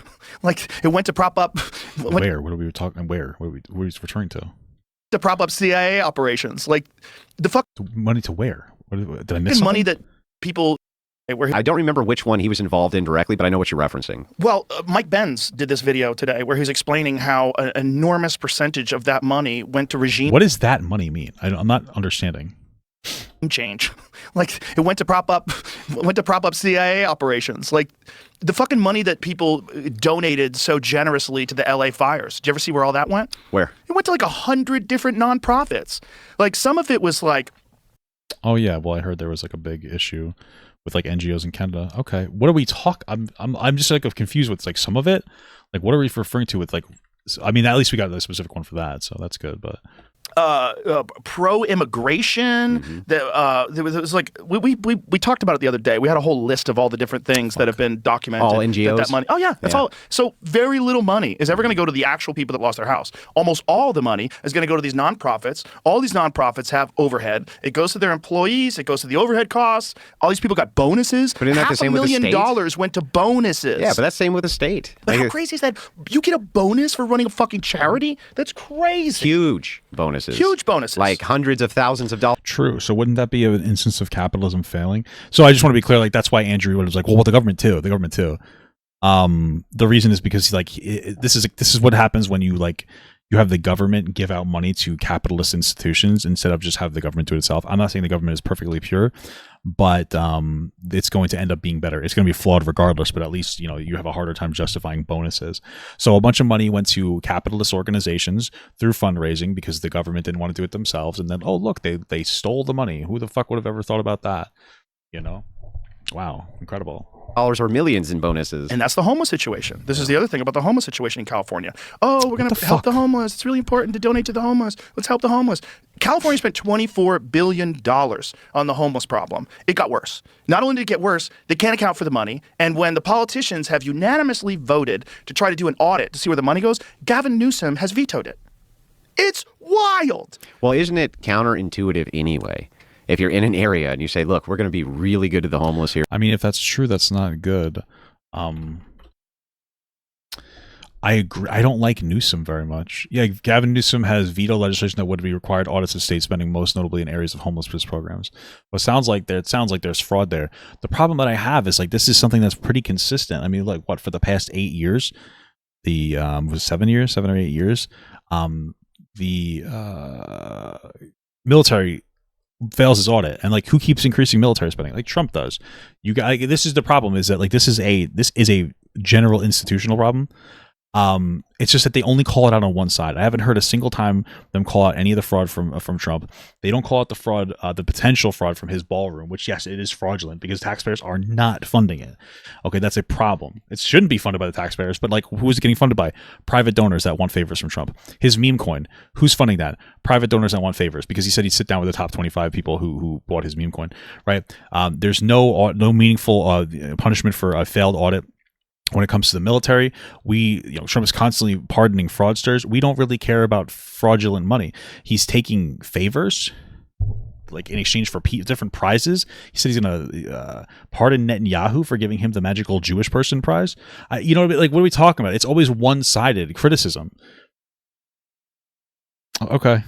Here, we're going to give them a lot of money, a lot of entitlements. We're going to really help them get on their feet. If you were homeless in a neighboring state, where would you go? What the fuck, dude? Yeah, you'd move to a place with awesome weather. Yeah, they'll give you money. Where they're going to give you money. Yeah. And so, and they do just that. And so that's why these budgets become very bloated, right? People are like, wait a second, there used to be 3 homeless guys over there. Now there's a tent city. What the hell is going on? And I'm sure there might be a level of truth to this. I'll get free crack. Yeah. Yeah. Or free needles in their needle exchange or whatever it is. Well, I mean, needle exchange makes sense to me. They're going to do drugs anyway. Might as well not make it so they don't die. So I think that's fine. But generally speaking, like, yeah, that does make sense that people would gravitate towards areas with like robust, like wealth, like homeless entitlements. I think that the issue needs to be more targeted towards helping people, have equal opportunities. Oh fuck, which they mischaracterize as equal outcomes because they're, I don't know, fucking stupid or something. It gets worse and worse. The state does the same thing. State is allocating tons and tons of cash that it gets in Social Security tax. It's not going to Social Security. It's like, what are you talking about? Yes, it is. What? These entitlements and entitlement spending. Where do you think it's going to? I don't understand. What is he saying? Well, when people found out that Social Security is going to illegal immigrants. No, It's not. It's not. Who found that out? That's not true. That's a lie. What do you? He's just saying things. Social Security doesn't go to illegal immigrants. People are insane. They have no source for that. They Trump said so they believe it because they literally are just like completely fucking dumb. An enormous amount of it. They're like, wait. People like Joe Rogan believe it because he's an actual idiot who just takes Trump's words as fact. People like Andrew want you to believe that he believes it because he wants to justify cutting all entitlement programs in general because he doesn't care about the success of the country. He's just a fucking dickhead. Wait, what? And they denied it. And then they had to fess up to it. When did they? Well, why would you have a pay-go system? Fess up to what? What are you talking about? Who confessed to what? There's no illegal immigrants getting Social Security. He's just making shit up.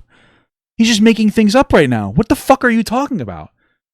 What the fuck is he talking about? They had a whistleblower that got to fess up to it. Where? Who was admitting illegal immigrants are getting a bunch of Social Security? And even if some of them were, how does that take away Social Security from everybody else? I'm so fucking confused. What whistleblower? What is he fucking talking about? What?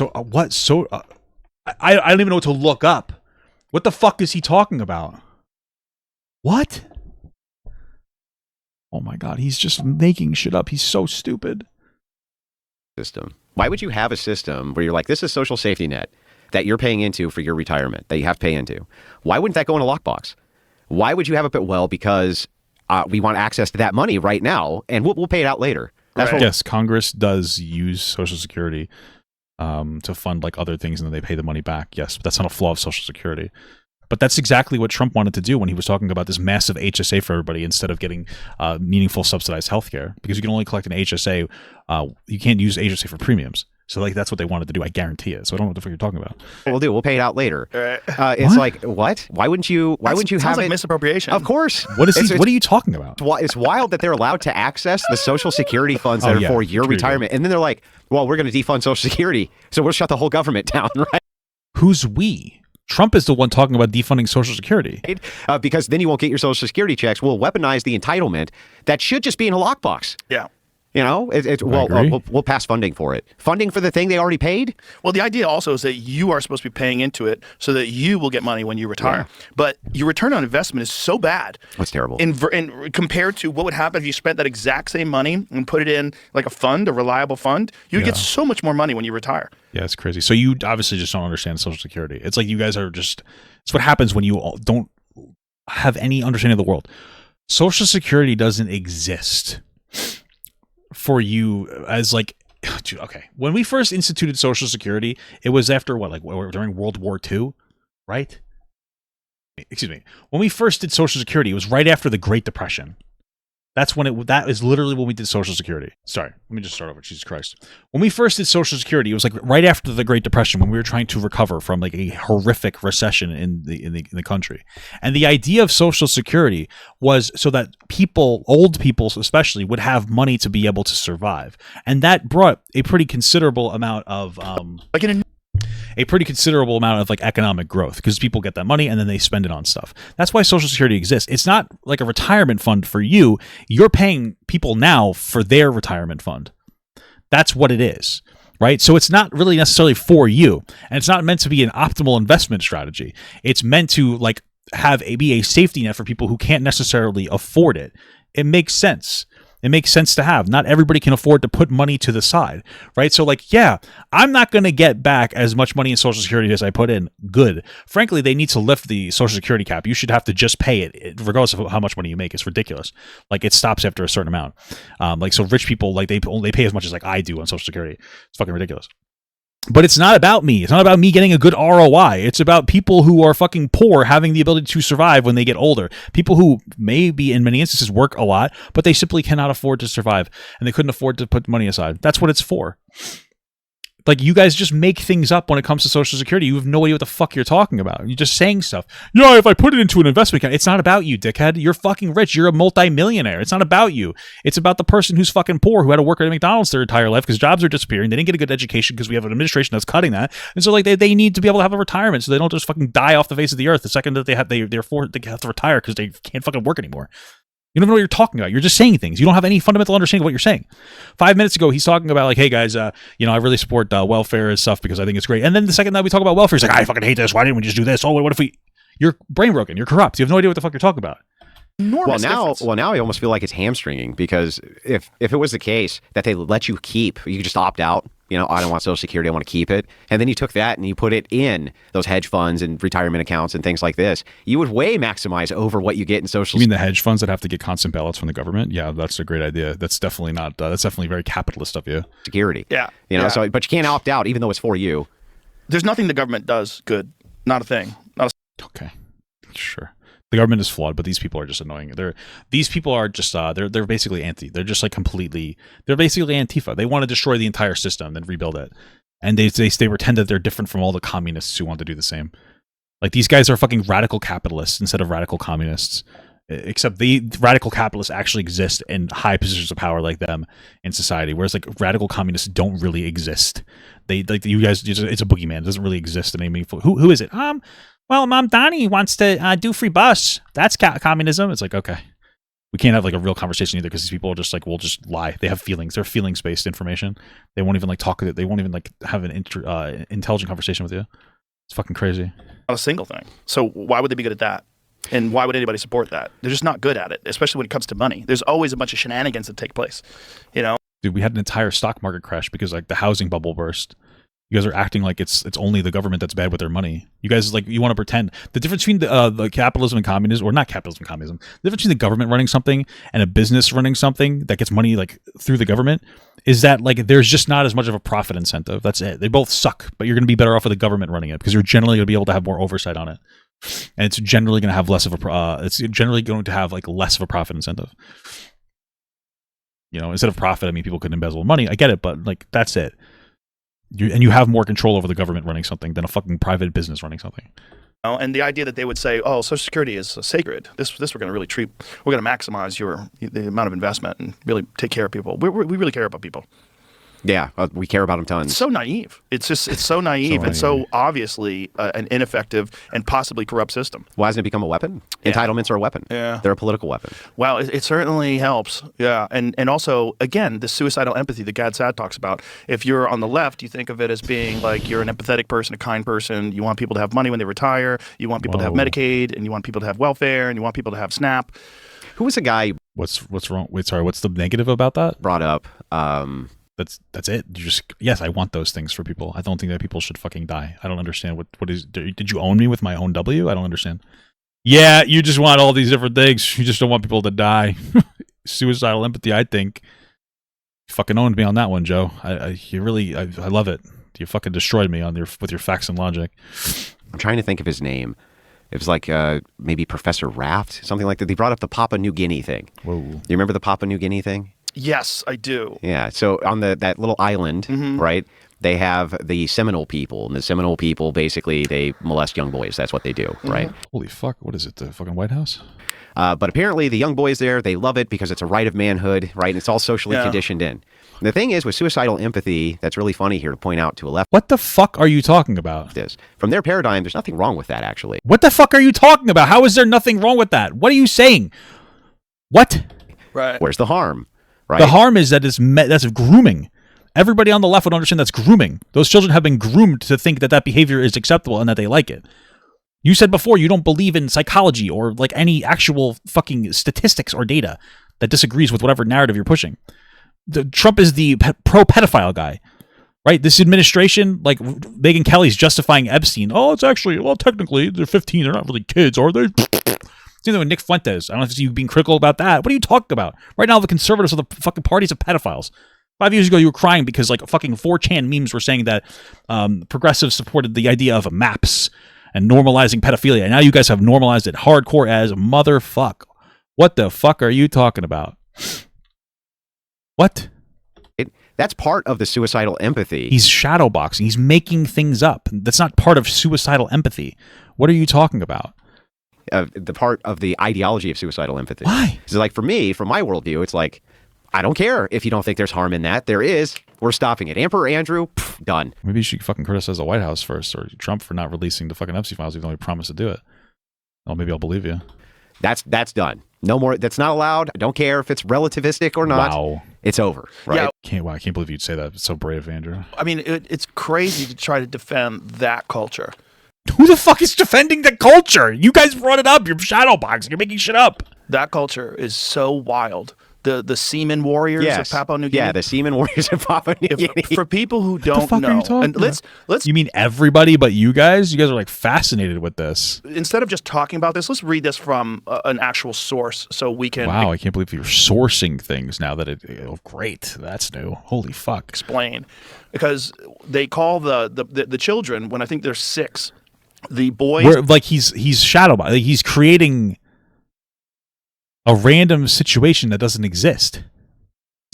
Have to live with a man that they refer to as the anal father.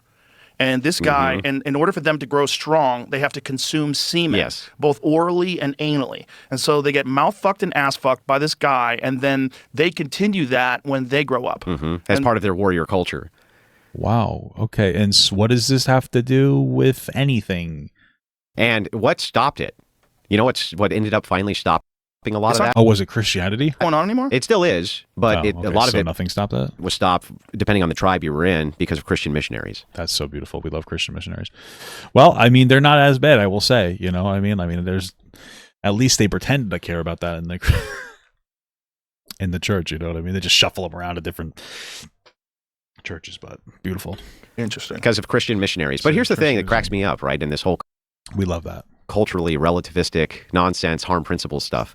You're Christopher Columbus and you show up, and if culture is doing that, don't you put them to the sword? Right. Like if you see the pyramids and they're cutting people's hearts out and like holding it up to this to Ra or whatever, you're like, I'm supposed to feel bad that they put you to the sword. Like it's really hard for me to feel bad about that. Right. What the fuck are you talking about? What are we talking about right now? Yeah, it's really hard for me to be upset about that. But with the Seminole people, is that the only representation of people in Egypt is sacrificing people? Same thing. It's like, do they not do sacrifices in the Bible? Like, if you went in there and you just used strong arm force, this is why the libertarian NAP and stuff like that I disagree with. Because like, if you went in there and used strong arm force and just stopped it immediately, so there are apparently a lot of sacrifices. Oh, the Old Testament. Okay, got it. Okay. What? So what?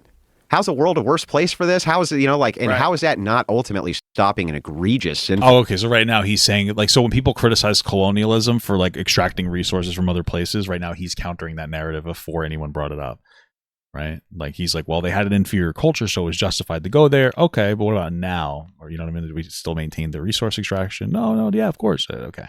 Full act that you can stop with ease. Right. Like, why not? Why not do that? Well, one of the things I got really into Aztecs recently, and because I wasn't aware that a lot of those temples that they found, you would think that the people that build those incredible pyramids and temples, no, they found them, didn't they? Yeah, you would think they have to be an incredibly sophisticated society. Well, it turns out they didn't really build them. No, they found them. Yeah. And they referred to them as the place where so who built the Aztec pyramids? Gods were born. I didn't know that. I was always told that they built these incredible structures, and then the Spaniards came and they found them. And no, they were primitive. Oh no, apparently he's just lying. Oh, he watched a conspiracy video. Gotcha. Okay. Is that what he was watching? Hold on a second. Let me see something. So, okay, just to be clear, there were some pyramids that were there before the Aztecs were there. And then they found those, but then they also built their own pyramids. So there's a mixture of different pyramids. Gotcha. All right, beautiful stuff, I guess. All right, guys, new outfit. I'm back. We were finishing this today. All right, let's do it. So what? How's the world a worse place for this? How is how is that not ultimately stopping an egregious sinful act? Yeah, I don't exactly remember what they're talking about, but I think I already made commentary on it. So, yeah. That you can stop with ease. Right. Like, why not? Why not do that? I don't know. Well, one of the things I got really into Aztecs recently, Oh, I remember this. Yeah, he was going on about the because I wasn't aware that a lot of those temples that they found, you would think that the people that build those incredible pyramids and temples, No, they found them, didn't they? yeah, you would think they have to be. I think they found there was temples that were there. I think I did commentary on this already, but whatever. There were temples that existed there already, but the Aztecs built the new temples also. So An incredibly sophisticated society. Well, it turns out they didn't really build them. No, they found them. Yeah. Whoa. And they referred to them as the place where the gods were born. I didn't know that. Maybe. I was always told that they Is there going to be like an alien thing attached to this? I wonder. I'm just curious. Is there going to be an alien conversation here? built these incredible structures, and then the Spaniards came, and then they found them. And no, they were primitives who found something that was Exactly. extremely advanced and then used it for their primitive application. not just primitive, So true, King. I don't but know. barbaric. Yeah. When they completed the consecration of the Temple of Tenochtitlan, they killed somewhere between 20,000 on the low end and 80,000 on the high end. They It's crazy, dude. sacrificed 20,000 What is this, Gaza? I'm just kidding. to 80,000 people within 4 days. In Wow. 4 days. And this was documented by, That's fucking crazy. Is that true? I forget his name, something Diaz. He was a Spanish chronicler. Cool. Because this is before Cortez came. They started like trying to figure out what's going on over there. And one of the things that I'm curious who he thinks like built the temples then, you know? this guy came back, he said, this place is fucking crazy. Yeah. Like they killed 80,000 people. And a lot of people I wonder if that seems unrealistic. I feel like that's probably I wouldn't doubt that like they were crazy there, but 80,000 sounds like a massive overestimation. You know, like I'm sure that things happened there that were bad, but it's like I feel like the numbers are inflated, if that makes sense. You know, for dramatic effect, even with historians. But what do I know? people have disputed that 80,000 people, but then they found so many bones that they're like, okay, it's probably That's a lot of money. You can use bones as money, dude. somewhere north of 20,000, which Maybe. is crazy enough. They But sacrificed him in 4 fucking days. But morality is relative. Right. The number Yeah, I saw cool. listed was 4,000 maybe. What's that, Jamie? As many as 4,000 was as max as they got to. Oh, thank you for the fact check, Jamie. We were right. He said 20,000. They're saying 4,000. Still a lot. Still terrible. But that sounds like it's an overestimation. What do you mean, bones? Discrepancies. Yeah, the people that even if they did 20,000, I think the number I saw was 4 people, or it was like 4 people every minute you would have had to do, or it was something that almost impossible to accomplish. They just said the number was probably exaggerated a lot. Right, but they said that no, I think if you are you sure? I looked this up when you brought it up. But like I looked last it up week. too. I looked it up yesterday, actually. I looked it up yesterday, and they were saying I appreciate you for fact checking, Jamie. Thank you so much, the local Jamie. that this guy, who was the guy that okay, I just threw Joe off. He believed like an inflated number, and then Jamie's like, "Well, that's probably like 4,000." He's like, "No, I looked it up. I don't think you did. I don't think you did a very good job looking it up there, boss man. I know I have it saved, so I can find it in here. Well, I'm gonna go with Jamie because it makes more sense that it happened, but it wasn't 80,000 or even 20,000. So this guy, this Diaz guy, He's gonna look up what Diaz said, but it sounds like it would be historically inaccurate or impossible for them to actually do that. Who's chronicling yeah, this? who chronicled it in the How long 16th before century. Cortez was this? Really, really soon. Okay. Like within a couple of decades before Cortez. Yeah. All right. Oh God, I'm trying to find it. Oh shit. But it. He's looking for the Twitter post. So maybe I don't know, just the perplexity of things. Said Spanish sources claimed 80,400 victims in 1487. Right. But That's modern it. estimates suggest 4,000 to maybe 20,000. Right. So 20. Okay. They don't Right. But really that disagrees with you, though, Joe. know. So 80,000 might be exaggerated if you think about the number, but just think about 20,000 people. Killing 20,000 people by cutting. Or probably more 4,000. Either way, it doesn't even matter. Like, we're getting caught up on the details. 4,000 is a lot of people, especially since populations weren't even nearly as big back then. So, like, 4,000 back then might be like comparative to 80,000 today, if that makes sense, just based on the how much or how many people are in the population, right? But it doesn't necessarily matter. We're getting caught up on these details. It still sounds pretty not good, but the numbers are exaggerated for flair. But back then, if it's 80,000 would be compared to 300,000 today or something, if all that makes sense. So it's just because we have so many more people, and you would need more people to carry out a bigger operation, But yeah, the numbers are exaggerated, Joe. It's okay. We got it. It's still bad. Their hearts out and throwing them down the steps. Also, 20 to 80,000 is fucking insane.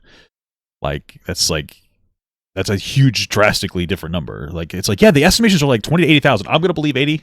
By the way, that's what I'm gonna believe. Why? That would be that would be so unlikely, incredibly unlikely that it would be 80,000. Why are you so willing to accept the most exaggerated number? It's no fucking common sense whatsoever. I think the normal person would be like, oh, those are probably exaggerated, but that's still a lot. It's still a terrible event that happened.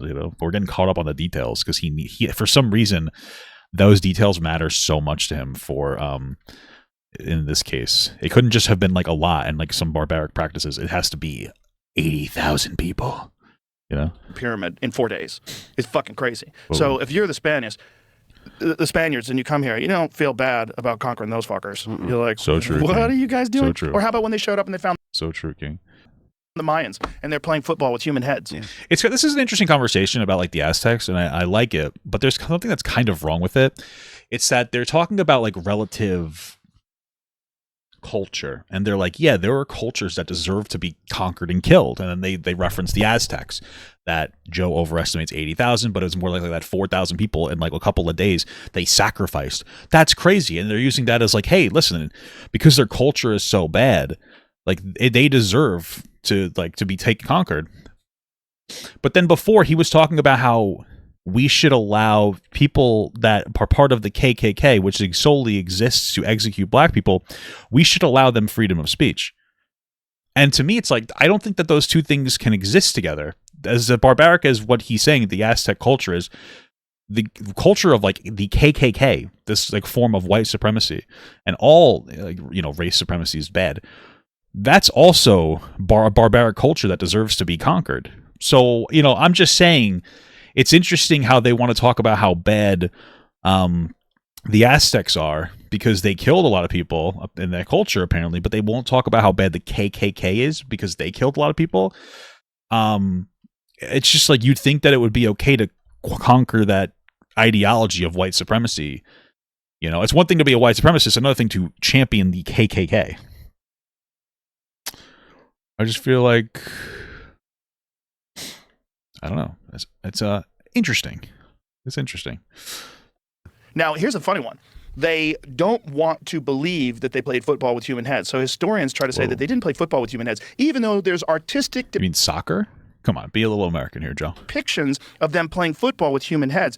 No, that was just symbolic. Well, did they sacrifice humans? Yes, they did, but we don't think they Who the fuck are you boxing right now? I don't know. Maybe they did, maybe they didn't. I'm not really worried about it. It's a fucking dead culture. played football with their heads. That would be rude. It's that whole myth of the noble savage. Exactly. And that whole myth of the noble savage is something which is utilized by the left in order to make the claim that you are an imperialist and an occupier and a person who, you have colonized their land. And the thing is it's I don't really see too many. I mean, I guess. I don't know. I maybe.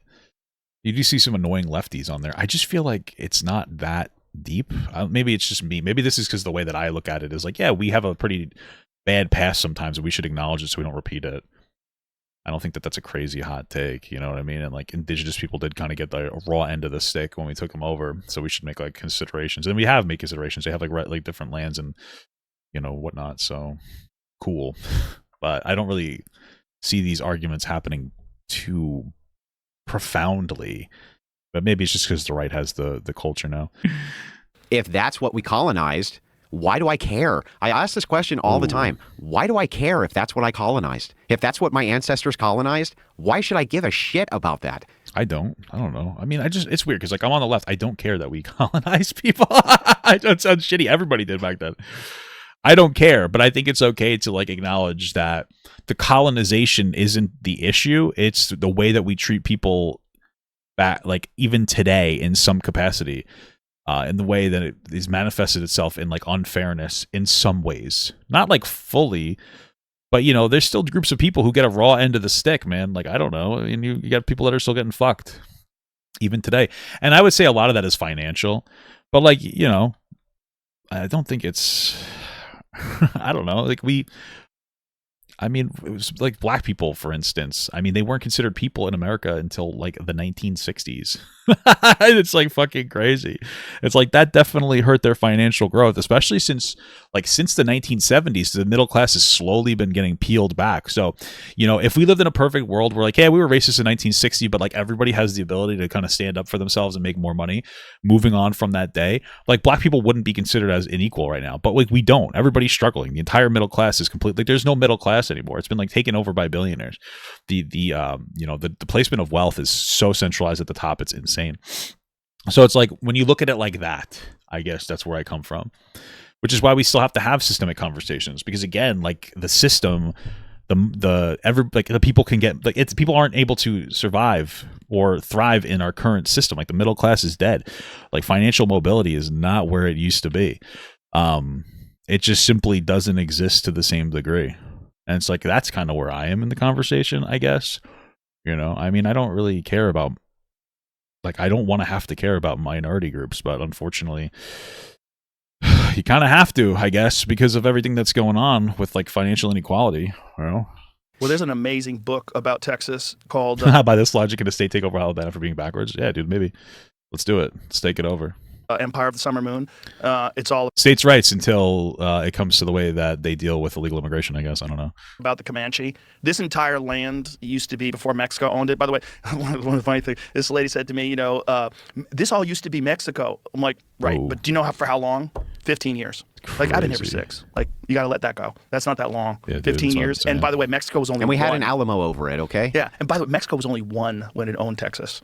Mexico started with in its new 1820. constitution? Yeah. Yeah. Because then also, you have the language and the religion of your oppressors that you're trying to say is this noble and incredible culture that you're bringing over to America. And you're all Catholic? And yeah, you're all Catholic. Y'all speak Spanish. They used to have, well, first of all, the people, the Native American people and the original people and the Aztecs, the Mayans, the Mexicans, it's essentially the same kind of people. A lot of them are, they look the same. It's like, if you look at Sitting Bull, he looks like he could be working at a taqueria. My wife calls them the pygmy people. Oh, they're tiny little people. Yeah, it says the pygmy people. And And they have That's crazy. It feels like it's getting like a weirdly racist. I don't know. flat noses, and they look like pygmy people. Well, the original people of Mexico had, or what the land of Mexico had, over 100 languages. The Mayans alone had 30 different languages. They're all lost. Crazy. Like, these languages are all lost. And we're supposed to think it's noble that this amazing culture that have the language. I've never seen anybody like, I don't know. I feel like they're shadow boxing. It's interesting that like, as I am somebody that's like definitely more left leaning, that I don't interact with any of what they're talking. This is like the weirdest thing. I'm somebody more left leaning, and I've never like really seen. I don't interact as much with what they're interacting with. Like, I don't know what they're seeing. I feel like they're seeing people on the right complaining about people on the left. Like, I feel like their For You pages or whatever on Twitter, it looks like this. Hey, look at this weird leftist that got a horrible haircut with 5 different color hair. They're saying that we should appreciate cannibalistic cultures. That's everybody on the left. And then they're like, yeah, that is everybody on the left. It's like, what the fuck is happening, bro? Like, I don't know. Like, I just see fucking racist memes on my fucking For You page, bro. You know, I see sometimes dark woke stuff. Some guy said he was going to hit his kid if he was gay, and then somebody called him the F slur, and it was kind of funny, honestly. Said that he was closeted, and it's like, oh, like, there we go. That's what I'm seeing. Like, what are you looking at? Why are you so entertained by this like idea of like far radical leftism? That is all you're seeing. It's fucking weird. Language and the religion of their oppressors, and they want to move here with this language. They're colonizing. They're trying to colonize a place. You've been colonized. You're trying to colonize. And here's the thing about colonizing: everybody that doesn't live in Africa, somewhere in their ancestry, there was a colonizer. Like, if you, but not in Africa. You go to Minnesota and you see these Somali communities, and everyone's speaking Somali. They have Somali businesses. What do you think that is? Would you consider that colonizing? Let's see. The action or process of settling among and establishing control over the indigenous people in the area. I don't think you would call that colonizing. It seems like colonization has an explicit aspect of it that would say that you're taking control over the indigenous people. But I think there's probably a difference between legal immigration. I'm gonna go out on a limb and say there's a difference between legal immigration coming here and being invited here, versus maybe just coming over and taking stuff. I guess I don't know. I feel like these are different things. Am I crazy? I don't know. Am I fucking crazy? Am I the fucking crazy one? Okay, I mean, sure, maybe. I don't know. I feel like we're fucking exaggerating here. It's a colony. Of course. It's just not a big one. It just hasn't taken over the entire country. And when Do you think it's gonna? it does, you'll think it's great because they're not white. Right. I won't care, and as long as we're all on the same page and we're all trying to work for a living, I won't care because I don't really care about skin color. I think weak people care about skin color because they're gay and cringe. Well, they're not colonizers. They're not. You see, They're immigrants. They're immigrants. Yeah. Right. White people are colonizers. Yeah. White people are the colonizers. Yeah. Everyone. I don't think white people are colonized. You guys have like a victim complex for fucking realsies, dog. Why are you freaking out about this shit so much? The fuck, you guys think too much about this stuff all fucking day. All fucking day, all you guys do is like talk about this colonization stuff. You interact with like the lowest IQ leftist takes, and then you think that that's everything. So it's fucking kind of pathetic. Everyone else is the immigrant. Nobody feels bad for Swedish chicks with big tits that are moving to America. You don't think that those are colonists? Yeah, don't care. Yeah. Don't care. No Yeah, one cares. It's only the colonization. Oh man. Well, the thing is funny. Moving I'll just roll past whatever your point you were gonna make, huh? back to the myth of the noble savage thing. What? How weaponized that is when so much of it isn't true. Like for instance, Who weaponized? What? you've heard of the two spirits, Yes. right? That's all bullshit too. I haven't really heard of the two spirits. I don't know what you're talking about. The whole two spirit people, all bullshit. Came from like one guy. I don't remember. Started with a B. Right. What is the two spirit? Oh, I think I know. I think I know what's happening here. So it's a modern pan-indigenous umbrella term coined in 1990 for Native Americans who fulfill or embody both masculine and feminine spirits. So basically what's happening right now is we're going back to trans stuff. Like Andrew can't stop thinking about trans people and their penises, I guess. It's like we're going back. So two spirits would be like the indigenous term for like some kind of non-binary or something. And so, but Andrew just needs to constantly bring things back to trans people, even though that's really not even part of the conversation. He keeps bringing it up over and over again. It's like these people are obsessed. It's very strange. Right. Who like Bardeche or something like this that they called them, right? And it was one tribe of people who had some like weird thing that they did. That was it. Well, it's probably gay guys. Yeah, it's that was the gay whole guys that like dressing up like women. Yeah, that's where the whole Cool. two spirit thing came. And then suddenly it's like, no, the Native Americans had the two spirit. It's like, no. That is not the case. It's not the at case. all. You just made it up because then you could throw it in with your Skittles bullshit. Right. So, what is Skittles? Is that some kind of? I'm assuming that's some kind of trans thing too. Right. So that's the got him. Skittles. Skittles. Skittles bullshit. The rainbow. Yeah. Well, Right. Yeah. the thing about this area here, before Mexico owned it, it was Comancheria. It was owned by the Comanche. But You just made it up. Somebody who doesn't believe in something that's made up, obviously. you know how they owned it? Because they killed the fucking Apache. Whoa. That's Oh, how. nice. The helicopter? That's crazy. Yeah. Well, they were fucking brutal. That's why this Empire of the Summer Brutal, Moon dude. book is so good. Because it just So shows good. you how unbelievably barbaric the Comanche were. They were the Crazy. baddest motherfuckers around. Because they had figured out horse raising. Crazy. And by the way, they only got those from the Spanish. From Europeans, right? Yeah. Sounds pretty cool. Isn't that like what do we do with like Vikings? They're fucking badass. They're going around killing people. Like pretty much every piece of Viking media acknowledges that Vikings were like, brutal murdering rapists. But then it's like, these guys are so cool. Like that's always the tone of every Viking show. Isn't that so interesting? I'm just saying, like, it's interesting how some pieces of media with some, colors of skin are bad for raping and murdering people, but then some of them are apparently good, I guess, and I like Viking shit.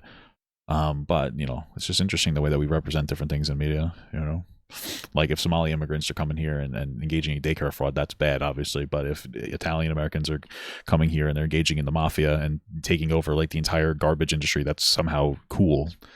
And I'm not saying all Italians are in the mafia. I'm just saying it's very interesting that what our perspective is on these different things. Which is crazy because horses actually originated in North America. I thought they were in Europe and brought here from Europe. Horses. No, horses originated in North America and then made their way to Asia and then were wiped out in North America and then reintroduced by the Spanish. Are you telling me that there's no horses in Asia? Wow. Is that true? That's pretty interesting. Modern horses did not originate in Asia. Rather, they evolved in North America over 50 million years before migrating across the Bering land bridge. However, modern domesticated horses trace their origins to Western Eurasian steppes. Wow, it sounds like a lot of evolution stuff. I thought you guys didn't believe in that. But the natives didn't have access to them until Europeans brought. Okay, that's what I thought. Their culture was so incredibly wild. If you think about it, like you're talking about. Well, you think about Europe and Asia, you've got people riding horses and building cities, and you've got like agriculture and all these things. And in North America, you basically have Stone Age people. It's really kind of crazy, really kind of fascinating. And then they get horses, and the Comanches were the first ones that really figured out horse breeding. They figured out how to castrate their horses. And they became Mongols. Yeah, they basically became Mongols. Yeah, they became Mongols once they had access to horses. Yeah. Well, that was the whole distinction anyway. That's super interesting. This is an interesting conversation because what they're effectively saying is like, hey, so I actually like this conversation a lot because it kind of discredits white supremacists, and I'm not saying that they are white supremacists, but there's always this question of like, hey, how come like areas in Africa haven't modernized in the way like America has? And a lot of the times the answer is resources, and that is true. And what they're saying is like, hey, when certain groups had horses, they had massive increases to their civilization and their ability probably to trade. Really, I mean, trade and fight. You're better at fighting because you're on horse. You're better to trade because you can move longer distances faster, etc. I'm like, yeah, when these people that are basically in the Stone Age got horses, all of a sudden they had massive technological achievement. Yeah, that makes sense. Horses, that's a big thing that we had in North America, which is why we were able to evolve so much. And not just horses. There's other things like you could take this to far beyond just horses as well. And you could also just talk about different resources, like having more temperate climates to grow crops in and things of that nature. You don't have to just stick to horses. So it's just kind of interesting. Like, yeah, I agree. This is a great point. I think it's very interesting. It's something that we should definitely look at and think about. But, the availability of whatever natural resource, whether it's fertile land or could be different things like gold or silver or anything like that, or even horses or whatever, can definitely, massively contribute to your ability to grow your civilization and modernize. Even the weather in general. If you have hot climate, it's probably going to be more difficult to establish farmland and to kind of sit in that one place for a long time. So if you reduce it all between the two civilizations, Europeans had domesticatable animals, natives didn't. Right. And because we had domesticatable animals, we had labor. We built these amazing societies, and they didn't. Yeah. The difference that a work ox and a workhorse can make in labor is astronomical. Yeah, I agree with that. I agree. And so, that's the real. I've never seen Andrew say any white supremacist shit. I don't think so. Maybe I have. I don't know. Maybe I did. Maybe I forgot. Maybe he said it yesterday, and I fucking forgot. But I would imagine that he couldn't have that take because right now he's drastically. I just mostly see him have weird takes about how women should appreciate men for not raping them. Very strange. But he couldn't really have that take based on what he's saying now. So hopefully he wouldn't devalue or devolve his own fucking takes by thinking that, it's fine to think that some cultures are inferior, but attaching a race to that culture, I think, is pretty pathetic. Real difference. Same thing with disease. They're like, the whites brought over all their diseases. Like, well, all those came from animals. Smallpox, all that got immunity because of animal husbandry. They didn't have any immunity to any of that. Marrying the animals? What the fuck? Not only that, there's real evidence that syphilis came from Native Americans, and then they brought that, at least some forms of syphilis, and they brought that syphilis back to Europe, and then all the Europeans started going crazy and getting holes in their head, losing all their hair, and that's where the big wigs came from. And then eating mercury pills to cure themselves. It's crazy. Yeah, I think that mercury used to be the cure for syphilis back then, right? What people used to believe. Yeah. It's really I think it actually did help reduce syphilis, but it was just a really bad treatment. It was just the best for their time, I'm pretty sure, but I could be wrong about that. That's more of a conversation about cures for different things and the positives and negatives of doing it, but I'm pretty sure mercury actually did help people with syphilis back then. Yeah, it occasionally slowed the progression of the disease and alleviated symptoms, although apparently it did more harm than good. So I guess I don't know what the symptoms of syphilis are. That would make it more worth it to do that. Maybe it was just a bad idea. Sounds like chemotherapy almost, but I guess more permanent. Kind of fascinating. But the It died faster? Oh, shit. Well, I guess it wasn't very good then, huh? point is, even the people. I think that they probably should have used ivermectin, and some people will say that's good for syphilis. I guess not me. I don't think so, but you know, they say, what is it? A whore dewormer? Think about it. Ivermectin, whore dewormer. Am I saying that right? It's a dewormer for whores, so that works out pretty well. People that lived in America before those settlers came. Bro, it's like when I say, like, I think if you smoke cigarettes, you won't get sick as much.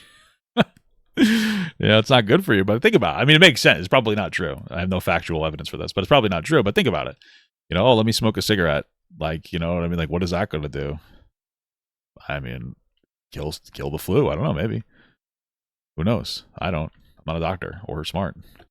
Those people came from somewhere else. They came from Siberia. You know, everyone's a colonizer. Like the dogs? Everyone, all over the world. Crazy. People, you start in Africa a million years ago, whatever it is, and then people start slowly moving away from the people that were kicking their ass, looking for a better place to live. But isn't the whole thing from the leftist paradigm just to create or to delegitimize the fact that you can say, what do you mean? My grandpa was born here. Right. His grandpa was born here. Right. Maybe. I don't know. I don't really see that, but okay. He was a colonizer. I'm an American, and I have a right to my nation because by birth, I have a birthright to the land that I'm on, and so do my fellow countrymen. And it's an attempt to delegitimize that, right? That's the whole point. Just to delegitimize. I don't think so. I think that some people are a little too woke. I don't think it's like a mainstream thing here that we're talking about, though. Legitimize your claim to your own land. Well, that's what we were talking about earlier with leftists, where there's this purity test that no one can ever pass because they'll always keep pushing the boundaries further and further. That's crazy because there's more diverse like opinions in like the Democratic Party than there are in the Republican Party. If you are not with Trump, you're considered a rhino and you're like ostracized from the fucking community. Like Marjorie Taylor Greene had to basically resign because she wanted them to release the Epstein files that Trump promised to, so she got ostracized from the Republican Party and she fucking had to resign. So it's interesting when people say this whole purity test, which can be true. People are very annoying on the left. I understand that. But you guys act like this is like a left exclusive idea. But like you're not allowed to have any political differences from the administration or else you get fucking completely brandished as like an enemy of the people. So you're never going to be there's no like real Americans. Everyone who's white is a colonizer. Yeah. Okay. Well, I'm on the left and I don't think that that's true, but okay. It's fucking goofy. And it's just, I think the goofiest thing is that like it's the same people that are like, yeah, I don't like being called a colonizer for being white that won't shut the fuck up about their goddamn race. They're like, forget the past when it comes to the bad things we've done. But, all the things that we think are good, to talk about that. Why? Shouldn't we kind of like, we should acknowledge our past just so we don't repeat it. But like, why? Like, I don't know. Can't really, I just feel like it's interesting. The double standard there is just very interesting to me. just designed to point at someone that someone is the bad person. And this is the reason why life sucks. And also, I'd say billionaire is the reason life sucks, but miss any of the terrible activities that any of the other people participate in because, like, they're just oppressed. They're oppressed people, so they're lashing out. What do you think? Sometimes isn't that everybody's justifier for January 6th? The oppressed people are lashing out. No, like if you again the bird's eye view. What do you think the left? What do you think their end goal is here? I don't think they know. I don't think their end goal. Their end goal is their enemy is the right, and the right is Nazis and fascists. They want to eliminate the Nazis and they want to roll initiative. That's crazy. I'm pretty sure Trump escalates this political conversation more than anybody else. Trump calls people on the left like fucking communists and like fucking fascists. He does this more often than anybody else. And if you want to compare this to leftists on Twitter, that's fine. But if you want to compare this to like other people that are equal to Trump, like Trump escalates more than anything else. I don't remember Kamala Harris, Joe Biden. They're not going around calling people like fascist enemies of the state. So I don't know what to tell you. And you were just saying that you understand the perspective that ICE is considered the Gestapo right now. 2 weeks ago on the podcast you had with Rand Paul, why are all of a sudden you playing like a whole new game? Like, does he just placate the person that he's with? Does he just agree with whatever the person that he's with? It's like, oh, I know this guy. He really likes Trump or something. I'm gonna love Trump today. Oh, this guy's a little more critical of Trump. I'm gonna just agree with him. Like, does he just try to seem as reasonable as possible and just forget all of his actual shit? Initiative, right? Yeah, they want, and they 2d6 damage. It's happening, and they think that once they get into power, everything will be fine, but it's not going to. And not only that, what would be fascinating is if someone from the left started behaving exactly like the people that are on the right, just did it from a perspective of the left, where you would think, oh, this is okay. And that's what we got during the Obama administration. What did Obama do that was anything like Trump? I sent you this thing, Jamie, a little bit ago, the clip of Obama talking about immigration. And by the way, oh, he's an idiot. Obama, and I was mistaken on this. I thought that a lot of the people that Obama deported were people that were turned away at the border. Okay. That was a third. Most of the people out of I think it was 3 million over the course of his presidency, that were deported were fucking deported, like arrested, deported. A lot of people were killed. Let's put on the headphones so we can listen to the speech, because this sounds very MAGA. Listen to this. There are those in the immigrants' rights community who have argued passionately that we should simply provide those who are illegally with legal status, or so true, King. At least ignore the laws on the books and put an end to deportation until we have better laws. True, King. I love that. And often this argument is framed in moral terms. Why should we punish people who are just trying to earn a living? I recognize the sense of compassion that drives this argument. That's crazy. But I believe such an indiscriminate approach would be both unwise and unfair. This is funny to me.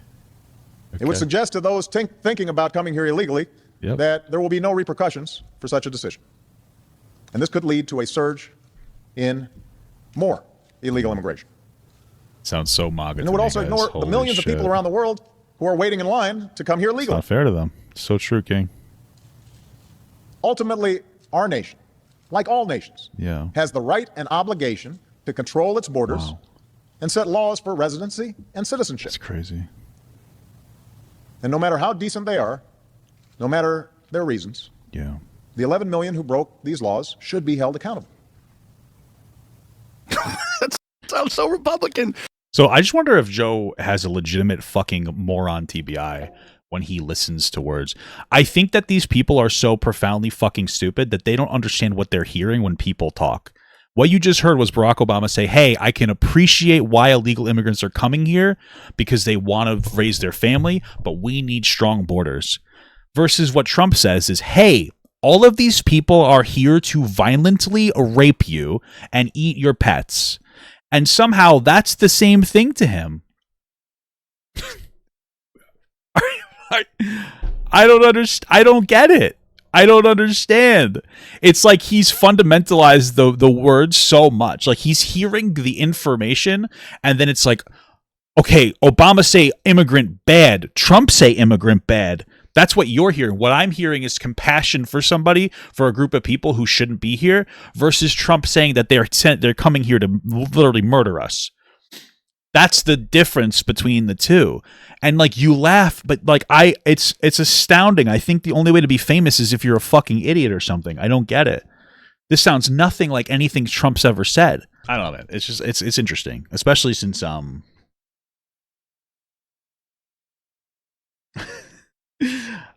I don't know, man. Trump just talks about how they're trying to come here to eat our cats and dogs, to rape us, they're shithole countries, all these different things. And like that's the problem, is the racism part. Clearly he doesn't have positive intentions. So I don't understand. I mean, I don't really get it.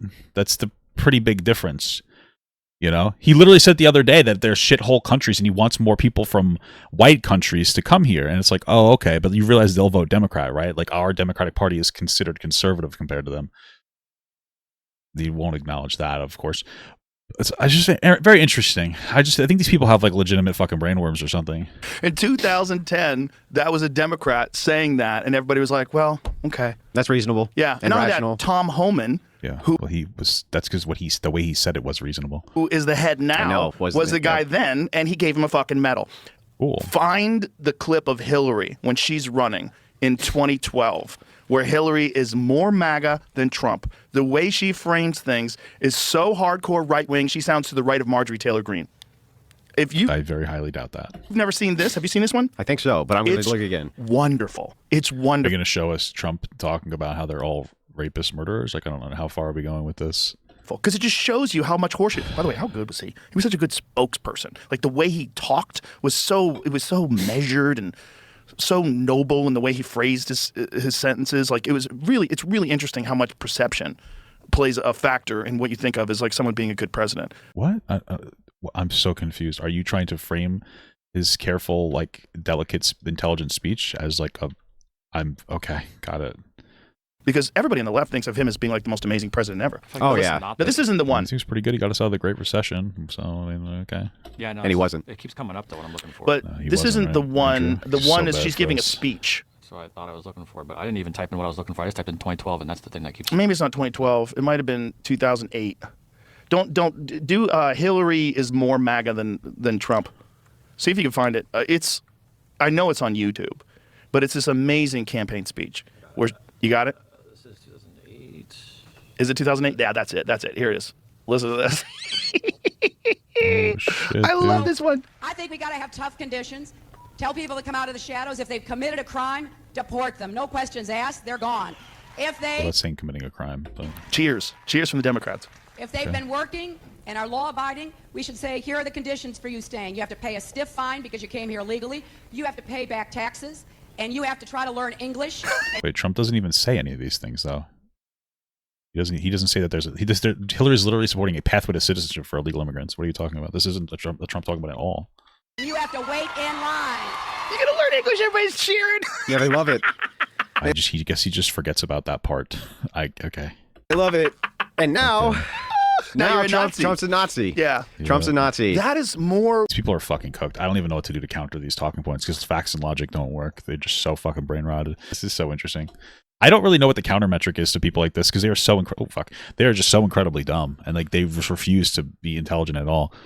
They just they are just like basically lying, by saying that this is the same thing Trump says. Trump says like they're all here to hurt you. It's very interesting, dude. It's fucking incredible. I don't know. I mean, let's not get worked up over it. But we're gonna have to try to figure out like what do you do to counter these? I mean, the thing is that they won't like. I don't know. Okay, whatever. It is what it is. Holy shit. Right wing than Marjorie Taylor Greene. Yeah, the Democrats were. I mean, there used to be labor unions that would put pressure on them, right? This was a big thing. Like there was labor unions. That was what the Democrats had. Yes. And the labor unions did not want the cheap labor to come in and displace them from having their nice little high wage jobs. And so it was all about we got to deport the illegals. Like, bro, what did Bernie Sanders say? Mass illegal immigration is a right wing Koch brothers conspiracy to bring in cheap labor. And he wasn't wrong. Right. Yeah, he wasn't wrong. He wasn't wrong. But the thing is it's like, what the hell are we fighting over here? Well, we're fighting over the fact that the left is just trying to ingratiate itself with power, and they don't really care about what the moral paradigm is. As long as they can get their people in power, they'll use anything as a linchpin issue. That's right. That's right. It's all about power. The whole thing is about power, and that's what people need to truly understand. You're being played. So true. Trump's definitely not trying to go for power. He's not like he's not like he's not like putting tariffs out there that shouldn't be happening because Congress should be making these decisions. He's not trying to take over the sovereignty of other countries at all or anything like that. It's just the Democrats. They're so power hungry. That's all it is, man. It's the fucking Democrats. You're being played. You're being played in Minneapolis. You're being played all around the country. It's about power. It's about them getting power. And if you think that once they get if they were successful, they imported millions more to all these swing states, they allowed them to vote, they completely rigged the system. Now it's only, you think that's going to be good for everybody? You're out of your fucking What the fuck are you talking about? Dude, this guy's fucking delusional, dog. What the fuck? That's crazy. Well, let me ask you this. Do you think then that Christians knowing this, they know that these are bids for power? When you have Christian nationalism on the rise and Christians moving towards that, doesn't that seem like it's a rational and reasonable thing to do for them to want the mindset of, oh, okay, he is a white supremacist. Okay. If we're not in power, they will be in power.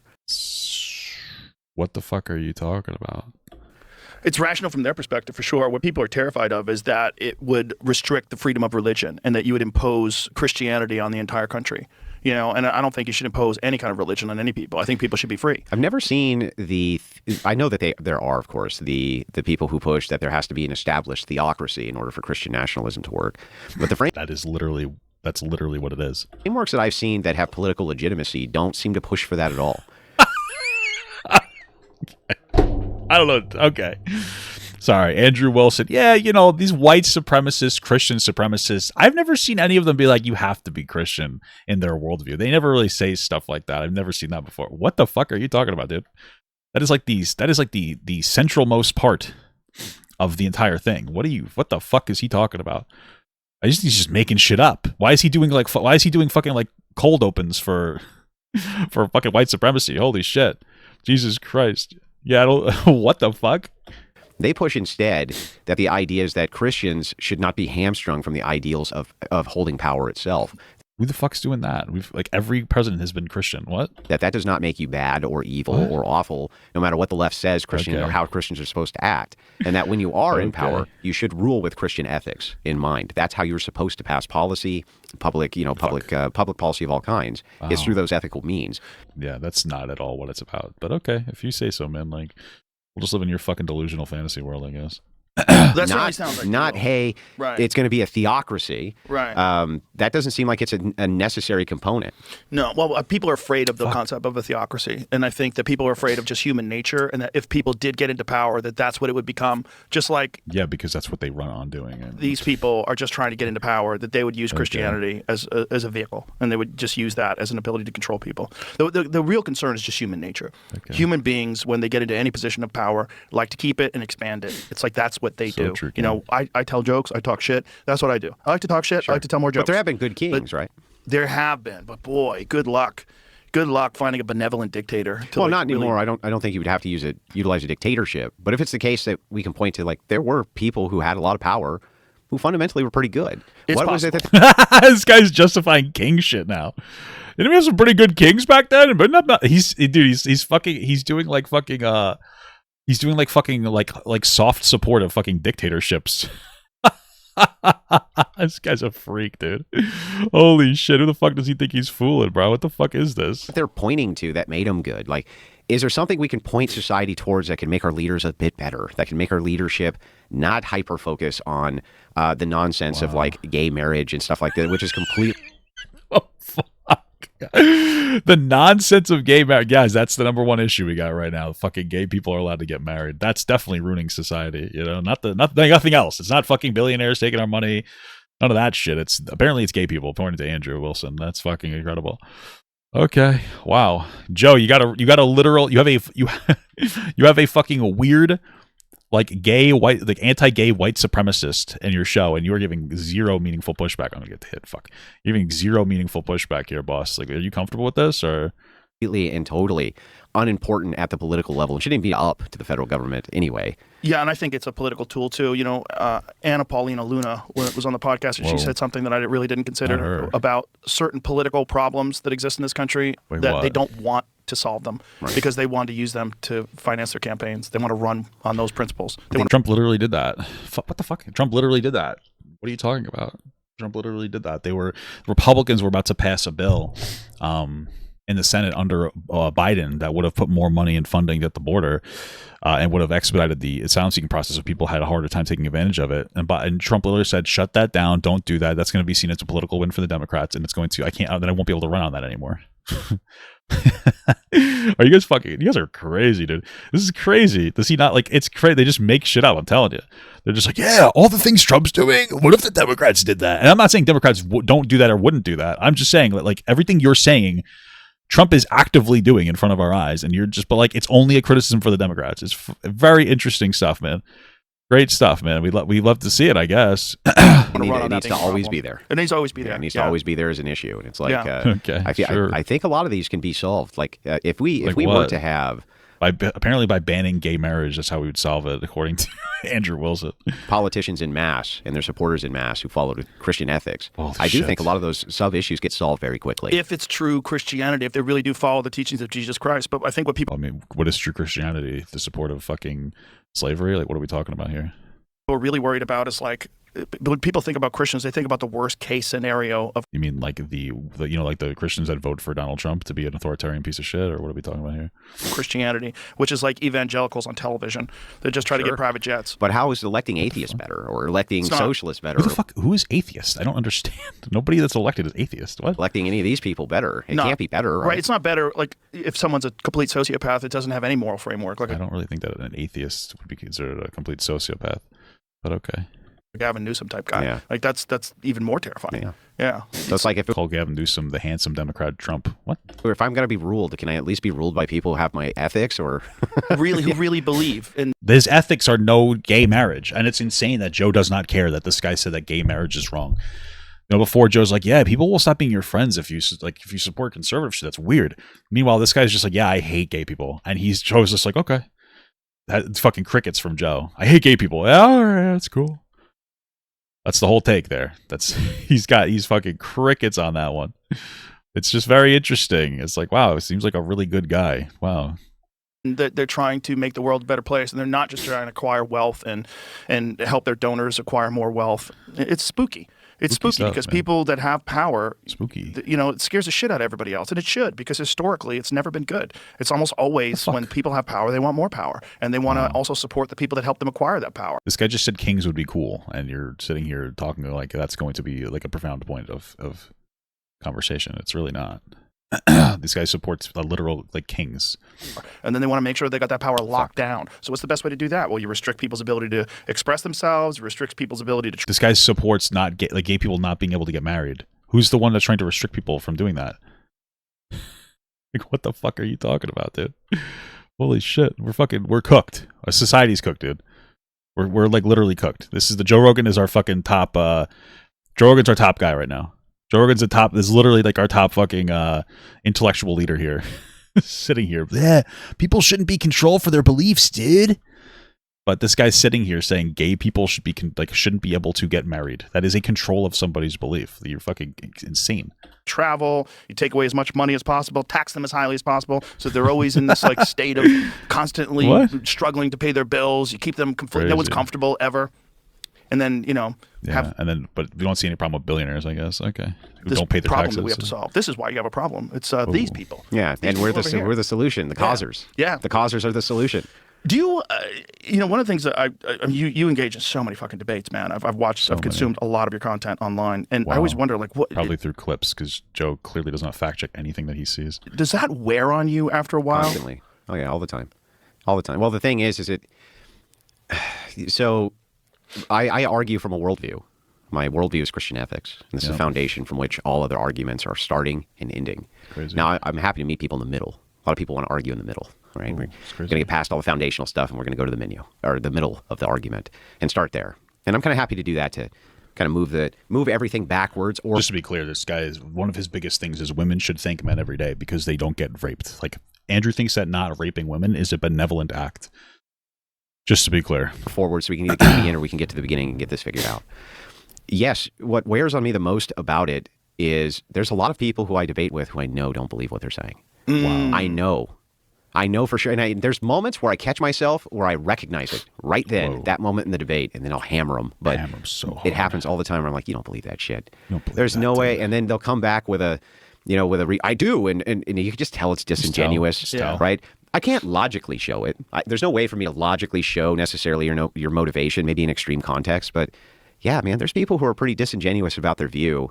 And there's times where it comes out and the whole audience can see it and you can see it. And you're just like, just why? Just why are you like, you don't even believe the shit yourself.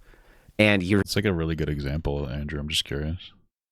You're propagating it on other people and people follow it. There's some cash there, but you're doing it anyway.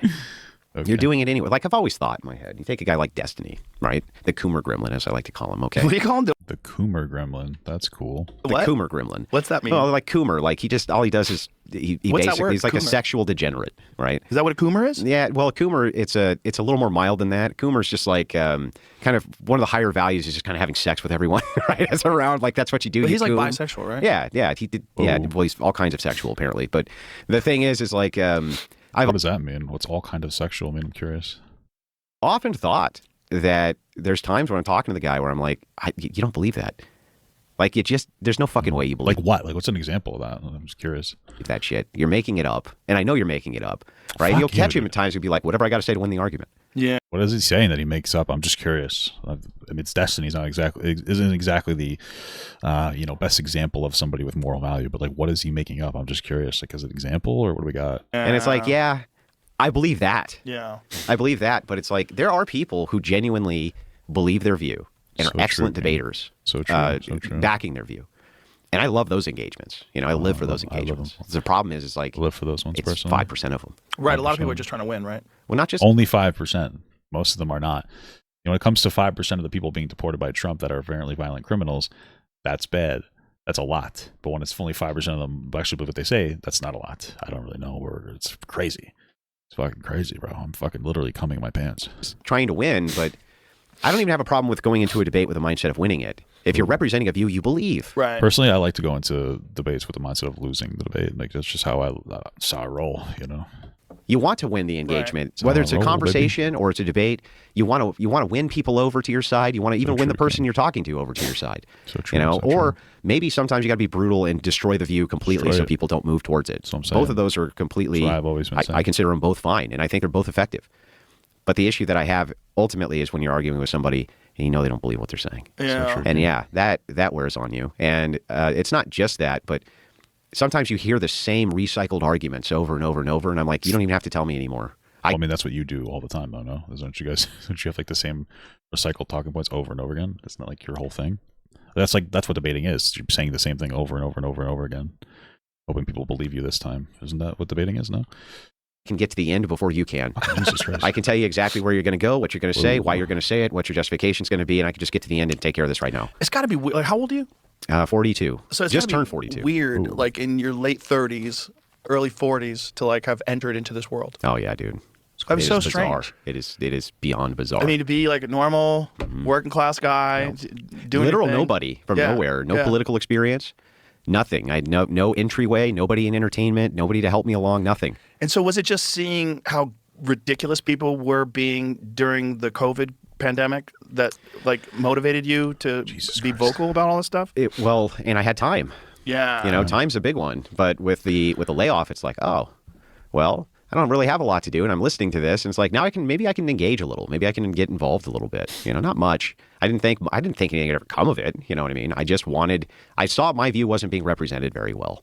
But did you have a history of education? Like, were you just reading books? Like, where did you develop these ideas? Yeah, well, it wasn't just from books, right? I would listen to long form, historic podcasts. I would, more than anything, I would be listening to, the medium's changed, but I would listen to what people had to say on a variety of issues, and I would watch the news incessantly, and I would be able to pick out what's true and what's not true after a while. Political education comes from a variety of sources. You can't get it from the news, and you can't get it from listening to just podcasts, and you can't get it by just talking to people. You have to take a sum total of everything, all of it, in order to at least be even moderately politically savvy and understand what's going on in the world. And I realized most people make commentary on things that they have no fucking idea what they're talking about. Right. And so how did you transition to doing this as a job?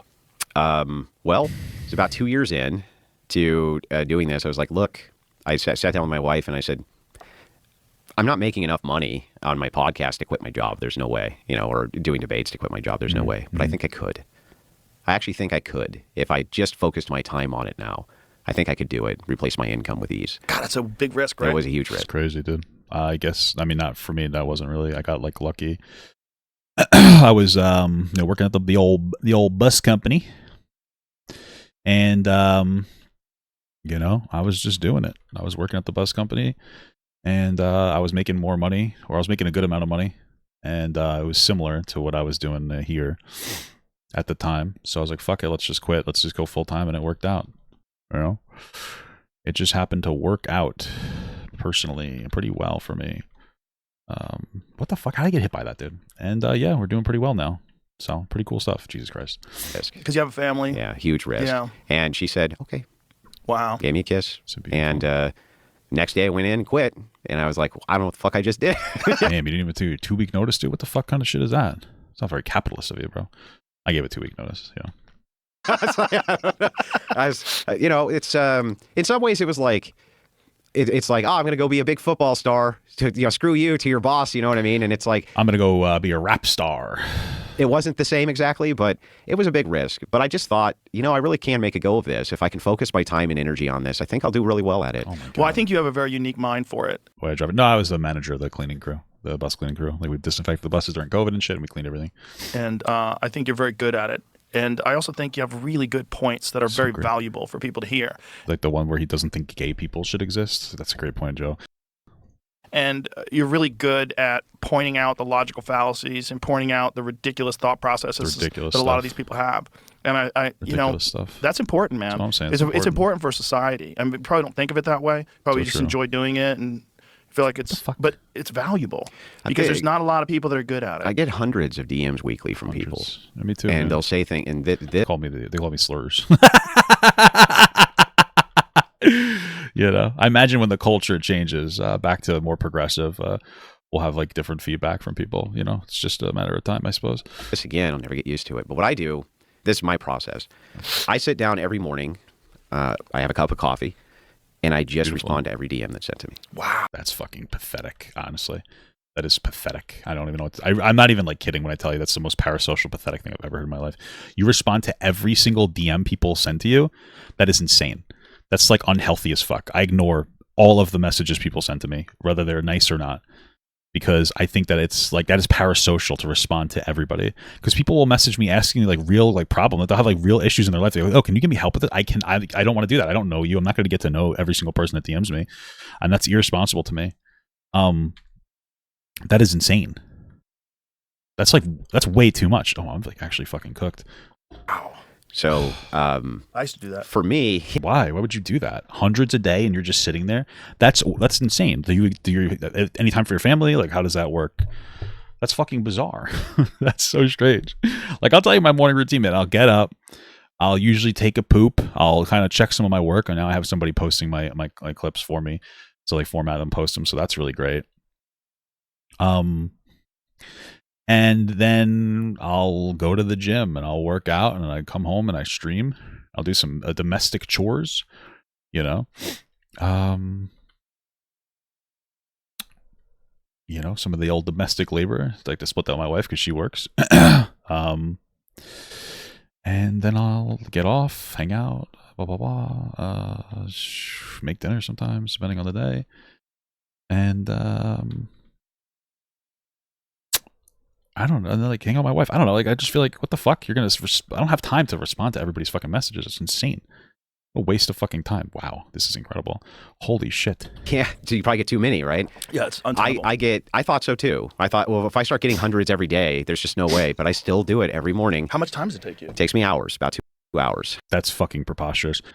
Wow. 2 hours. You spend 2 hours every day responding to DMs is fucking pathetic. Every morning, I'll sit down and I'll go through them. And That's I can't insane. send back long paragraphs, but usually I'll read exactly what they say. Even I'll just say something like, thanks for the support. Or, you know, I really appreciate you saying that. That means a lot, you know, because it does. Thanks, To me, it's my privilege to have fans.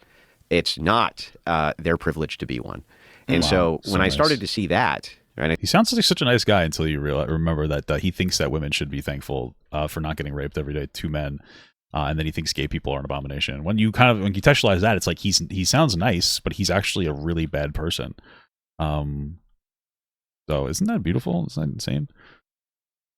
I started to see, wait, this actually does have a massive effect on people. I Mass also effect? began taking it very much more seriously because I understood I can also say things that do the opposite. They could move people towards the opposite of things which are good. You know what I mean? Or things which are things which you should be moving towards. And so, you know, I do take it seriously, and I understand my job is to represent a worldview. And when I go into a debate, that's exactly what I think. Millions of people are going to see this worldview on display. I'm representing it. I need to do the best I can to represent it well. To be an intelligent, reasonable person who's both well-read and has very good points that you can explain. I will never say that you are a reasonable person if you do not like. I don't understand, dude. It's such a small point, but this guy doesn't think gay people should get married.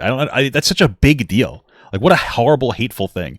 Saying somebody shouldn't be able to get married if they're gay is worse than calling somebody a slur. You call somebody a slur, what is it? It's just a word. It's not a good word. You shouldn't be using it. But you want to remove somebody's ability to get married to somebody they love because of your backwards ideology. Like, how is that not horrible and hateful? I don't understand. But I guess he's a really nice guy, I guess. Okay. Express about social issues, societal issues is wow. It's a massive thing. Massive. It's a very important thing. You know what else is massive, dude? You know, Fortnite. Mainstream media is not doing a good job of filling that role. It just doesn't. You know, there's not a lot of people out there. I mean, Christopher Hitchens is dead. There's not a lot of people out there that are really good at debating against ridiculous people and exposing this. And it's so. I'd love to see the clips that Joe actually watches when he talks about these people. I wonder what he's watching, because the ones I see are like when he like can't open a pickle jar, or he gets really like he yells at people, like women, saying that they should be thankful that like they don't get sexually assaulted by men, and all this other like weird ass shit. That's what I see. So it's like, what the fuck is Joe seeing? Like, that's what I'm just so curious about that. So important for people to sit down and see something like that, and to recognize, like, oh, I've heard people like that talk. Oh, I've always wondered, like, that doesn't make any sense. Why doesn't someone tell that guy to shut the fuck up? Why doesn't someone and you do that? And that's my job. That's your job. My job is to go in specifically and say, why don't you shut the fuck up? Because what you're saying is so detrimental to people too. Yeah. And it's nightmare fuel for them. Like, I mean, people hear this stuff, man. Like, I remember this one guy DM me, and he was like, Andrew, I hate these fucking people. Like, I hate them. He said, I'll listen to him, man, and I just fucking rage in my truck. I'm like, I fucking hate these bastards. Sounds like a really well-balanced guy. He's like, but I can't stop listening. He's like, and his mindset was, I want to know what the enemy's thinking, right? That's his mindset. Yeah. And I think a lot of it is maybe that particular guy. The enemy? People with differences of opinion on the enemy. Okay, interesting. He's addicted to rage or whatever you want to frame it. Yeah. I don't think so. I think the truth is that when people are trying to get to the bottom of things, they're trying to be like, why is this happening? Why is this going on? Why do these people think the way they do? And then they start listening to them. Sometimes it's way worse than you thought. Whoa. It's like, you really believe that shit? What's an example of like a bad thing to believe? I'm just curious. He's really afraid of what to say here, because he lets it slip a little bit that he just hates gay people and trans people, and Islamic people and everything. But like, every once in a while, like anything that what he believes is that we should all be ruled by a like 1,000-year-old text. That's what we should be ruled by, right? That basically says that you're an adult once you finish puberty, not when you've actually reached a mentally mature age, right? That's like the Sneeko defense. This is what they talk about. Like, hey guys, you're doing puberty. That's an adult. That's what people like Andrew believe, right? You have to believe these types of things because that's how they like don't care that Trump is probably a pedophile, right? Like, that's what it is. Like, what? What are you talking about? You really think that that's the case? You really think that we should be doing anything like this? What is wrong with you? Yeah. And I think that for a lot of people, that could be a very kind of like jarring experience for them. And I think that that's healthy, though. I think that's healthy for you to be kind of jarred out of complacency a little bit. Well, it's certainly healthy for other people to watch it, because certain people lean in one direction or the other, and they're not really exactly sure how they feel about things. Yeah. And sometimes someone who has bad ideas can be very compelling with these bad ideas because they're not being confronted by someone who's better at it. And I think that's a very important... Or even as good. Yeah. Even some, if you just draw a stalemate, it's like sometimes even that's good enough. Mm-hmm. Because it's like, maybe I was leaning towards this or I was leaning towards that, but I'm not sure again. Sometimes that's the best thing, right? Maybe you shouldn't be too sure on this side or that side. Right. But, before you commit, at least maybe I can stop you from making a committal to this. Tons of people are like, man, I was on the fence about Christianity. I was on the fence about Orthodoxy. I was on the fence about this. I was on the fence about that. This debate did it for me, listening to what these people had to say. This debate did it for me. This debate did it for me. Different fans have different highlights that they like, because they're all coming from different walks of life. But they're all very similar in one aspect. Most of my audience are married men, or marriageable age, but late 20s. Married men or marriageable age. Those are not the same thing in any capacity. What are you talking about? Also, I don't think most married men would resonate with the idea that like women should be inferior. I would hope so, or we're fucking cooked here. 30s, early 40s. That's about the demographic, but mostly like 32 to 45. Okay. And so these people, they have some life experience. They're not dummies. And they're listening to it and they're like... Having life experience doesn't make you smart, just to be absolutely clear, but okay. It's about time someone told that. Yeah. Somebody let them know what was going on. Somebody challenged those ideas. Somebody buried them. And that's what I'm effective at doing. So good. And that's what I'm going to keep doing, because these people are... Keep it up. Keep it real, King. Here's what I've learned. The higher I go in confrontation with the higher level people, the dumber they get. Really? So dumber they get. Dumb. Back in the old Twitch Bloodsport days when it was... This guy would regularly get lapsed by Destiny, who he's talking about. It's very strange. I guess like he has the ability to write the narrative right now. It's so unfortunate too. Like Destiny, Destiny is such a stupid fucking piece of shit, dude. It's so annoying because Destiny is unironically probably like one of the smartest, probably the smartest debater that I've seen, definitely in the online space where things get like extra fucking saucy, but he just can't stop being a degenerate piece of shit. You know what I mean? Like, I don't think that this guy's a fucking pedophile, but like, I don't think that he did enough to verify ages in some instances, for sure, which is pathetic and disgusting. But then also, he won't stop with all like the doxing shit in private. He won't stop like randomly calling people pedophiles. He won't stop just literally destroying his everything. Like, you don't even the bar's on the fucking floor with what you with how good of a person you need to be. You can't even do the bare minimum and just chill the fuck out. You know? But like, it's always something. And then he's like, "Oh, people are just so brain broken about me." It's like, no, dude. Like, people have given you so much charity in the past, and now it's just like it's you can't. Like, it's you know, it's every fucking day. You know, you're online saying wild shit when people get killed. Like, I get it, Trump is bad, and like, you know, you shouldn't have to be held to a higher standard than him. But guess what? That's just the way the world is. So he's like unfucking, like, he's a risk. He's just like a brand risk, I guess, if you want to say it like that. But also, it's just somebody I wouldn't want to associate with, because he won't do himself any favors. And it's like, here we go. Like, he's skillful, but he's super immature outside of that. And it's like, you know, you're 30 something years old. Don't you think it's time to like take a breath and like, okay, what do I need to do to become more mainstream? You know, it might take 3 years to get to a point, you know, but what should I do? Maybe I should stop with all the fucking crazy shit. I mean, it's annoying. You know, I could see, I'm 36 now. I could see by me being 40, I think Destiny's my age too, like Destiny being able to be somebody that people could actually listen to and like respect if he just chills the fuck out, gets his shit together, you know? I don't know. You know? It's like, holy fuck, dude. Like, people want to like, it's like, I would like to like Destiny, but I just can't. It's just gross shit. Like, his behavior is just so fucking gross. You know what I mean? And it's like, what are you doing? 50 live viewers and me against two leftists, and we were slugging it out. They were smarter. These were much smarter people than the high-level academic. Like, it took on these two academics recently at DebateCon. Both of them are Ivy League graduates. Ooh. Right? Well, it was nothing. I could have easily destroyed them while enjoying a hot bowl of soup. It would not have, like, it was. I guess I'll have to take your word for it. It was inconsequential. Why do you think that is? I think it's because if you just keep it in his pants and be more self-aware. Dude, he should just marry that girl Z or whatever her name is. just stop fucking around. Dude, honestly, I mean, fucking Jesus Christ. There's a degree of ass kissing, and there's a degree of people around you affirming over and over and over how fucking great you are. Joe Rogan has literally been throwing your fucking dick the entire podcast.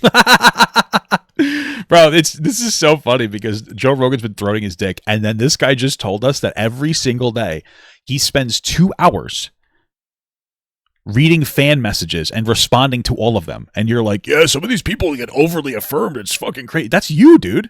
Dog, that's you. That is you. You're doing that. You fucking weirdo. You're the one doing that. What are you talking about?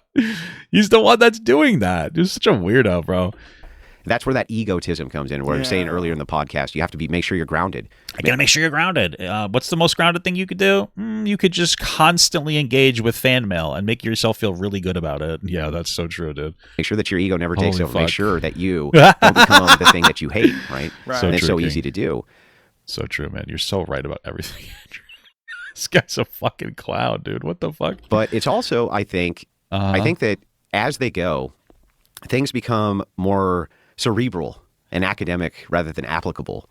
And those kind of old debates that I was doing was people living in it, not external from it. And so they had real emotion behind it. This wasn't just a thing on a chalkboard. Right. You know, so, and the other thing is I think a lot of people get where they are in media through connections and not because of merit. I think a lot of people who are in media and are political pundits have no fucking business being there at all. They're dumb as a box of rocks, and they're there because they had connections or they had friends who assisted them in getting in the position they are.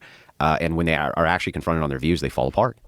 They totally fall apart. I've seen comedians, comics, who were on the road for years do better in academic debates than academics. Oh, like who? Yeah. And well, how is this possible? Well, it's possible because that guy has real world experience. He's probably just as well read as you, had a lot of downtime, right? So he educated himself, but he can do the thing you can't. He can apply it. Ooh, that guy he has a way to apply this. So true, King. This knowledge in a framework that works because he's part of the apparatus of the world. Just part of it. So I've been saying it. There was nobody there where he was like, he tugged on their shirt sleeve and said, "Hey, Daddy," or "Hey, Uncle Bucks," or whoever. I want to be on Fox. They have like a lot of money. News, and now they have. I mean, there's a level of truth to what he's saying. I just don't think he applies anything correctly. But like, there's a level of truth to what he's saying. That there are people who have no actual real world experience, and they sit here and they try to tell people about stuff. I know that sounds like stupid the way I'm saying it, but like, yeah, he's not necessarily wrong about that. Like I would say like these people like Hassan has that going on with him. Getting like a little, terminally online. Pokimane has that issue as well. What the fuck? Pokimane has that issue. She doesn't really. There's none of these people, and they're older now too. But none of these people have any like meaningful real world experience. But they'll talk about stuff, but they don't really know what they're talking about because they've never experienced any difficult times or anything. So like, yeah, there's a level of truth to what he's saying. Absolutely. I'm not going to doubt that. But yeah, sure, I don't think that he's applying any of these things correctly based on the conversation we've been watching. They have an in. And I think a lot of that in media happens. I think it's very a lot of nepotism there. So much. And a lot of people got no business being there at all. Don Lemon. Don Lemon. Not just Don Lemon. I mean, no, there's so a lot many. of them. Yeah, I just like to pick on him because he picked on me. Yeah. Well, I don't know what Don Lemon's doing picking on anybody. Like you would same thing. You would destroy Lemon while enjoying a hot bowl of soup. It would just a hot bowl of soup. I would prefer like maybe a warm bowl of soup. I have too much feeling in my mouth to be able to. The heat would hurt it. The heat would hurt it too much. But maybe they like hot bowls of soup. I don't know. Maybe Rogan's mouth is like really like desensitized from just throwing Andrew the whole fucking interview. It'd be nothing because Lemon's biggest problem is that he's gay. Is that what you're gonna say? This guy hates gay people. That's probably why he doesn't like Don. I don't even know. I don't fucking care about Don Lemon. Never had any business. He was Shit. a token, literally a token. He was a token gay black guy. Yeah. He was not valued for his great insights. I'm gonna take you at your word for it as somebody who loves gay people, Andrew. You really a big advocate of the LGBTQ community. So wonderful political takes and the fantastic way in which he broke down the issues of our time. He was valued because he was a gay dude who was black, who was like liberal talking points. Yeah, that's it. That's so yeah, tricky. I agree. Hey, listen, man, I enjoyed this. Let's do it again sometime. Absolutely. And tell everybody your show, The Crucible, where they can find it. Yeah, my show is The Crucible on YouTube. You can also make sure you go and grab a copy of my wife's book, Occult Feminism. It's fantastic. I brought you a copy, Joe. I love that. And then I know you love feminists. That's why I brought that copy. And then you can also catch me Debate University. It's a thing that I've done for years. It'll teach you how to debate. You can go check that out as well. Oh, he's teaching a class. Damn. Guys, we have to get our thing. We have to teach a class, jack off effectively in the movie theater and not get caught like Pee Wee Herman did. Hey, he just kept it real, dude. They fucking punished him for nothing. Free my man. Free my boy. Free my boy. DebateUniversity.com. I really appreciate the time. Hey, I appreciate you being here, man. I think what you're doing is great. I really do. I enjoy it. Thanks. All right. Bye, everybody. All right, that was a podcast. Incredible stuff.